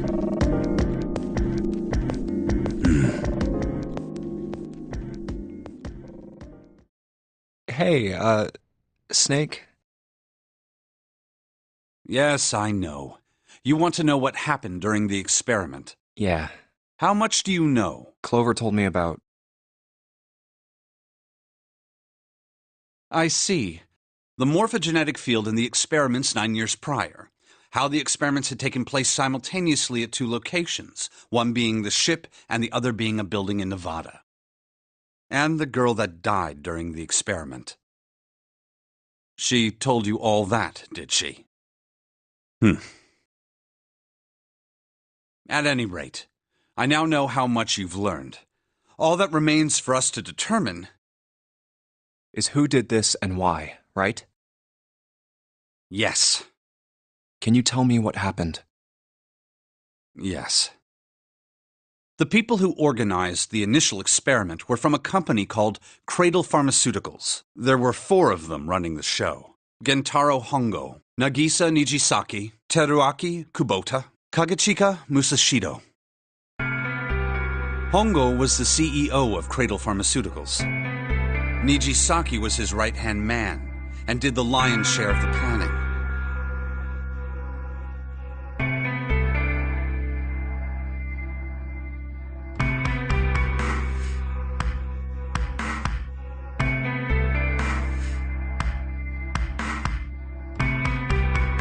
Kubota led the company's research and development division.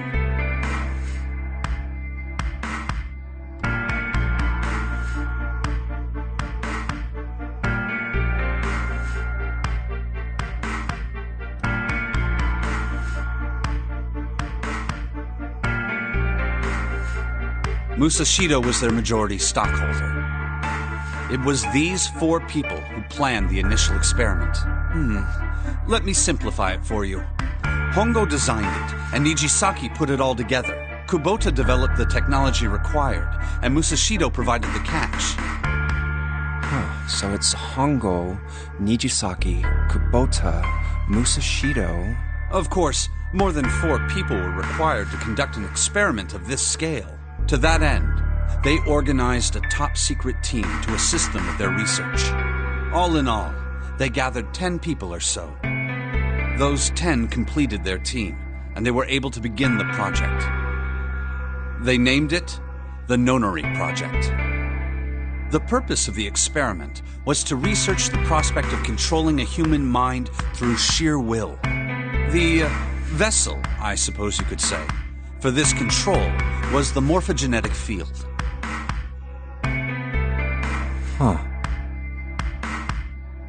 Why did the glycerin suddenly begin to crystallize? Why did the crystal structure of EDT undergo a sudden change? Why did the rats improve their puzzle-solving skills with each generation? Experiments with humans produced the same results. The more people who knew the answer to a question, the more there were who could answer correctly without having seen the problem before. Why is that? How could it happen?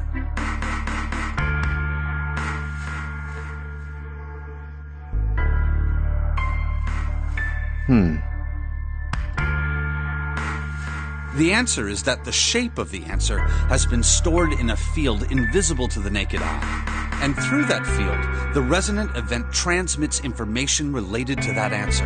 That's essentially the idea behind morphogenetic fields. But that's just a theory. Can't bring yourself to believe it?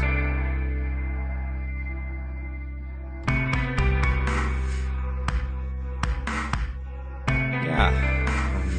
Let's say someone killed another person because the devil told them to do it. Whether the devil exists or not has no relevance to the murder. They believe the devil exists. Whether or not he does is immaterial. So what matters here is that Hongo believed in the morphogenetic field.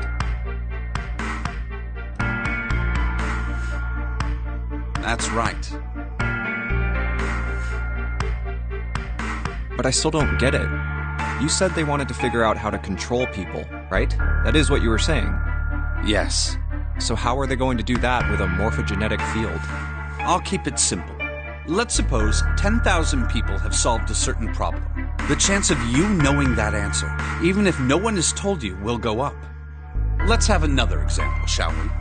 Say 1 million people were to do a handstand right now. Tomorrow, the chances of you doing a handstand would be higher, even if you had heard nothing of this hypothetical mass handstanding. Mankind's thought process and actions are all part of a resonant event.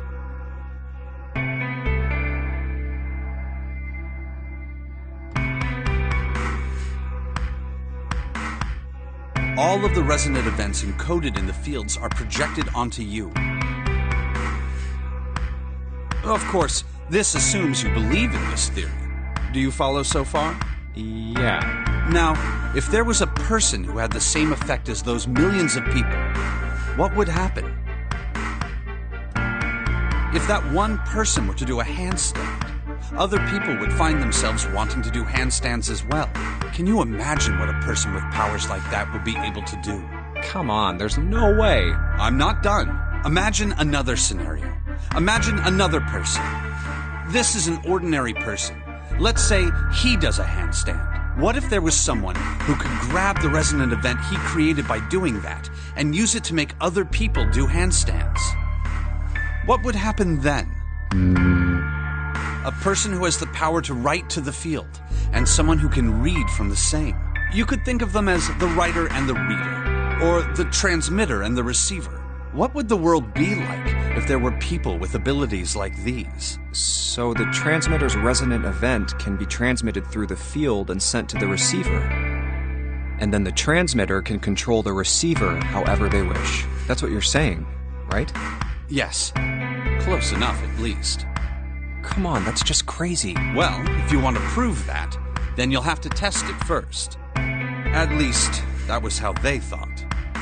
That was why they decided to do their experiment. That was how the Nonary Project began. By the way, Junpei, have you ever heard of the Ganzfeld experiment? Yeah, that was an experiment in telepathy, right? You place a pair of subjects in separate rooms. Then you show one a picture and ask the other what they see. Interesting. I'm impressed. Yes, that is exactly correct. So, why did you bring up the Ganzfeld experiment? It was used to screen subjects for the Nonary Project. The hospital in a remote town was affiliated with Cradle Pharmaceuticals. Hongo used it to conduct experiments on visiting children in secret. Some of them, he found, had potential. He began to gather children that showed promise. Children that seemed as though they might be able to access the field.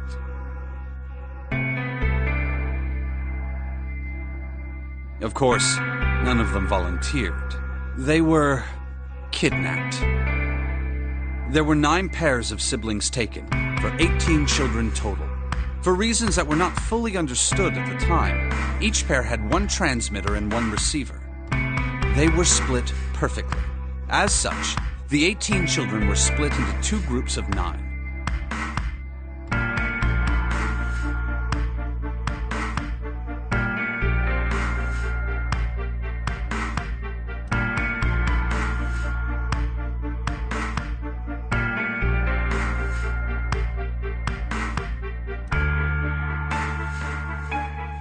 The children who were put into Group Q were the ones who excelled at transmitting.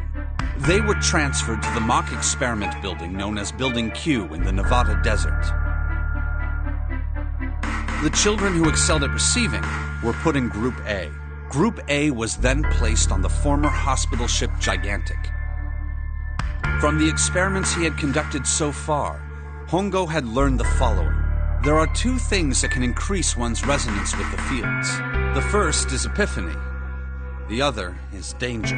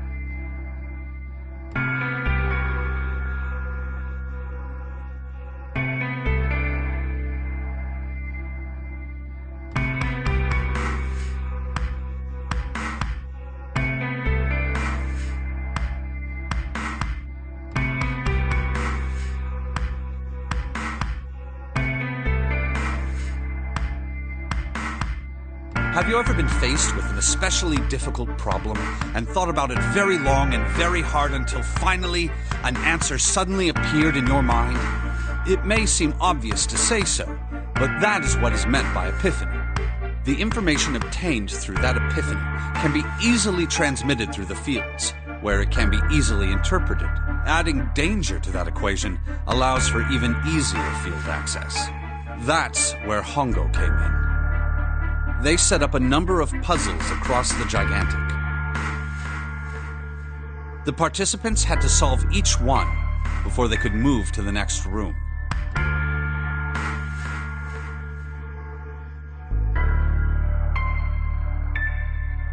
Of course, he hadn't forgotten to include danger. He had detonated a bomb on the hull of the Gigantic. The children in Group A were forced to play the nonary game as the ship sunk.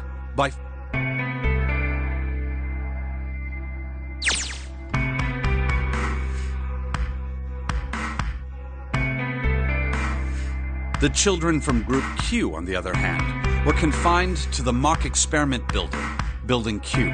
Building Q duplicated the interior and puzzles of the Gigantic exactly. Every detail was exactly the same. Hongo explained the situation to the children in Group Q. Solve the puzzles you find throughout the rooms. When you have the answers, transmit that information to the children in Group A. If you succeed, they will be able to solve the puzzles and escape. But if you fail, then the Gigantic will sink, and your brothers and sisters will drown. Those were his orders. Do you know why the astronauts of Apollo 13 were able to return to Earth safely? It was because NASA had access to a replica of the Apollo 13 capsule. All of the equipment, the instruments, everything. All of it identical. Everything was just like the real Apollo 13. NASA was able to replicate the situation the astronauts found themselves in. By putting themselves in the same situation, they attempted to solve the problems the astronauts were dealing with. Once they found solutions, they reported their findings to the men aboard the actual capsule. That was how they were able to return safely. It was the same with the Gigantic in Building Q. The children from Group Q had to use the power of epiphany to solve the puzzles they found and transmit what they learned through the fields. The children in Group A, however, they had to access the fields to learn how they might advance to the next stage. That is the simplest explanation I can manage.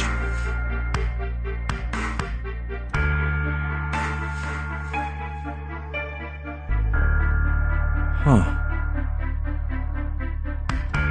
Hey, Junpei, Snake! How much longer are you two gonna sit around on those bony asses? Get down here already!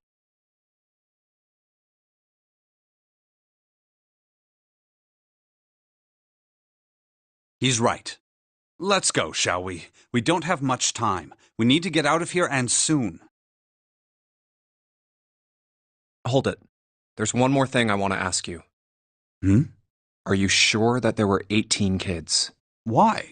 Well, I thought it was only 16. Oh, yes. That was what they said on the news, wasn't it? Yes. I have no doubt that 18 children were abducted and used in Hongo's experiment. After all, you couldn't exactly play a nonary game with any less, could you? Well, yeah, but are you saying that the news got it wrong?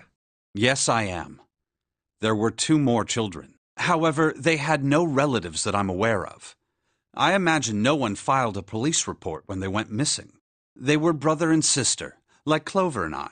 The brother's name was Aoi. The sister's name was... Her name was...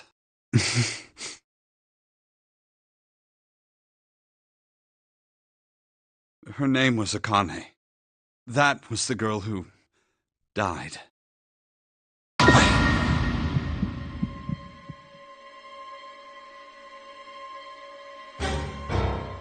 Akane Kurashiki died 9 years ago? Then, who is June? No. That's impossible. It can't be true. Akane isn't that uncommon of a name. If Snake had known her last name, that's a different matter entirely. So they share a name. A lot of other people do too. It doesn't mean anything. It was someone else. Of course it was. It has to be.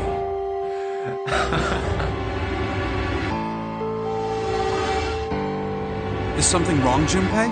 Your breathing sounds strange. Oh, no, it's nothing. I'm fine. Let's get back down there, all right?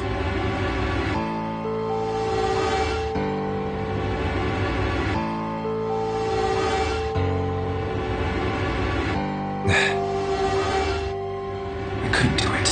Why didn't I ask? What's her last name? I just couldn't get the words to come out.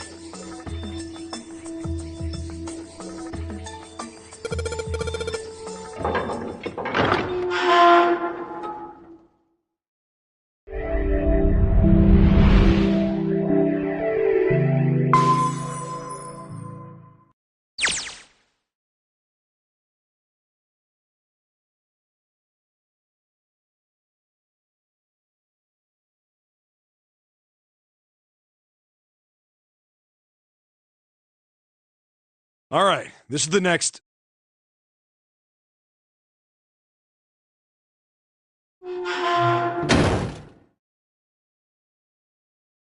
The door! Did that just close on its own? Don't tell me we can't go back. I don't know.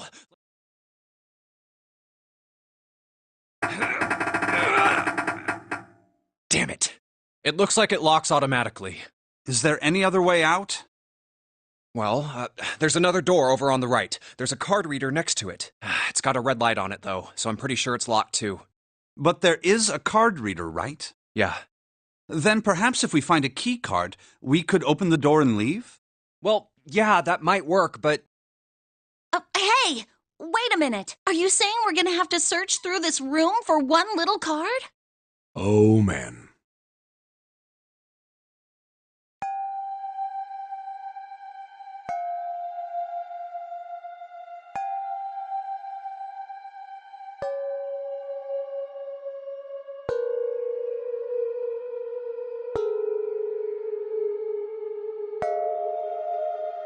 Looks that way. No way! For real? Well, we can sit down and wait to die, if that's what you prefer. I rather doubt that, however. So it would be wise to start looking. We haven't much time. Let's find that key card. Oh, and the Neptune key as well. We won't be able to get through the hallway without it. All right then. Let's begin.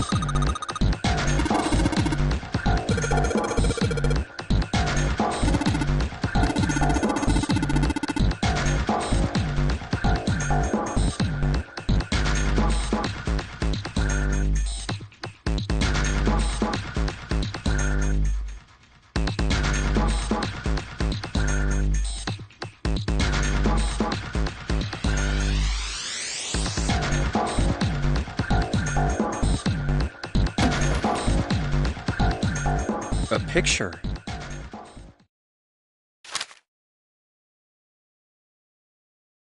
What the?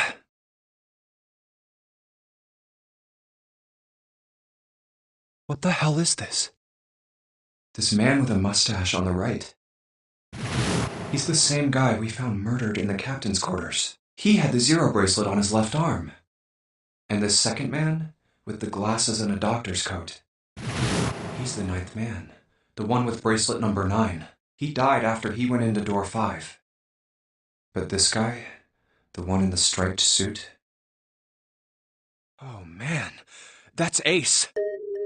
Yeah, I guess it is. No doubt about it. But what does it mean? What is Ace doing in this picture? Not only Ace, the 9th man and Cap too.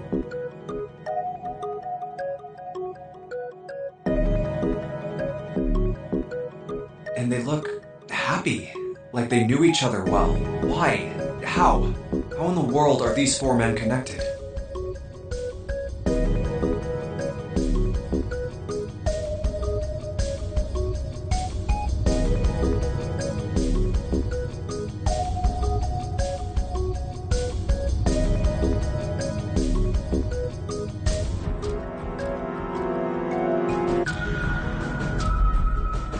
You say Ace is in that picture? Yeah, it doesn't look like it was taken recently, though.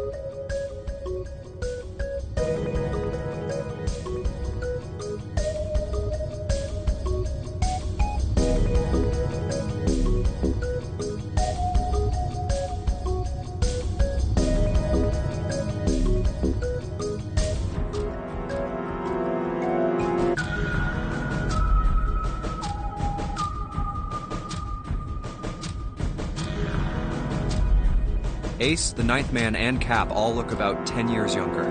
Ah, so the Ninth Man and the man you found murdered in the captain's quarters are also in the picture? Yeah. Is there anyone else? Or are there only 3 people in the picture? I'm afraid I can't see it.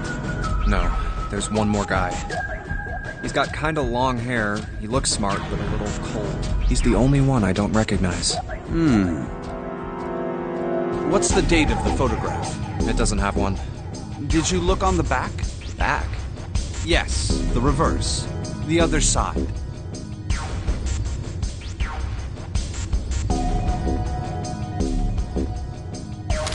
Huh.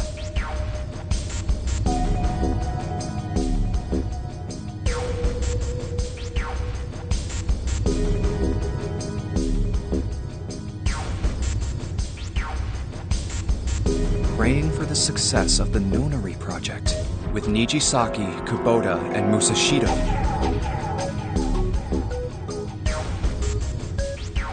Huh.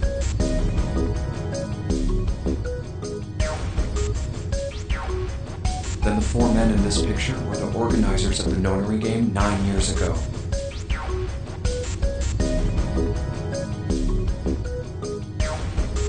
That means Ace, the Ninth Man, and Cap were all responsible for making it happen. But I feel like I should be more shocked about this.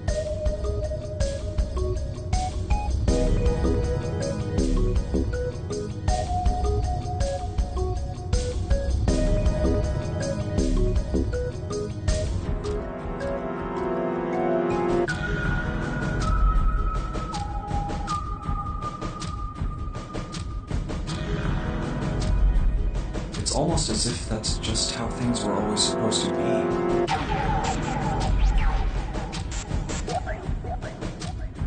Why?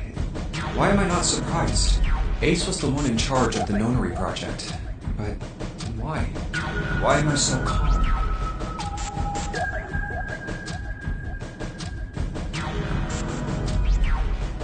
It's like I already knew. Ah, of course. I understand now.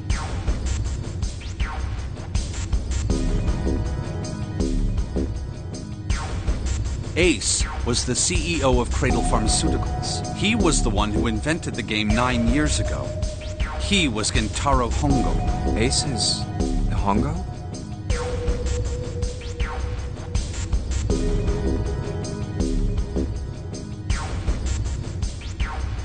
I had my suspicions from the beginning. Their voices were similar.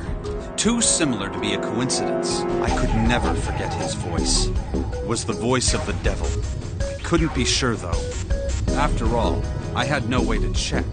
I certainly couldn't ask him. Even if I had known, however, I would never have told you. Zero made it quite clear what would have happened if I did. Oh my gosh, I had no idea. Huh? I didn't know that Ace was Hongo. Oh, yes. I suppose you wouldn't have. 9 years ago. You were in Building Q in Nevada, but Hongo was in the Gigantic with us. I know.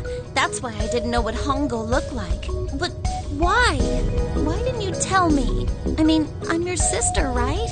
You could have told me. I'm sorry. I apologize for keeping this from you. But if I'd told you, Clover, I would have told everyone else. And if you did, then I would have been forced to tell them about what happened 9 years ago. I had to prevent that.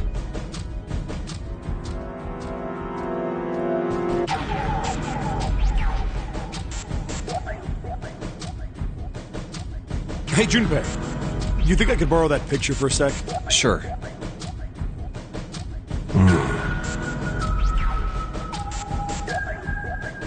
Hongo, Kubota, Nijisaki, Musashido. Hongo, Kubota, Nijisaki, Musashido. Hongo, Kubota, Nijisaki, Musashido.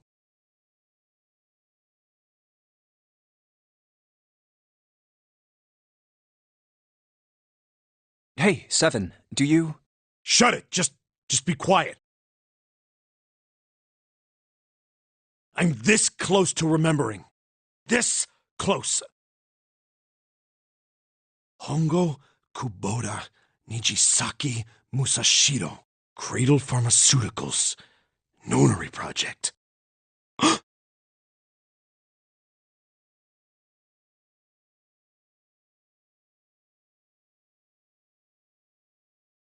Shit. What? What's wrong? Holy shit, this is nuts. What's nuts? I remember... Remember what? Everything. Everything? Yeah, I remember all of it. My memory's back. I remember what happened before I got snatched. What?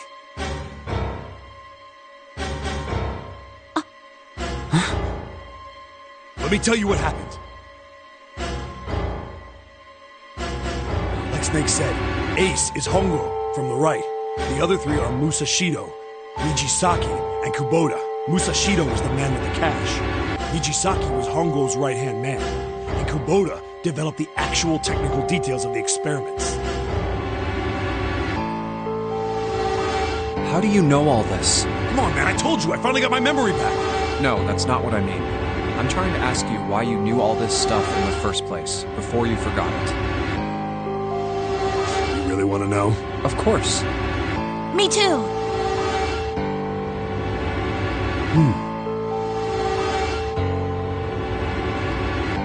This is gonna take a while. Hell, it'll probably take me 3 days to tell you everything. Well, we don't have 3 days. Just give us the short version, alright? Short version, huh? Alright, fine. I'll give it a shot. No promises, though. I'm a detective.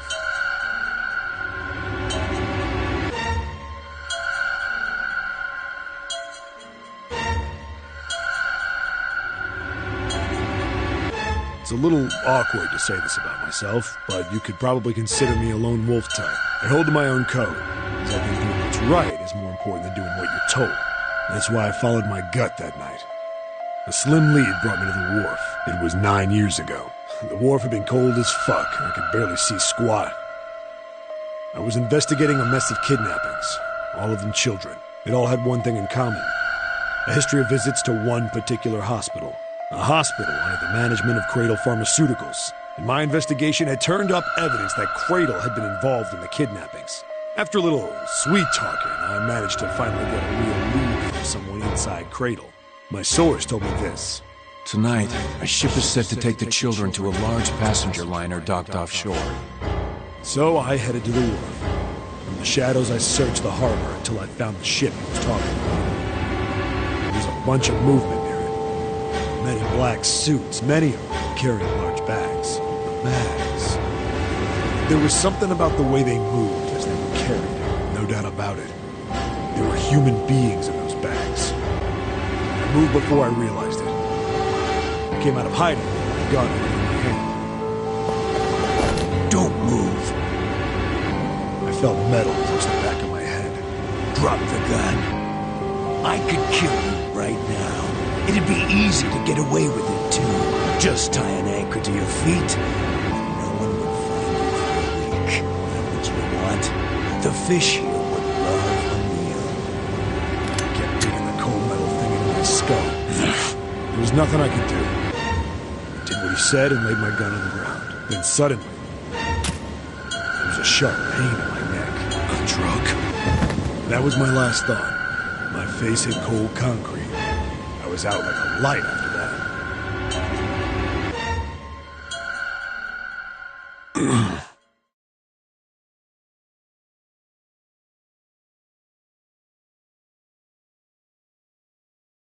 I woke up on a hard floor. Damn it! Shit, my head hurts. I did a quick once-over of the room. Where am I? A small, shabby bed, a dirty sink, a toilet with no privacy. I'd seen it countless times as a cop. I'm in a cell, huh? Facing the toilet was a door set into the wall.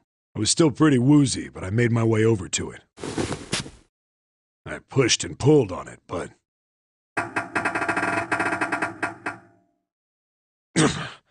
it won't open. Not like I expected much else. Would be dumb enough to put me in a cell and leave it unlocked. Threw myself against the door a few times, but it wouldn't budge. I knew it. I gave up and made my way back to the bed and sat down.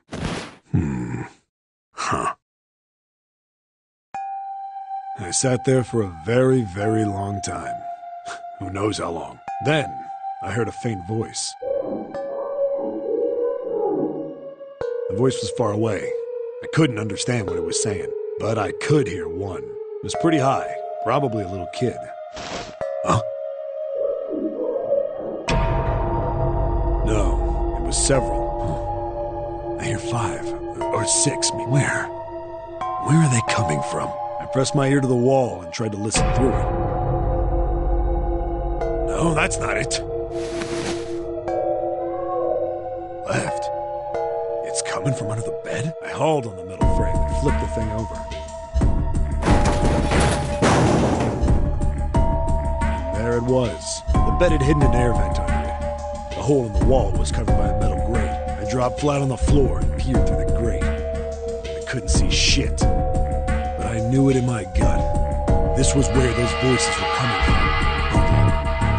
Why are there kids here? And then what my inside man told me popped into my head. Tonight, a ship is set to take the children to a large passenger liner docked offshore. Whoa. Am I on that ship? It didn't matter.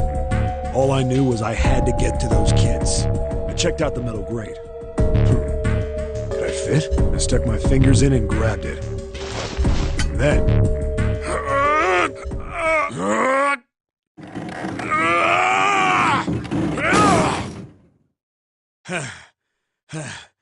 Yeah!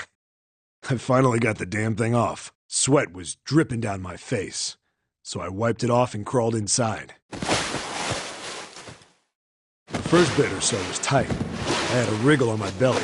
It wind up eventually, and there was space for me to crawl along on my hands and knees. I went from crawling like a worm in dirt to skittering like a bug. Couldn't say it was much better, but I'd take what I could get. And when I'd been in the thing long enough to start wondering where it'd take me, a massive sound nearly scared the piss out of me. It was like a heavy metal door had just been slammed shut. Then there was a voice.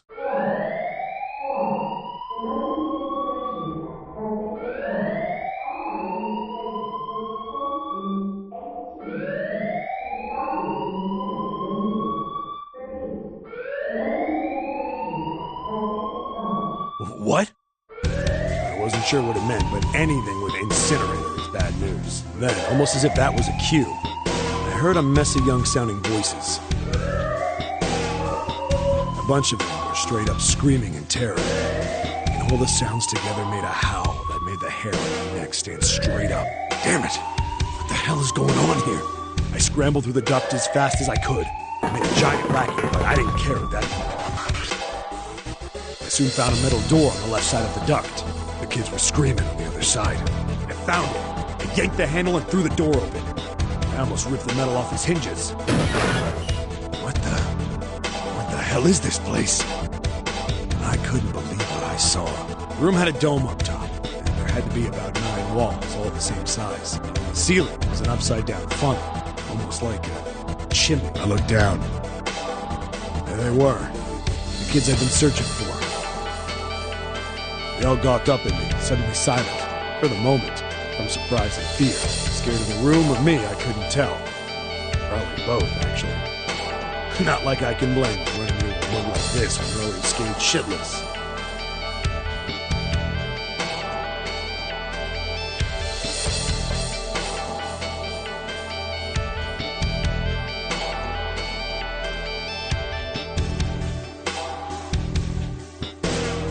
I snorted at my own dig at myself and turned to the kids. Don't worry, kids, I'm not your enemy. I'm one of the good guys. All of them stood there, frozen. Well, except one. He was a boy, slightly older than the others, in a private school uniform. Who the hell are you? He stepped forward and glared at me, suspicious. I'm a detective.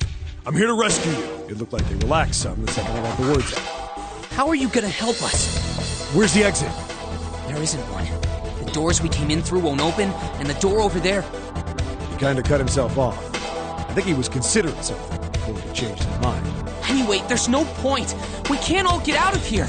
If we don't get out of here, we're gonna be burned to death. Burned to death? Can't you hear it? That voice said the incinerator's gonna start up soon. So...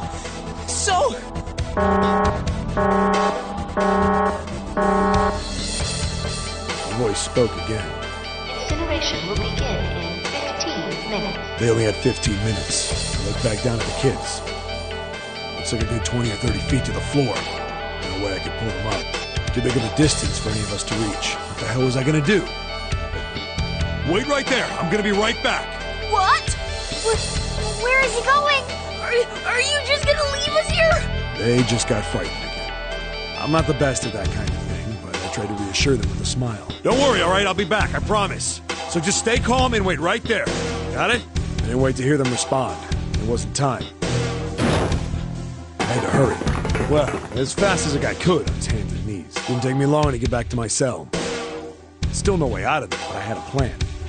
I needed something from the room. When I got it, I dove back into the hole and took off towards the incinerator. Then... Sorry to keep you waiting, guys. I tipped out the doorway and dropped down the rope I brought with me. Back in the cell, I'd torn the bed sheets into strips and tied them together to make a rope. It was sloppy, but it got the job done. All right, just tie that around yourself, okay? I'll pull you up one at a time. Right! Huh. Wait a sec. Something was off. There were more of you before. Where'd the rest of you go? The boy in the uniform answered. I let them go on ahead. We opened the number 9 door and they left. What? You're telling me you opened that door? That's what I said! Then what the hell are you doing here? We couldn't go with them. Why not? Look, the only people who can go through the numbered door... He was in the middle of explaining.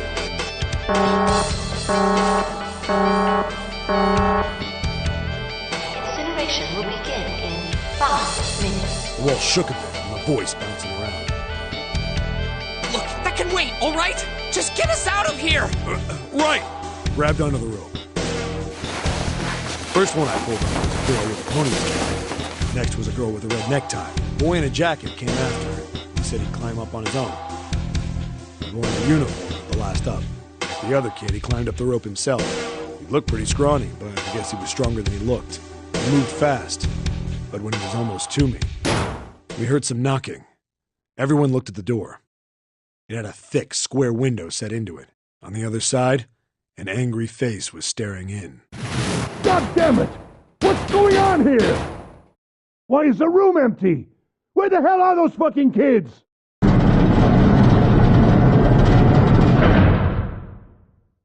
The door opened, and a man stepped in looking half mad with fury. I recognized his face.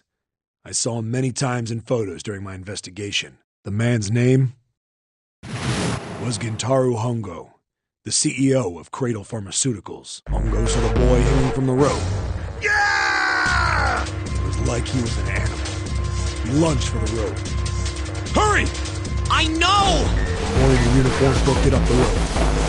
You son of a bitch! Get back here, you little shit! 15 feet. 10. The second I could reach the kid, I grabbed him. I hauled him up and tossed him into the dark behind me.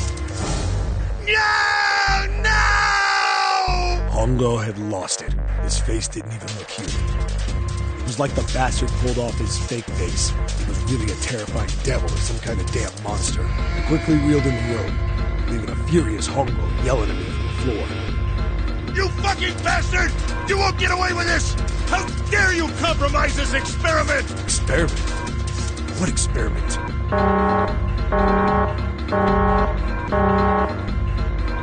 Incineration will begin in 1 minute. Hey, old man!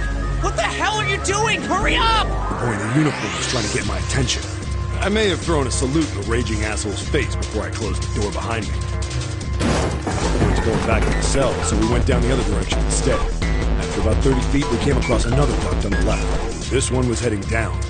When he nodded, we took turns sliding down it. The duct emptied us out into a narrow hallway.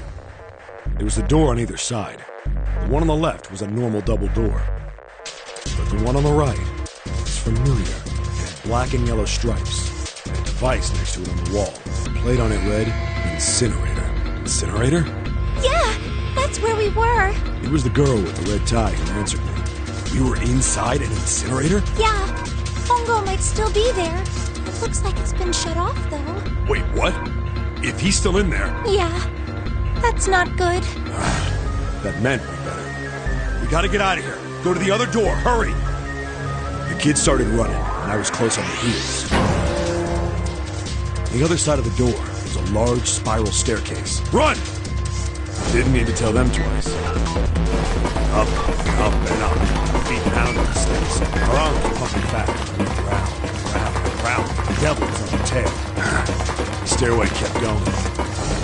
We passed a couple of landings when the boy in the uniform suddenly spoke. Something's up. Akane's not catching up to us. Akane? My kid sister. The girl with the red necktie. Akane. That's strange. I didn't remember seeing that name on the list of missing kids. Hey! Akane! He kept his hands around his mouth and yelled.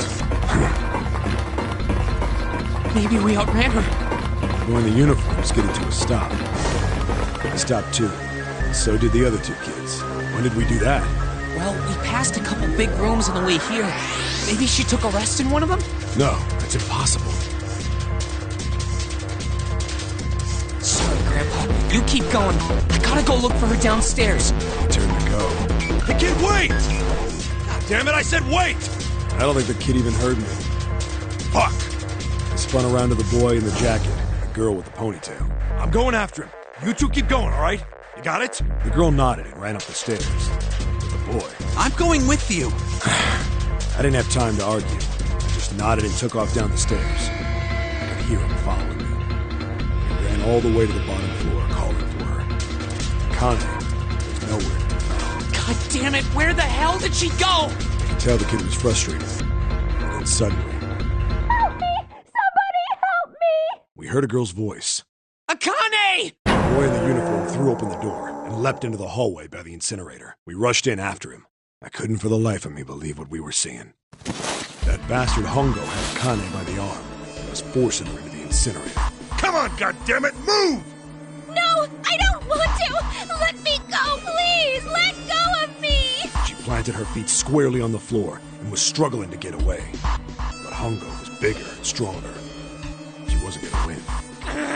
Akane! My brother roared with anger and charged toward Hongo. Help me! Ah! You're too late, idiot! Hongo lifted Akane bodily into the air and threw her, still fighting him, in the incinerator. Ah! Before we could even blink, Hongo had leapt through the door after her. We saw him land inside.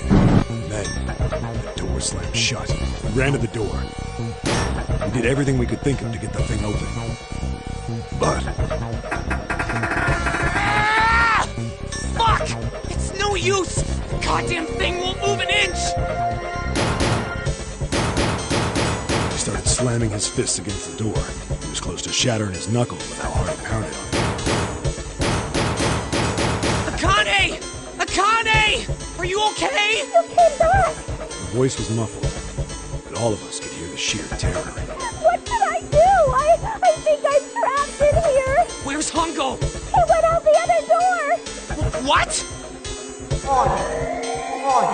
Emergency incineration command has been acknowledged. Automatic incineration will take place in 18 minutes. Please evacuate the incinerator immediately. Repeat. Emergency incineration command has been acknowledged. Are you fucking kidding me? It's the same damn thing! Are you there? Yeah, we're here. Just hang on, all right? We're gonna figure out a way to save you. His words would have seemed like a sick joke to her if she'd been able to see how white and bloodless his face was right then.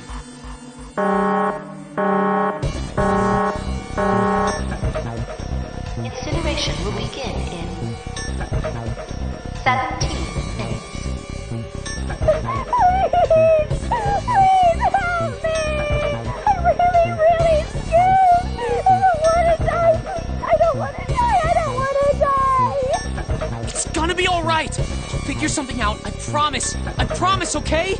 You hear me? I promise. It was torture listening to her sobbing on the other side of the door. Her brother was nearly crying himself. He could only stand there, fists clenched so tight his knuckles were white.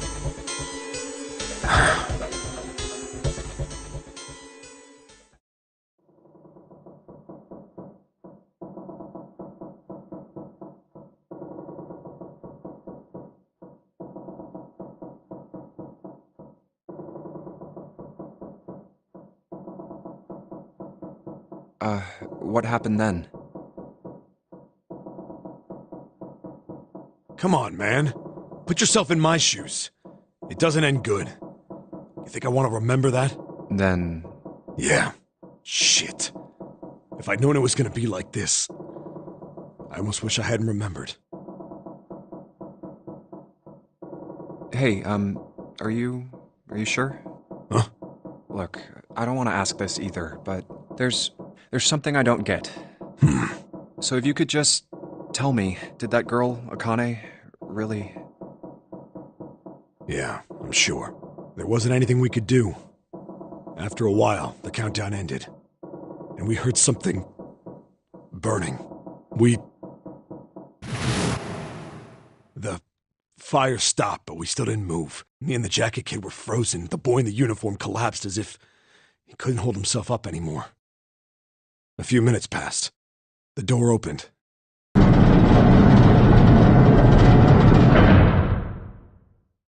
The boy in the uniform tripped over his own feet running in. We followed, too numb to speak. The air in the incinerator was hot. Every breath made my lungs feel like they were on fire. It was like standing on hot asphalt. The air was wavering, and in the middle of the room, there it lay. The kid's legs were shaking so bad, I don't know how he managed to walk. I couldn't see his face, but his body somehow looked empty. Finally, he reached it. He fell to his knees as his legs gave out on him. And then...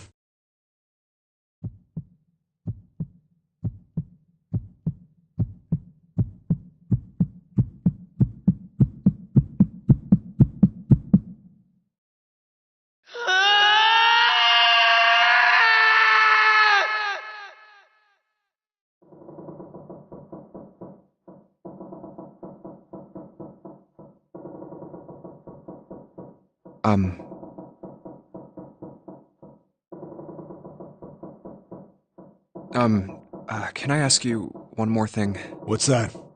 The girl, Akane. What was her last name? What does it matter to you? Just tell me, okay? Please? Kurashiki. Her name was Akane Kurashiki.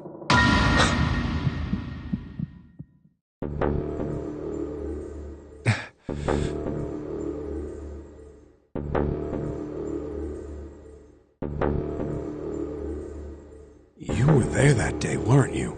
The tall kid in the jacket. That was you, wasn't it? Yes, it was. You are correct, Detective. Don't misunderstand me. I told you before how Zero threatened me. There was nothing I could do. I couldn't say anything about what happened 9 years ago. So you're saying you're not working for Zero, right? Of course not. Clover, what about you? Hey, come on! You really think I'm working with Zero? I told you before, you idiot!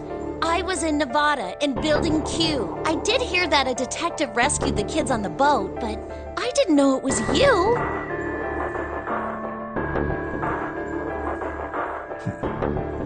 Well, I guess I believe you. All right, let me ask you another question.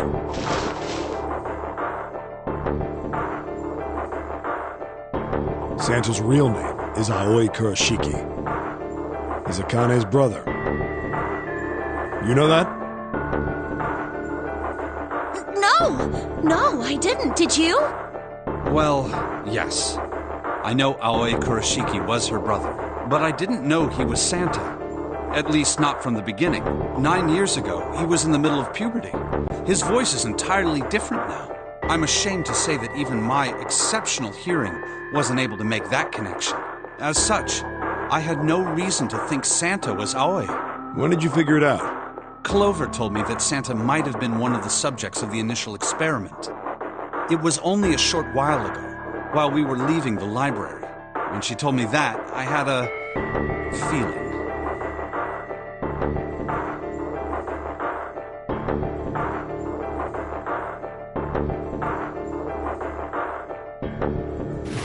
Santa is Aoi? Akane Kurashiki, June's brother?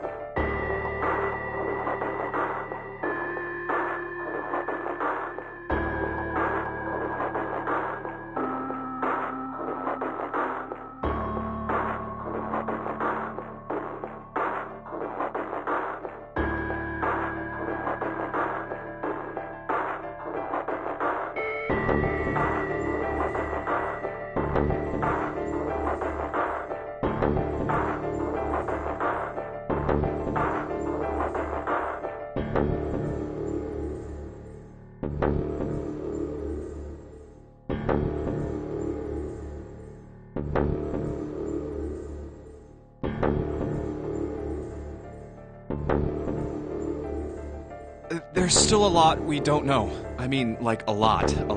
But there is one thing I think we can say we know. What's that? The body we found in the shower room. It had to be Nijisaki, dressed up to look like Snake. What? Come on, man, what kind of detective are you? You didn't figure that out already? Hey, go easy on me, man. I just got my memory back, alright? Cut me some slack. Well, if he is, the 3 murders make sense then, don't they? Yeah, that's right. Murder. Kubota blew himself up, but that was murder too. So why did these murders take place? If Junpei is correct, and the body in the shower room was Nijisaki's, that means all of the people who were murdered were involved with the creation of the Nonori Project. Kubota, the person who conducted the actual experiments. Nijisaki, Hongo's assistant. Musashido, the man who financed the project. You mean this was all just revenge? Santa is Zero. He's getting revenge for the death of his sister. That's why he killed them. No, I don't think Santa actually murdered anyone.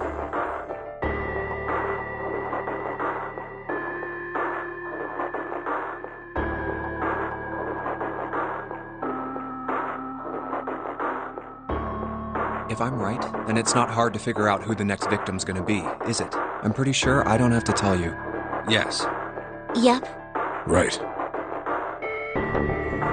The next target will be Gentaro Hongo. The person who planned the Nonori Project. In other words, Ace.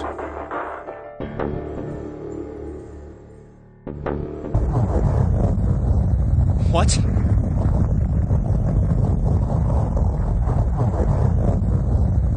What the hell's going on here? It must be 6 a.m. Our time is up. Shit! Come on, we need to get out of here. How?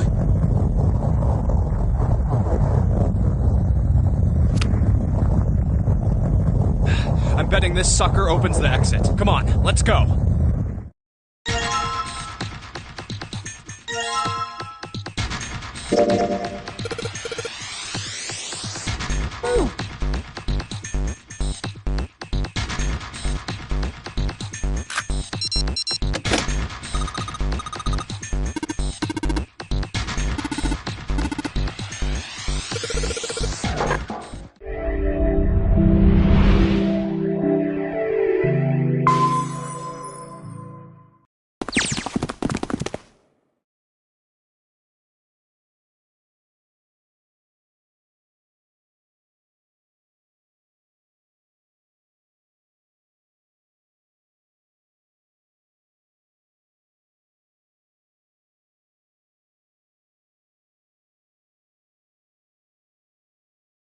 Huh.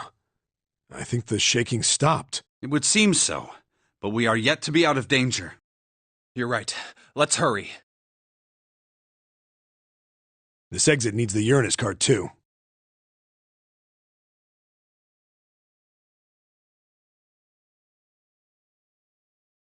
Hey, Junpei. Yeah, I know.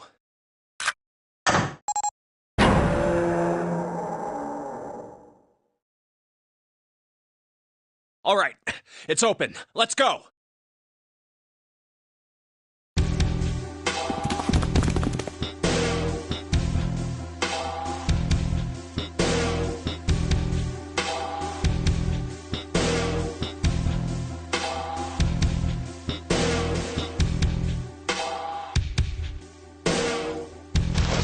Okay, Neptune Key, let's see if you work. Yes! I think it unlocked.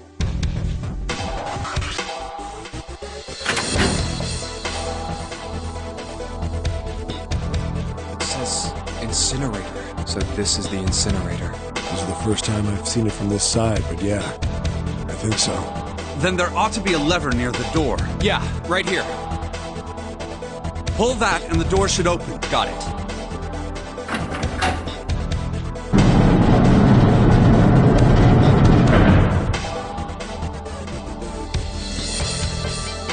Let's go.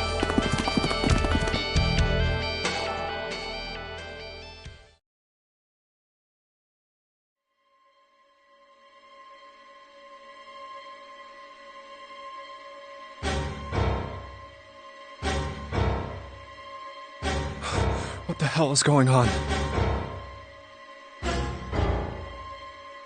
What's wrong? Are you okay?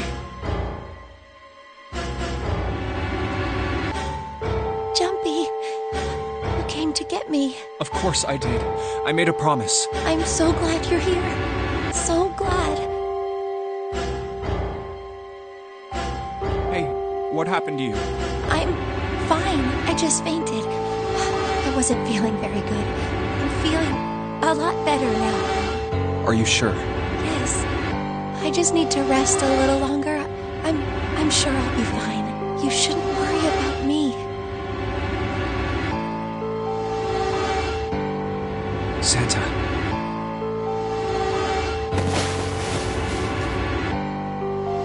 Hey, where is it? Where's the gun? You hiding somewhere?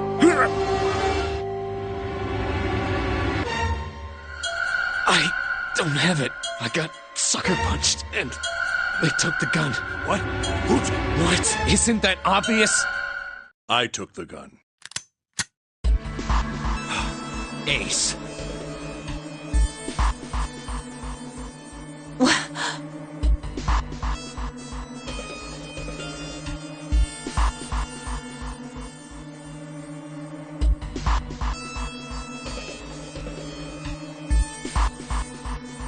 Just what the hell do you think you're doing, Ace? Or maybe I ought to say Gentaro Hongo, CEO of Cradle Pharmaceuticals? You have me at a disadvantage. And I don't like that. You know me, but I don't know you. Do you have any idea how much I've suffered? Can you even begin to understand my pain? The pain of prosopagnosia, right? Another irritating insect. And how do you know that? Good question. No matter. If you don't want to answer, it makes no difference to me. This is a waste of time anyway. It's time for me to go.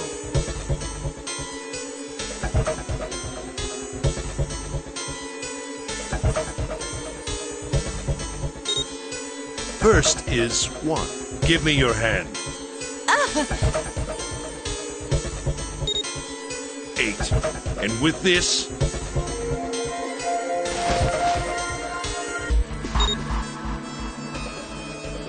9. The ninth man. Kubota's bracelet.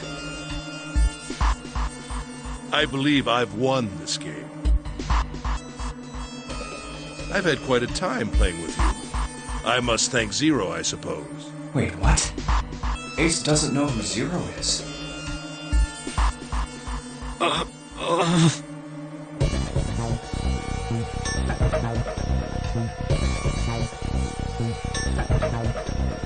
the hell are you planning, Santa? At any rate, this game ends now. I will escape, and the rest of you will have a slightly less pleasant ending. I suggest you enjoy your final moments. Goodbye. Wait!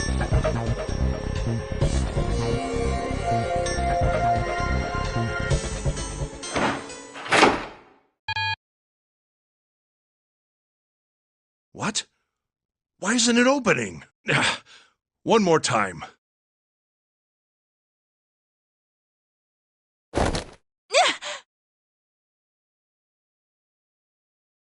Now open!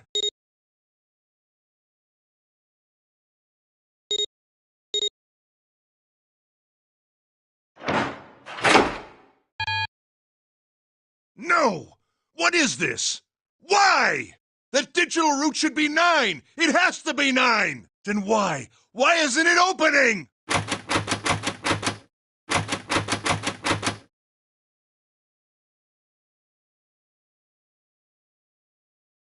Now!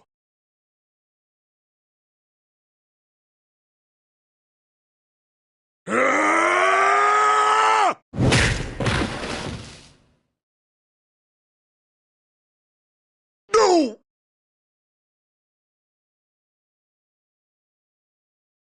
Ugh.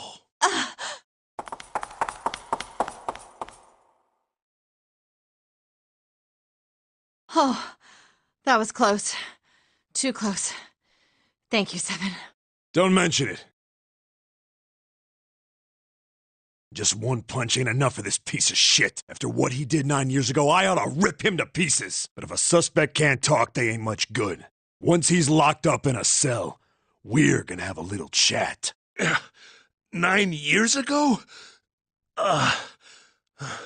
Then you must be... Yeah, you finally figured it out, dumbass.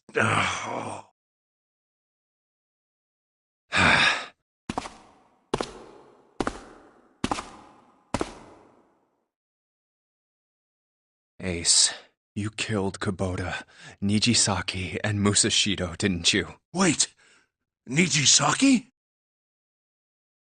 Oh, right. You don't know yet. All right. We'll just go through them in order then. Let's start off with Kubota. You talked to Kubota and managed to convince him to go into door 5 alone. You killed him without making it look like you killed him. The way I figure it, you had 4 motives. 1. In the nonary game, the number 9 is dangerous. Whoever had the 9 bracelet could join whatever team they wanted. Adding 9 to any number doesn't change the digital route.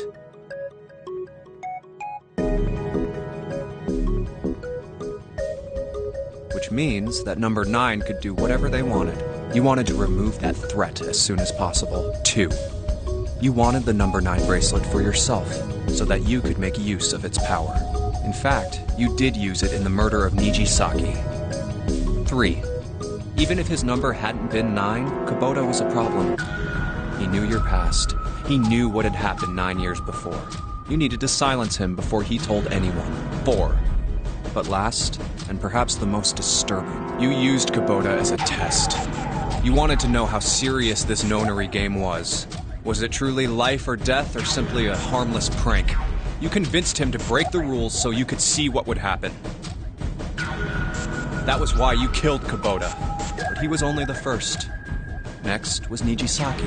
While everyone was off looking for the missing parts for the Reds, you ran into Nijisaki near the big hospital room.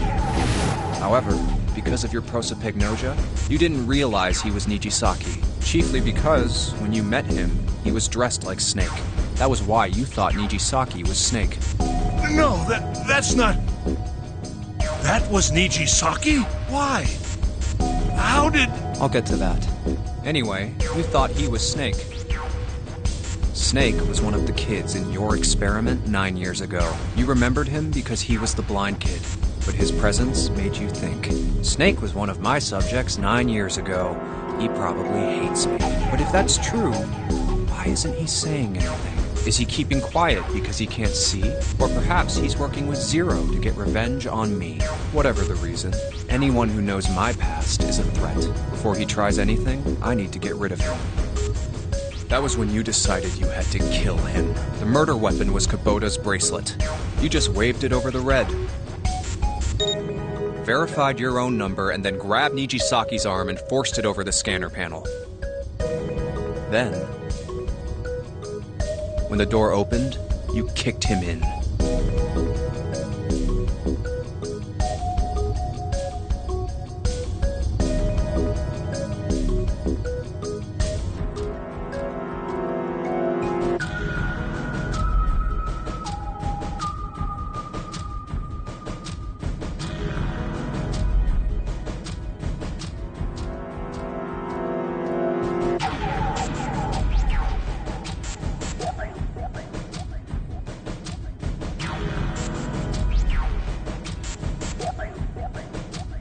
Nine seconds later, the door closed. And then 81 seconds passed. And poor Nijisaki was dead. And you mean to say Snake is still alive? Sorry to disappoint you, but I'm as good as new. Thank you for killing the wrong man, but I can't say I like knowing that you wanted me dead. Although, to be honest, even if you hadn't tried to kill me, I would still hate you very much. Well, I wouldn't blame you.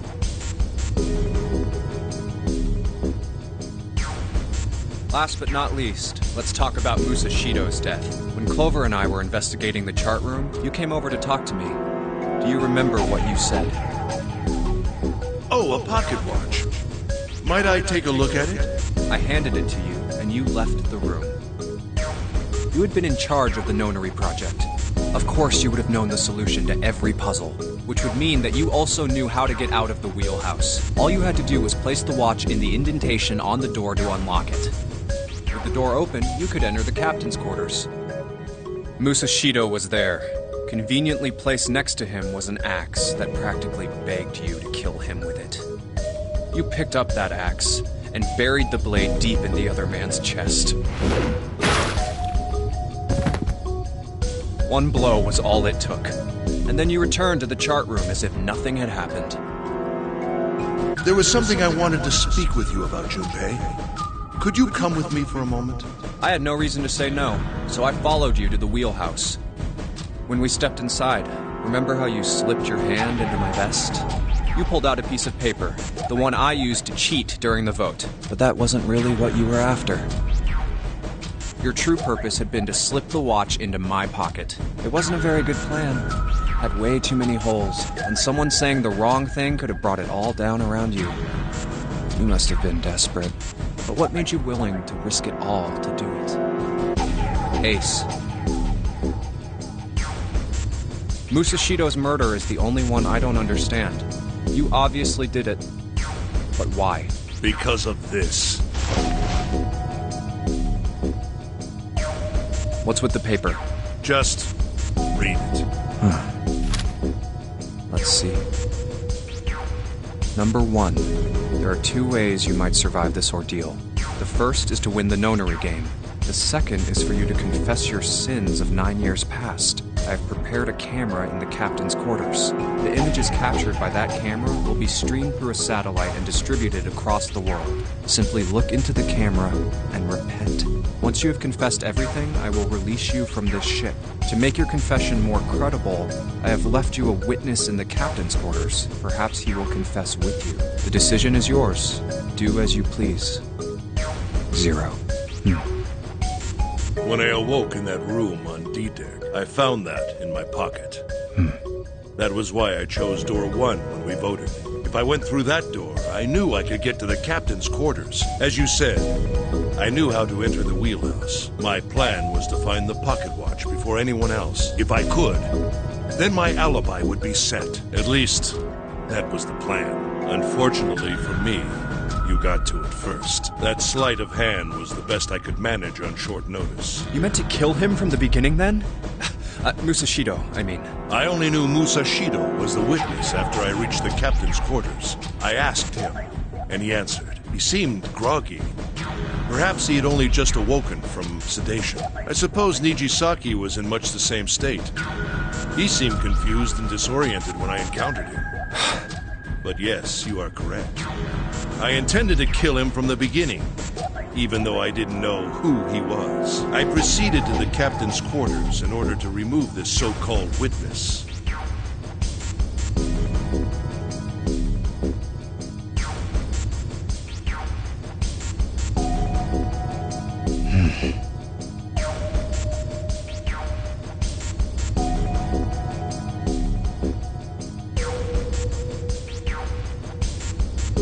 Ace, you figured it out, haven't you? You were being manipulated. Yes, so it would seem. It was little more than a puppet, in many ways. Everywhere I went, everything was already prepared. The Reds in the large hospital room were dismantled. Nijisaki was dressed like Snake. There was an axe in the captain's quarters. Musashido was delirious from the anesthetic, so he couldn't fight back.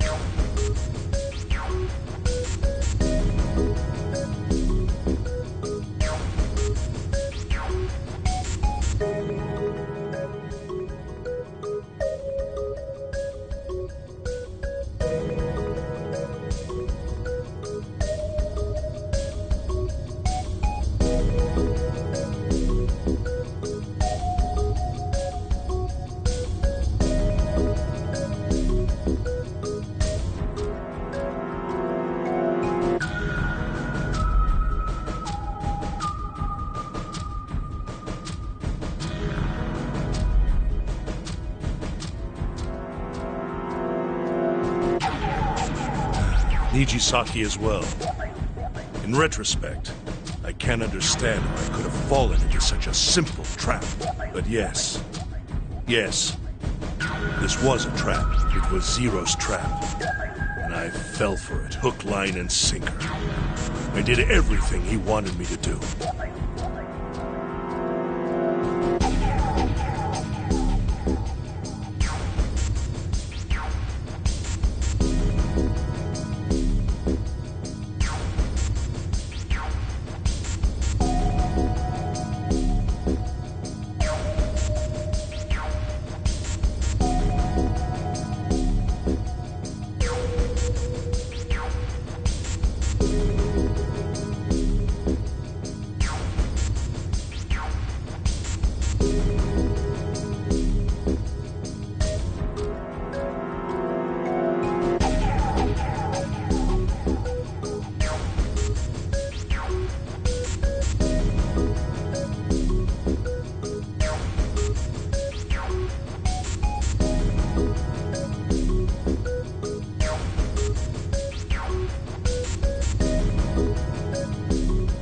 Yeah. By manipulating you, Zero was able to kill 3 people and keep the blood off his own hands. All of this was revenge for what happened 9 years ago. That's why this Nonary game happened. Am I right, Santa?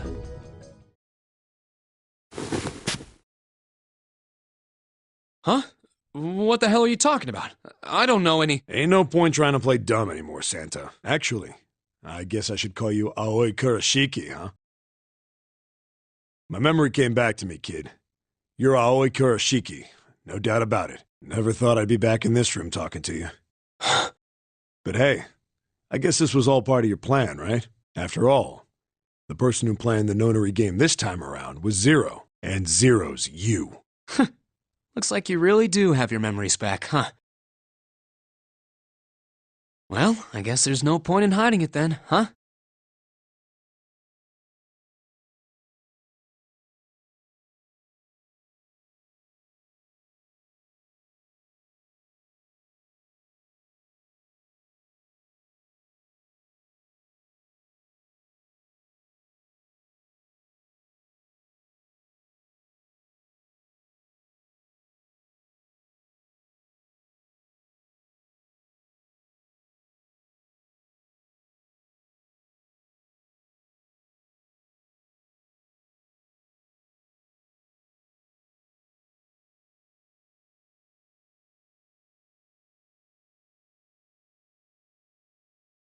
Yeah, you got me. I'm Aoi Kurashiki. I was one of the kids in the Nonary game 9 years ago. I made it out. So did Snake over there. But there's one thing... No, I guess there's 2 things you got wrong. Number 1, I ain't Zero. What? Wait, what? Sure, I was helping Zero out, but I'm really more of an assistant, like a secretary. But an assistant's only an assistant. I didn't come up with all this. All I did was follow Zero's orders. Then, if you're not Zero, who is? Calm down there, Junpei. Didn't I say 2 things? You made one more mistake. Junpei, you just said all of this was revenge for what happened 9 years ago. That's why this Nonary game happened. But that's not it. Revenge isn't the only purpose. There's another reason you guys were playing the Nonary game. To save someone. Save someone? Right. You were brought here to help my sister, to save Akane. What the hell are you talking about? Akane Kurashiki died 9 years ago in this room. I was there. I saw...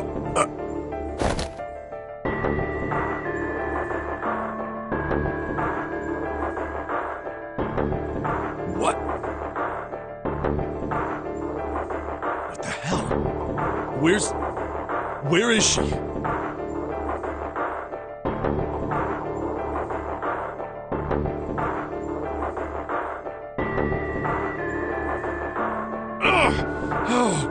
My head! My head, it feels like it's gonna pop! 7! What the hell is going on? I don't know, I just... Oh! I swear to God, my head feels like it's about to explode!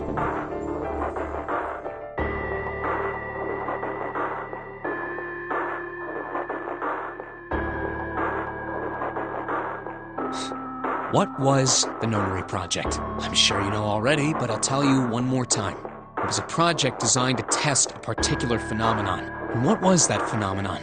For two organisms to communicate with one another in the absence of physical contact. The morphogenetic field theory. Could human beings use these invisible fields to exchange information?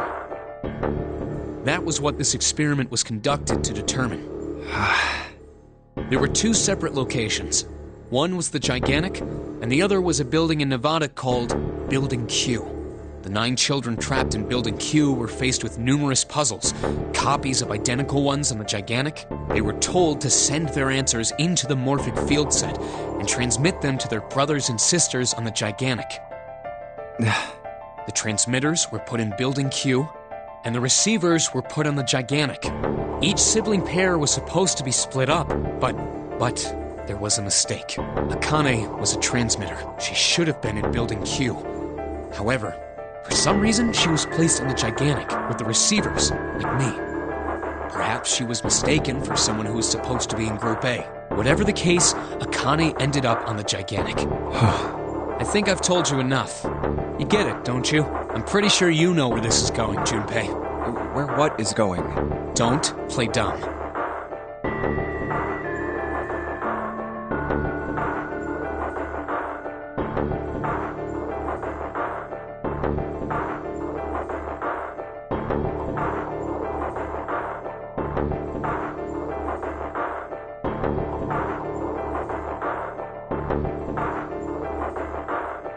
You know things you shouldn't.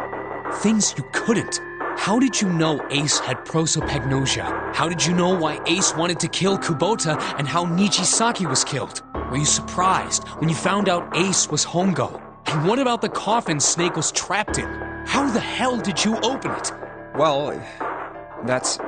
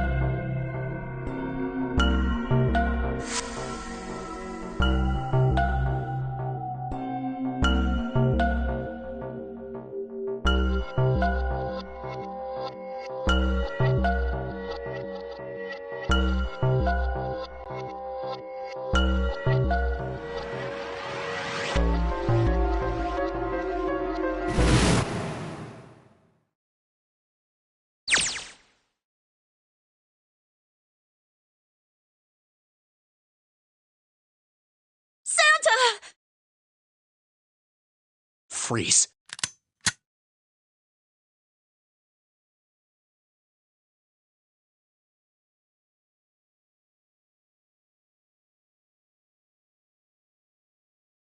Get up.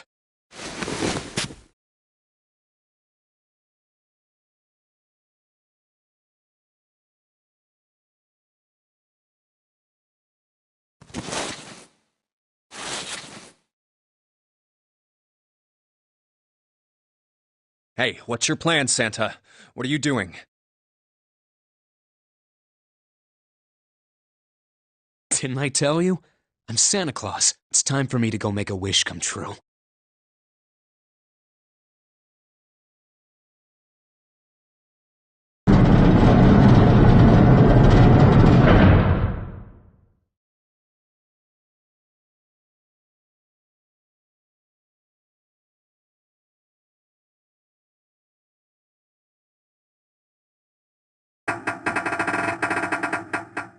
Damn!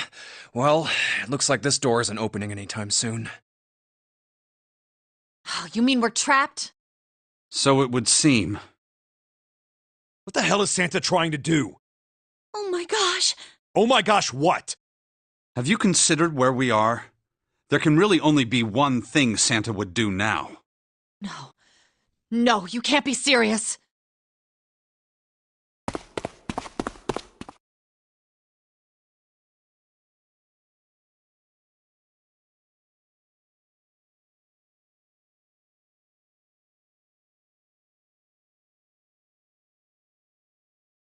Junpei, can I borrow your pen and notebook?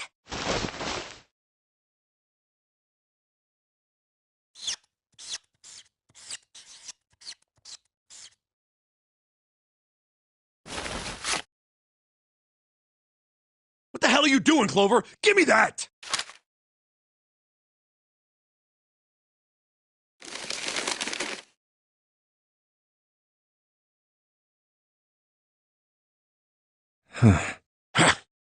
What? And there's no other way?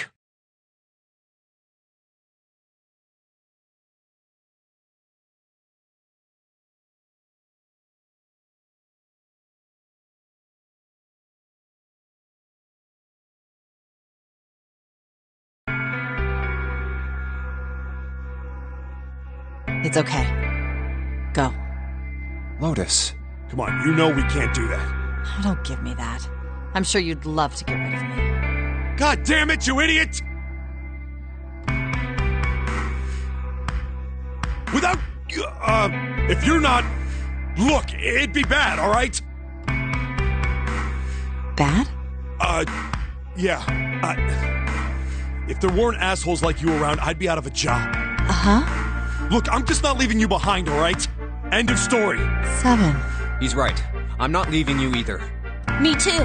You didn't honestly think I'd abandon you, did you? You're all idiots. That being said, however, I doubt we would be able to open the door anyway, even if we were to leave Lotus behind. Huh? Why? I trust you remember what happened to Ace? I couldn't, see exactly what happened, but I was able to guess what he was attempting to do earlier at the Red. Oh, yeah. No! What is this? Why? The digital route should be 9! It has to be 9! Then why? Why isn't it opening? Just to see. Why don't we give it a shot? Give it a shot? Yes, that is what I said.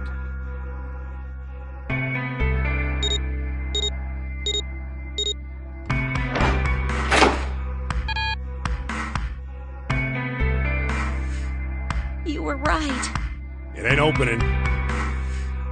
But it did open 9 years ago. The digital route was 9 then, I'm sure of it. You think maybe they changed the settings? Perhaps.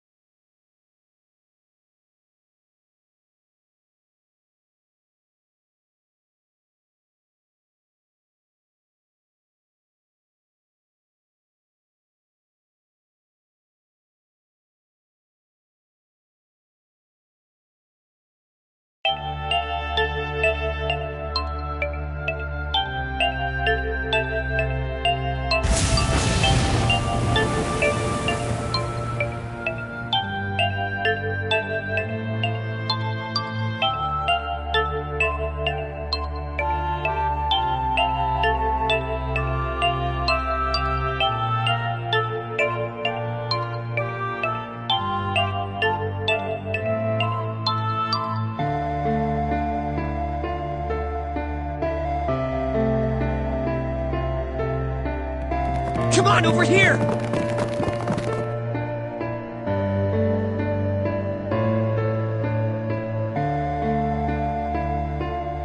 Come on, hurry up!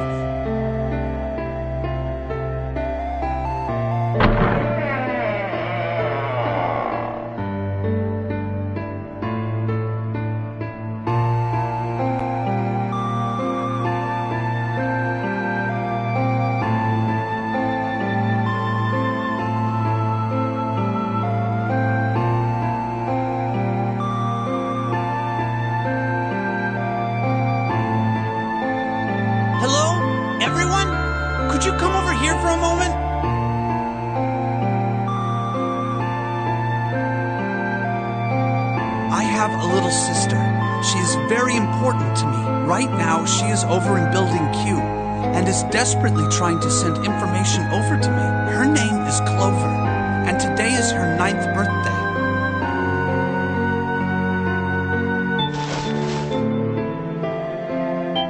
I was going to give these to her as a birthday present. I was outside picking them when I was abducted. I'm sure I've already told you, but I am blind. For a man who can't see, collecting 9 of a very specific plant is, well, it is difficult.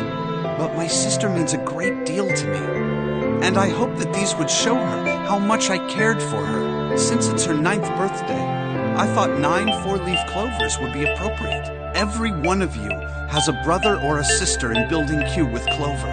For their sake, we have to survive. We have to get off this ship. Do you understand?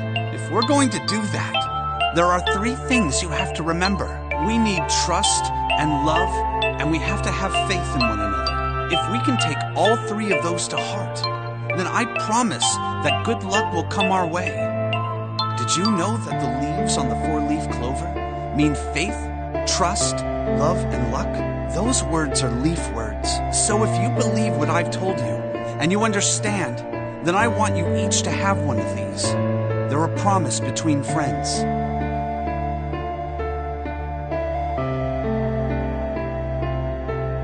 Now don't ever forget, so long as you have that, we will always be connected.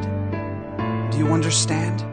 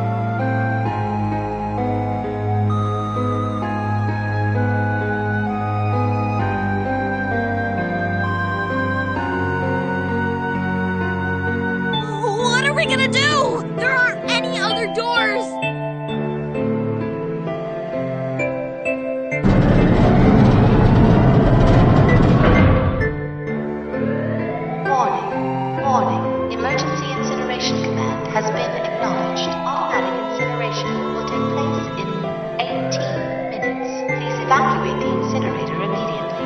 Repeat, emergency incineration command has been acknowledged. What? What's happening? What did that thing say? That didn't sound good. I think it means this room is gonna burn. Burn! The plaque on the door says incinerator, and that voice said that the incineration is about to start. And incinerate means to burn.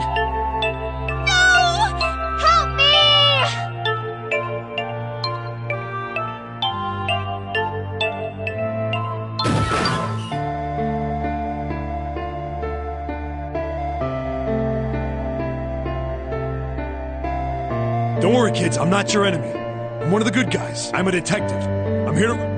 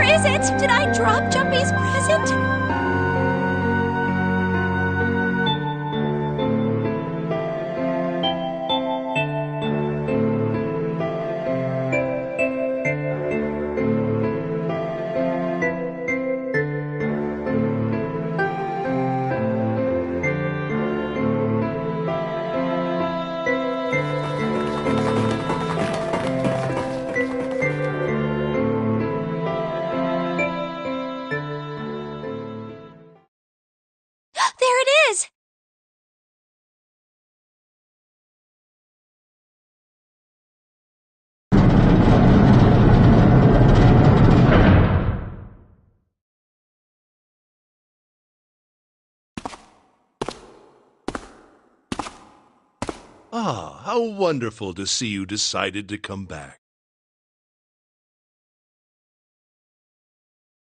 Come with me. We must continue the experiment.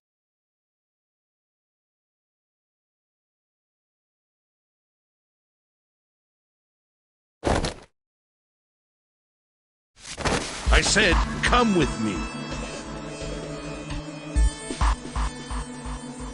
No! Stop! Let go of me! Let go!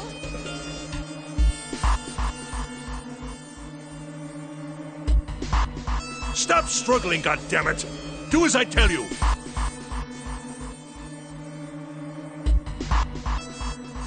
Help me! Somebody help me! Akane!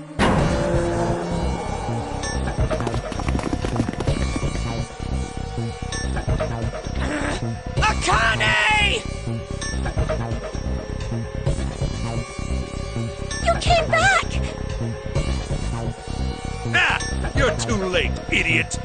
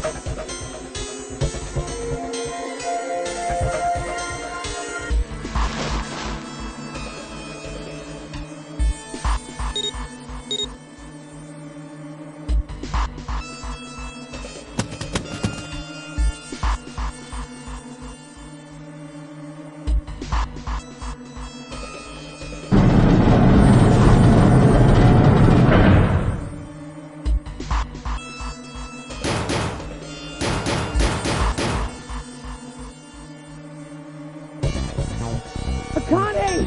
Akane! Are you okay? Help me! What should I do? I think I'm trapped in here! Where did Kong go? He went out the other door! What? Warning. Emergency Incineration Command has been acknowledged. Incineration will begin in 18 minutes. Please evacuate the incinerator immediately. I knew it! It's starting. Santa started the incinerator. Fuck! Man, I never thought I'd hear that damn voice again after 9 years. What the hell? What the hell? What in God's name are you talking about? It's 9 years this and 9 years that, and when it's not 9 years something, then you're talking about some sort of fucking experiments. You aren't making any sense. I'm sorry, Lotus, but we really don't have time to explain it right now. I promise. I'll tell you everything once we get out of here. But Incineration will begin in 17 minutes. You know what that means, right? Incinerate means burn. What kind of idiot do you think I am? I know what incinerate means. Well, God damn it. Okay, fine. I won't ask anything else. Talk about whatever you want. But you have to do something for me. 7, figure this out. What? Why me? Just shut up and stop this thing. How the hell? There has to be some sort of emergency shut-off button. There isn't anything like that. How the hell do you know? Because I looked for it 9 years ago.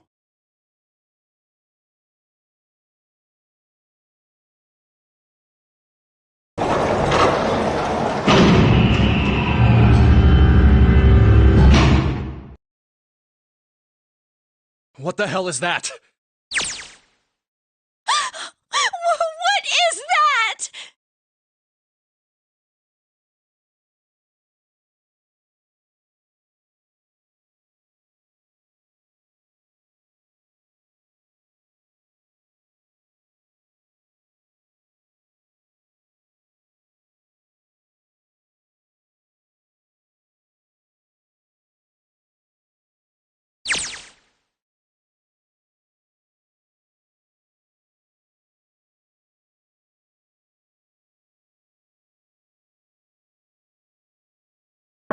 Incineration will begin in 15 minutes. Hey! Okay, it's turned on. There's nothing on the screen, though. Oh, this is bad. This is really bad. If there's nothing on here, how are we supposed to do anything with it?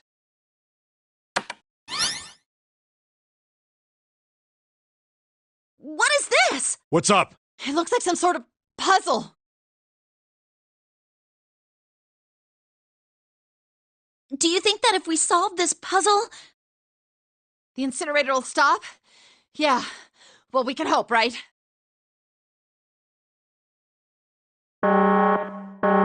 Incineration will begin 13.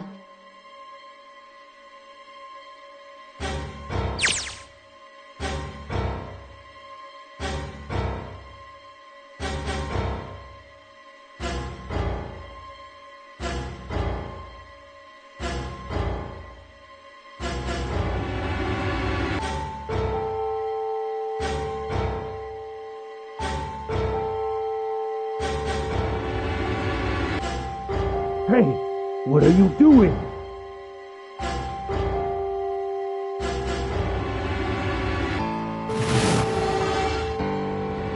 Oh, don't know what to do? It's simple, but I suppose I might as well tell you. Just solve the puzzle on that machine.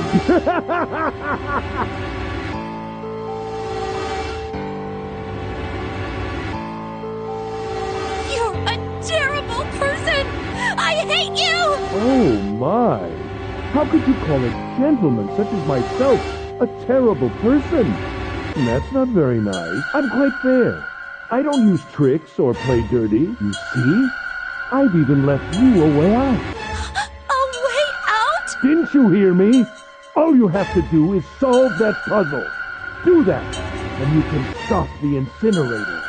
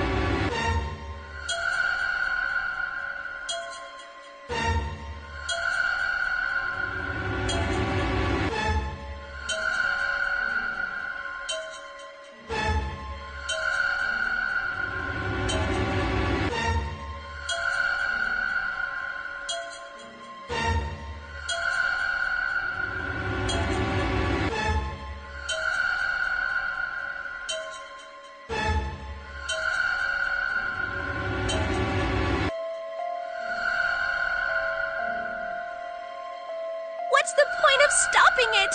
You'll only capture me and make me do this all again. I'm not going to listen to you. If you're just going to throw me back in here, I might as well just die now. My goodness, haven't you listened to anything I've said? I told you, I'm a fair man. Huh?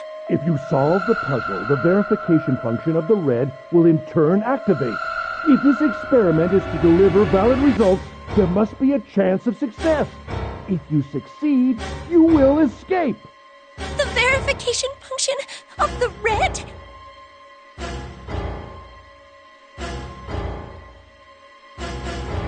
Ah, so you do remember. Right now there are 2 numbers in the red. The first is 1, and the second is 3. Say, Akane, what's your number?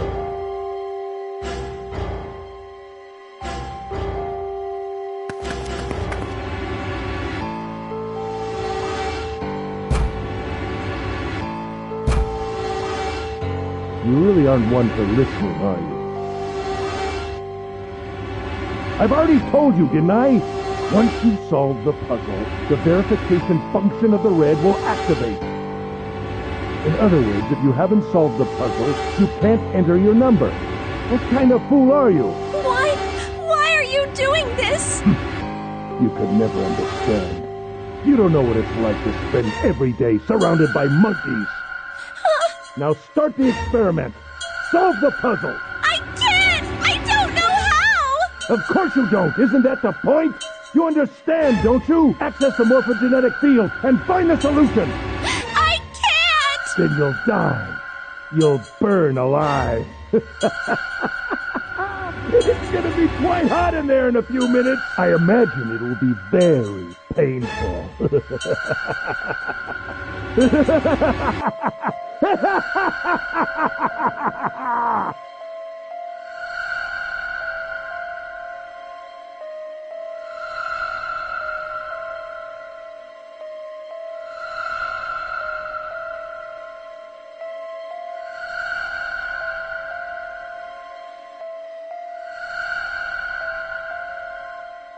Incineration will begin in 10 minutes.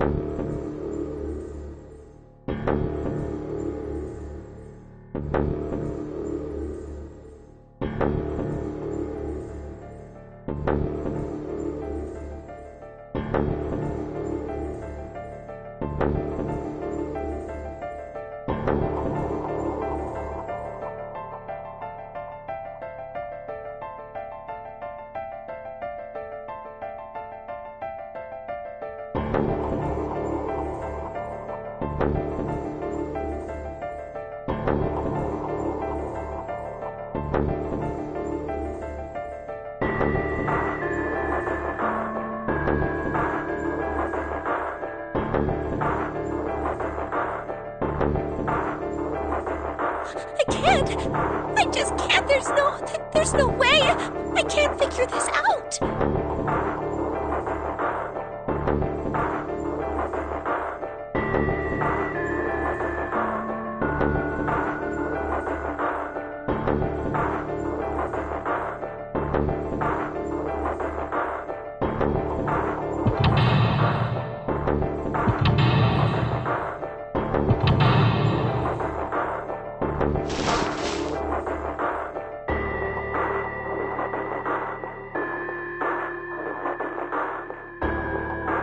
Help me! Jumpy! Help me! Help me! Help me! Jumpy! Jumpy! Jumpy! Please! Help me! Jumpy! Akane? Akane? Who the hell is Akane? Shut up! Just shut the hell up!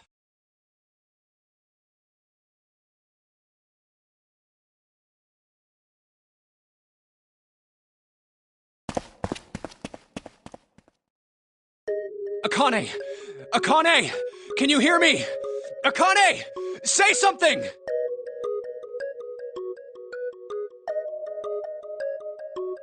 Akane! Answer me! Akane! Jumpy?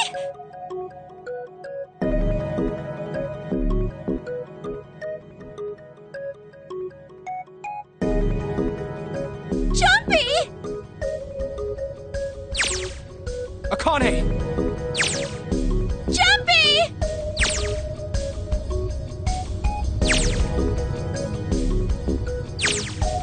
Akane!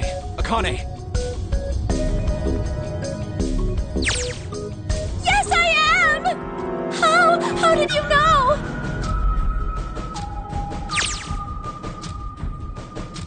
Right. There's only one way to help her. You were brought here to help my sister. To save Akane. Incineration will begin in 7 minutes. Jumpy, we don't have time!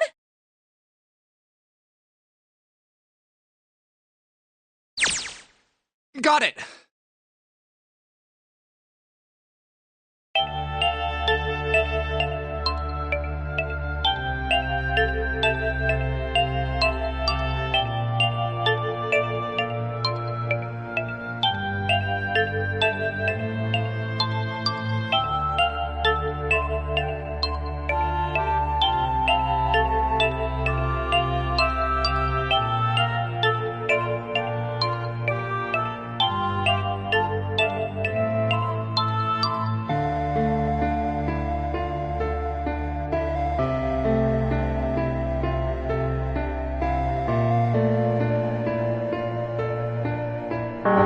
Incineration will begin in 6 minutes. Jumpy! Yeah, I know. Just hang on, alright? I promise I'll get you out of there. I'm not gonna let you die. I promise. So don't worry, alright? Just give me a few minutes, okay? Okay.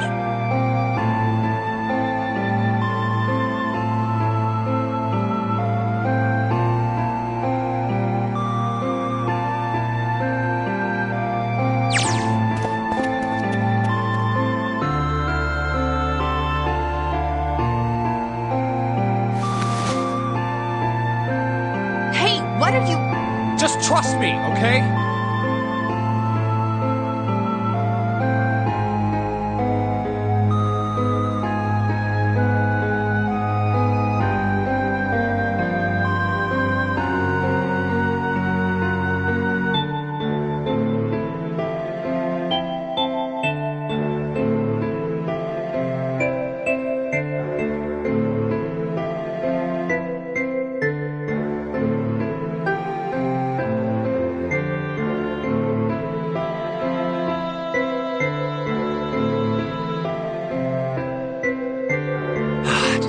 What I did all those times before. I'm gonna do this on my own, with my own mind. I'm gonna solve this problem.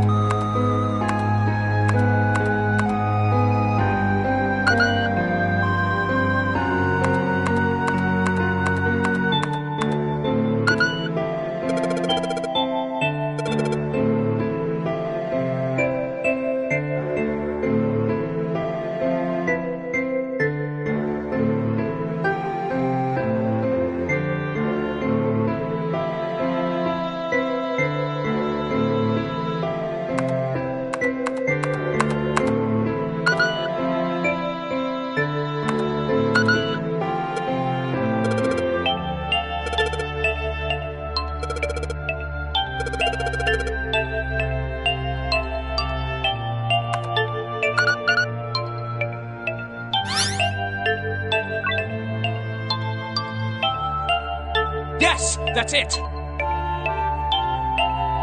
Akane! Did you get it? Yes, I did! I solved it! I mean, really, you solved it for me, but I copied everything you did!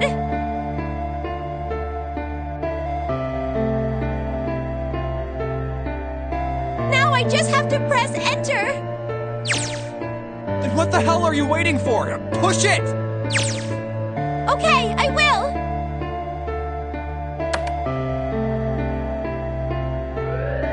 Emergency shutdown command has been confirmed. Incineration system has been disabled.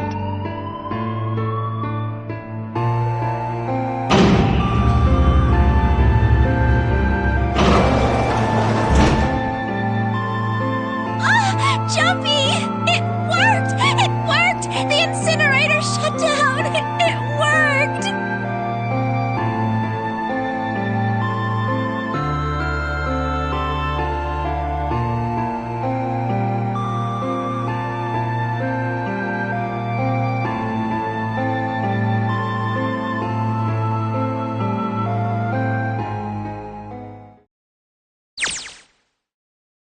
Whew.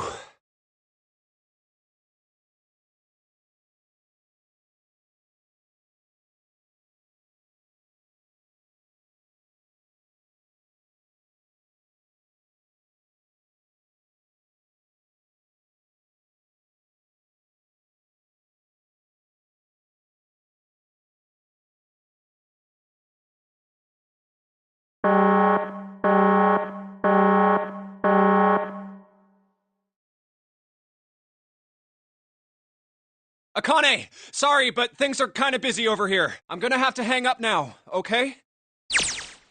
Oh, of course! That's fine!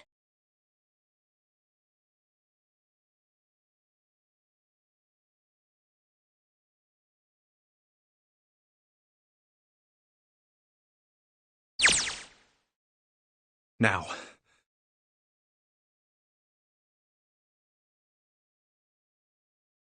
Junpei, are you... Okay? Ah, shut it!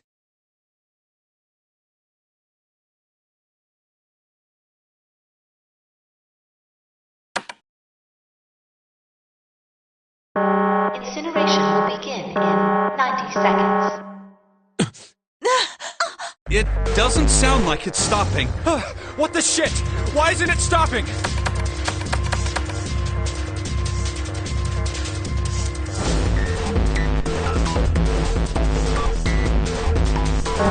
Incineration will begin in 60 seconds.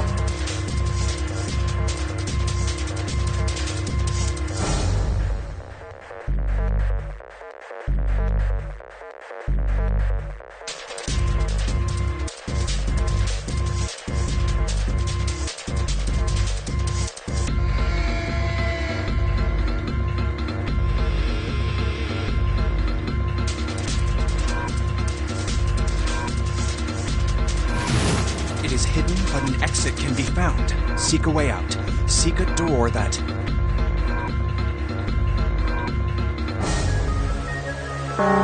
Incineration will begin in 30 seconds. Run, guys! Get to the door!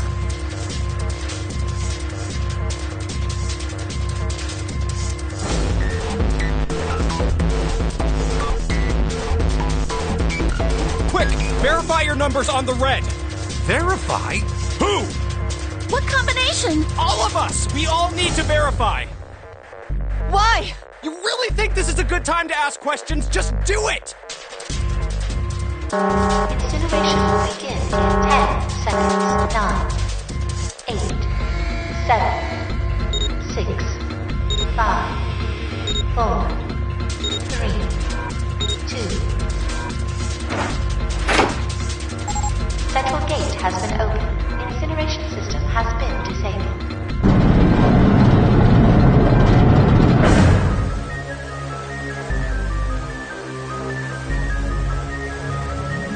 Hurry! We've only got 9 seconds before the door closes! Go, go, go!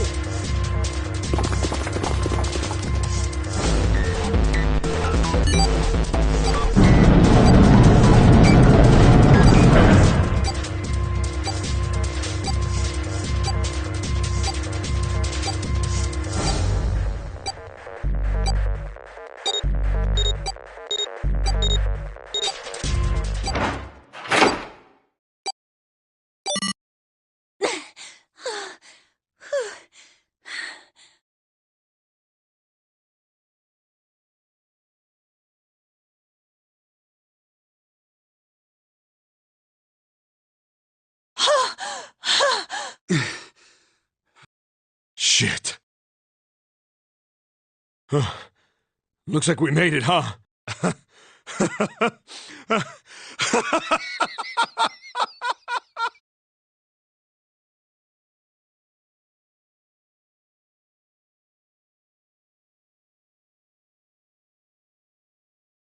Akane? Akane! Can you hear me? Akane!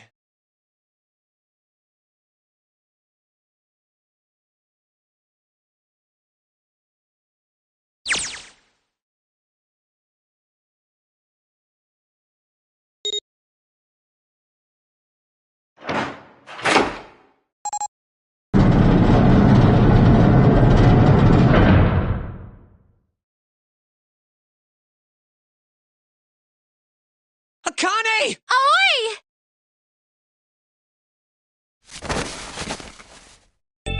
Oh, oi! Akane!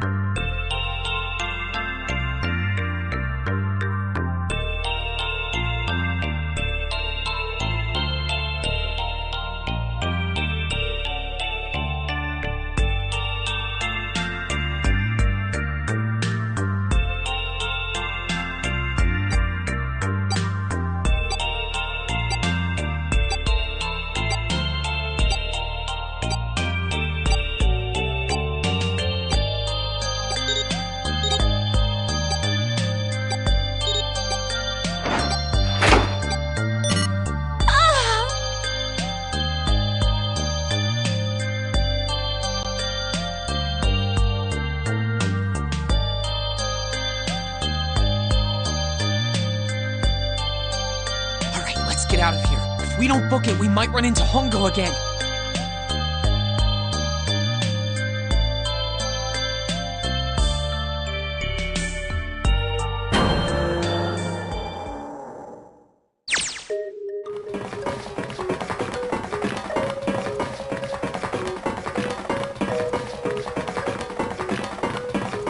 Hey, Junpei, can I ask you something? What's up? That door, the one with the 9 on it. Why'd it open? Yeah, all 5 of us verified our numbers on the red. 2 plus 4 plus 5 plus 7 plus 8 is 26. That makes our digital route 8. It shouldn't have opened. That's not like you, Lotus. I thought you would have figured it out already. Huh? Why? Because you were the person who taught me about the idea of bases. Bases? Yeah. What are the 2 numbers in base 2? 0 and 1. How about base 10? That goes from 0 to 9, right? And how about base 16? 0 through F. After 9, it starts at A and goes from there. B, C, D, etc. You're right. In other words, A in base 16 is 10 in base 10. B is 11, C is 12, D is 13, and so on.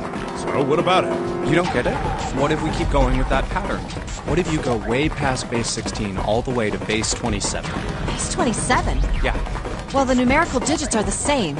So, I guess you'd add alphabetical digits. E is 14, F is 15, G is 16. H is 17, I is 18, J is 19. K is 20, L is 21, M is 22. N is 23, O is 24, P is 25. Yeah, and? What comes after that? Q. 26! And what does that mean? There wasn't a 9 on the door. It was a Q! A fucking lowercase Q! Yep, that's pretty much it. I guess to put it another way, you could say that it was a 9 in base 10, but a Q in base 27.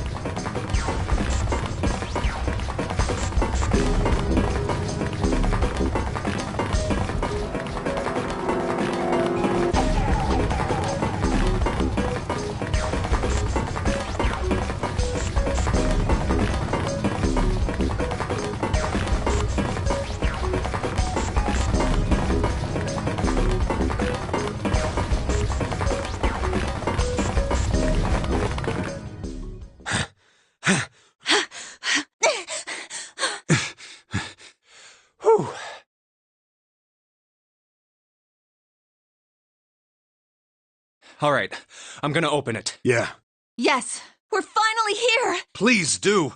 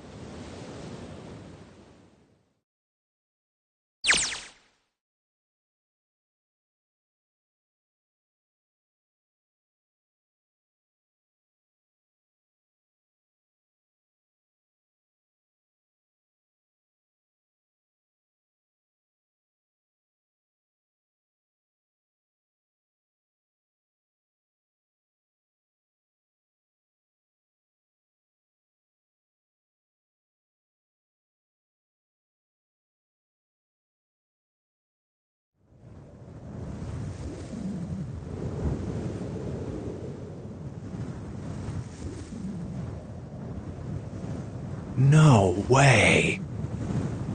What? It can't be. This is...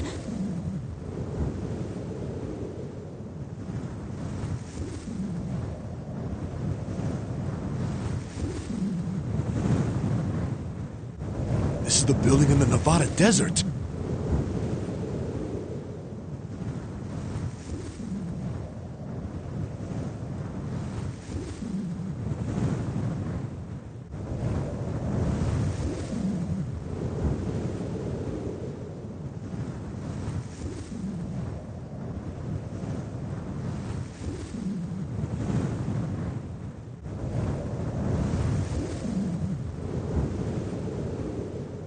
the mock experiment building. Oh my god. This whole time we were in Building Q.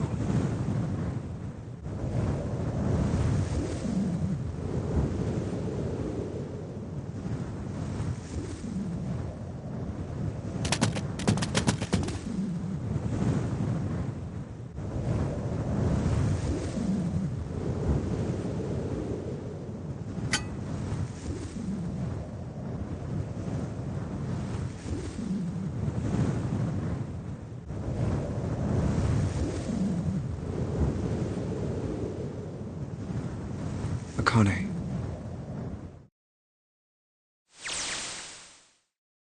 Jumpy!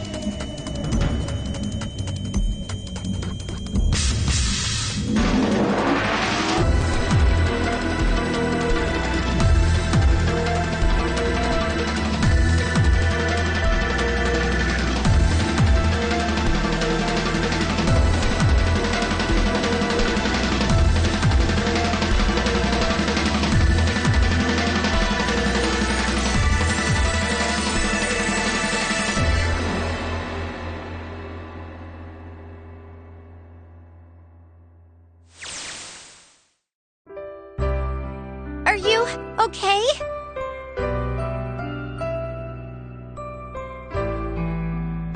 Oh, come on. This is nothing. Really? Yeah. You don't look okay.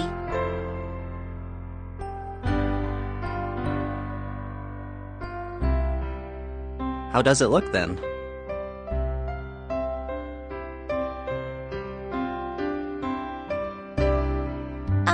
Well, let's see. It looks like you kissed a toad and got warts, but then they just kept growing and growing. What does that even mean? Oh, ow, ow, ow, ow. See? I told you you're not okay. You're too reckless. You can't beat 5 8th graders, Jumpy. That's crazy. Yeah, but I couldn't just stand there. I mean, don't you think so? I had to do something.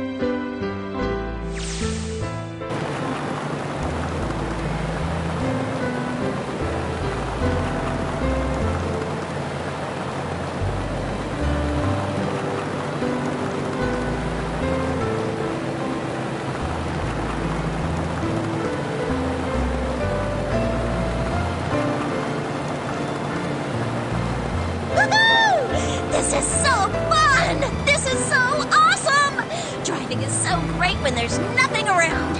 And there's no speed limit. Hey, Clover, watch those bumps, all right? This car jumps even a little, and I think I'm gonna get crushed to death. Hey, shut it. I can't help if I'm big, all right? Suck it up. Why don't you drive, Seven? I'm a cop. I ain't gonna break the law. He doesn't have an international license. Yeah, but you could have sat in the passenger seat. Oh, hell no. There's no way I'm giving this seat up. And Clover, there's no need to slow down. The car Santa and June are in should be somewhere down this road ahead of us. Yeah, I saw some fresh tire tracks going out. There's no doubt about it. Then we've got to hurry if we want to catch them, don't we? Sure thing.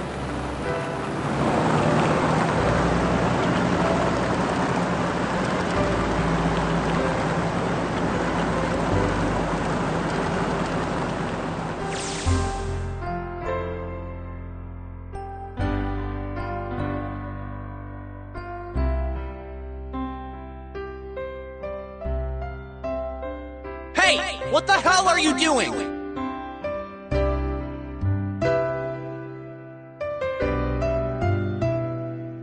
Help me! Officer, please! You have to come with me!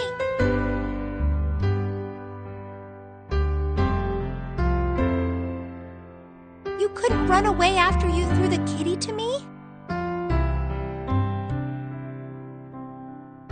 Yeah, I guess I could've... Then why didn't you? I didn't want to. I wanted to beat him up. Beat him up real good. Because of what they were doing to the kitty. Yeah, that too, but... I think they were the ones behind those murders our first semester. Remember? Oh, you mean the bunnies. Yeah, the bunnies. They asked me what elementary school I was from, so I told them. And then they said they'd do the same thing to you that they did to the rabbits. I couldn't forgive them for that, so I...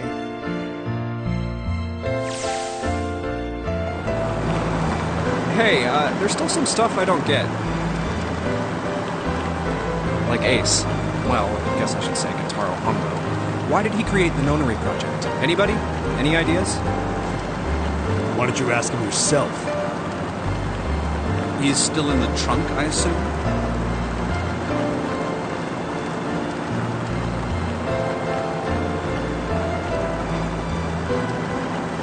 Hey, were you listening to us?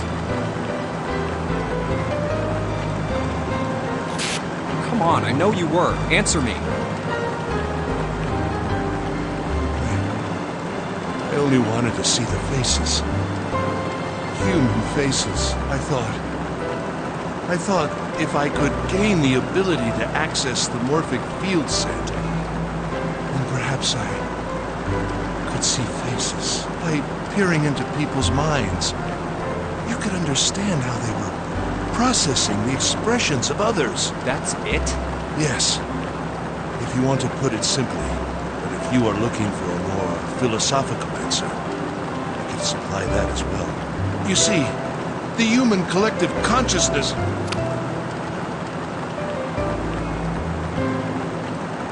All right, so what's your second question? You said there were some things you didn't get, didn't you?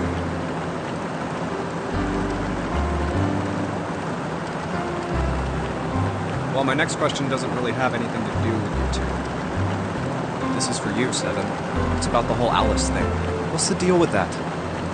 Well, you see, 9 years ago, after I escaped from the Gigantic, I kept going after Hongo on my own, hoping to catch him when he finally slipped up.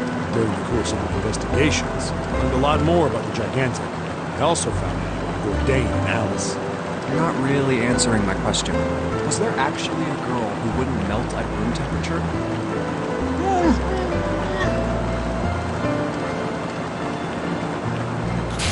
What? Alice doesn't exist. 9 years ago, I found Alice's coffin behind the library on the bottom deck. There was nothing in it but the root of a peculiar plant. My research determined that it was a member of the genus Mandragora, of the family Solanaceae. I was able to extract a particular alkaloid from it. I used that extract to create Soparu. Its creation was a tremendous boon to my firm, and we grew rapidly.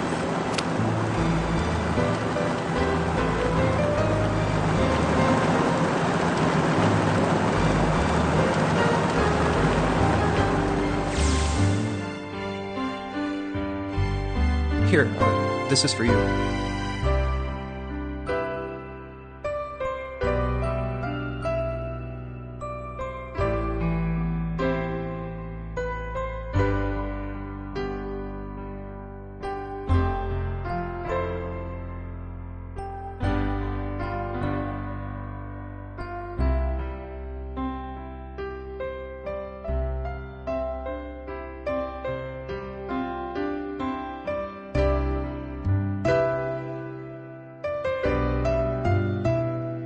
What's this? This is for you, doll.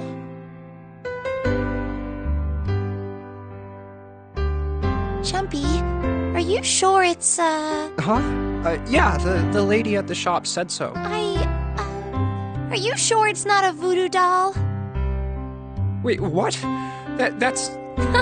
Well, it sure looks like a voodoo doll. I mean, you do know what a voodoo doll is. Yeah, I guess calling it Junpei isn't... Why are you giving me this anyway? Well, you know how after June, we aren't gonna get to see each other too much?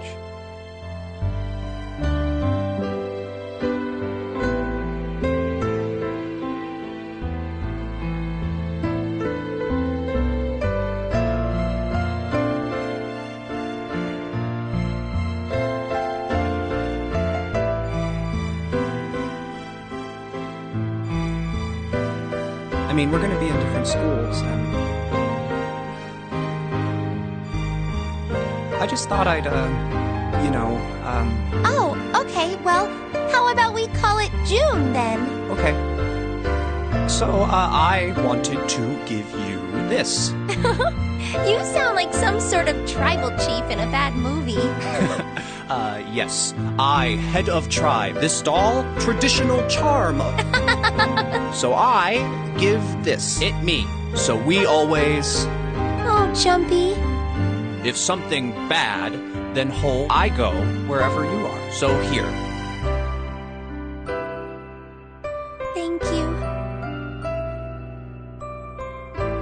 Oh, Chumpy, I promise. I'll never forget you either.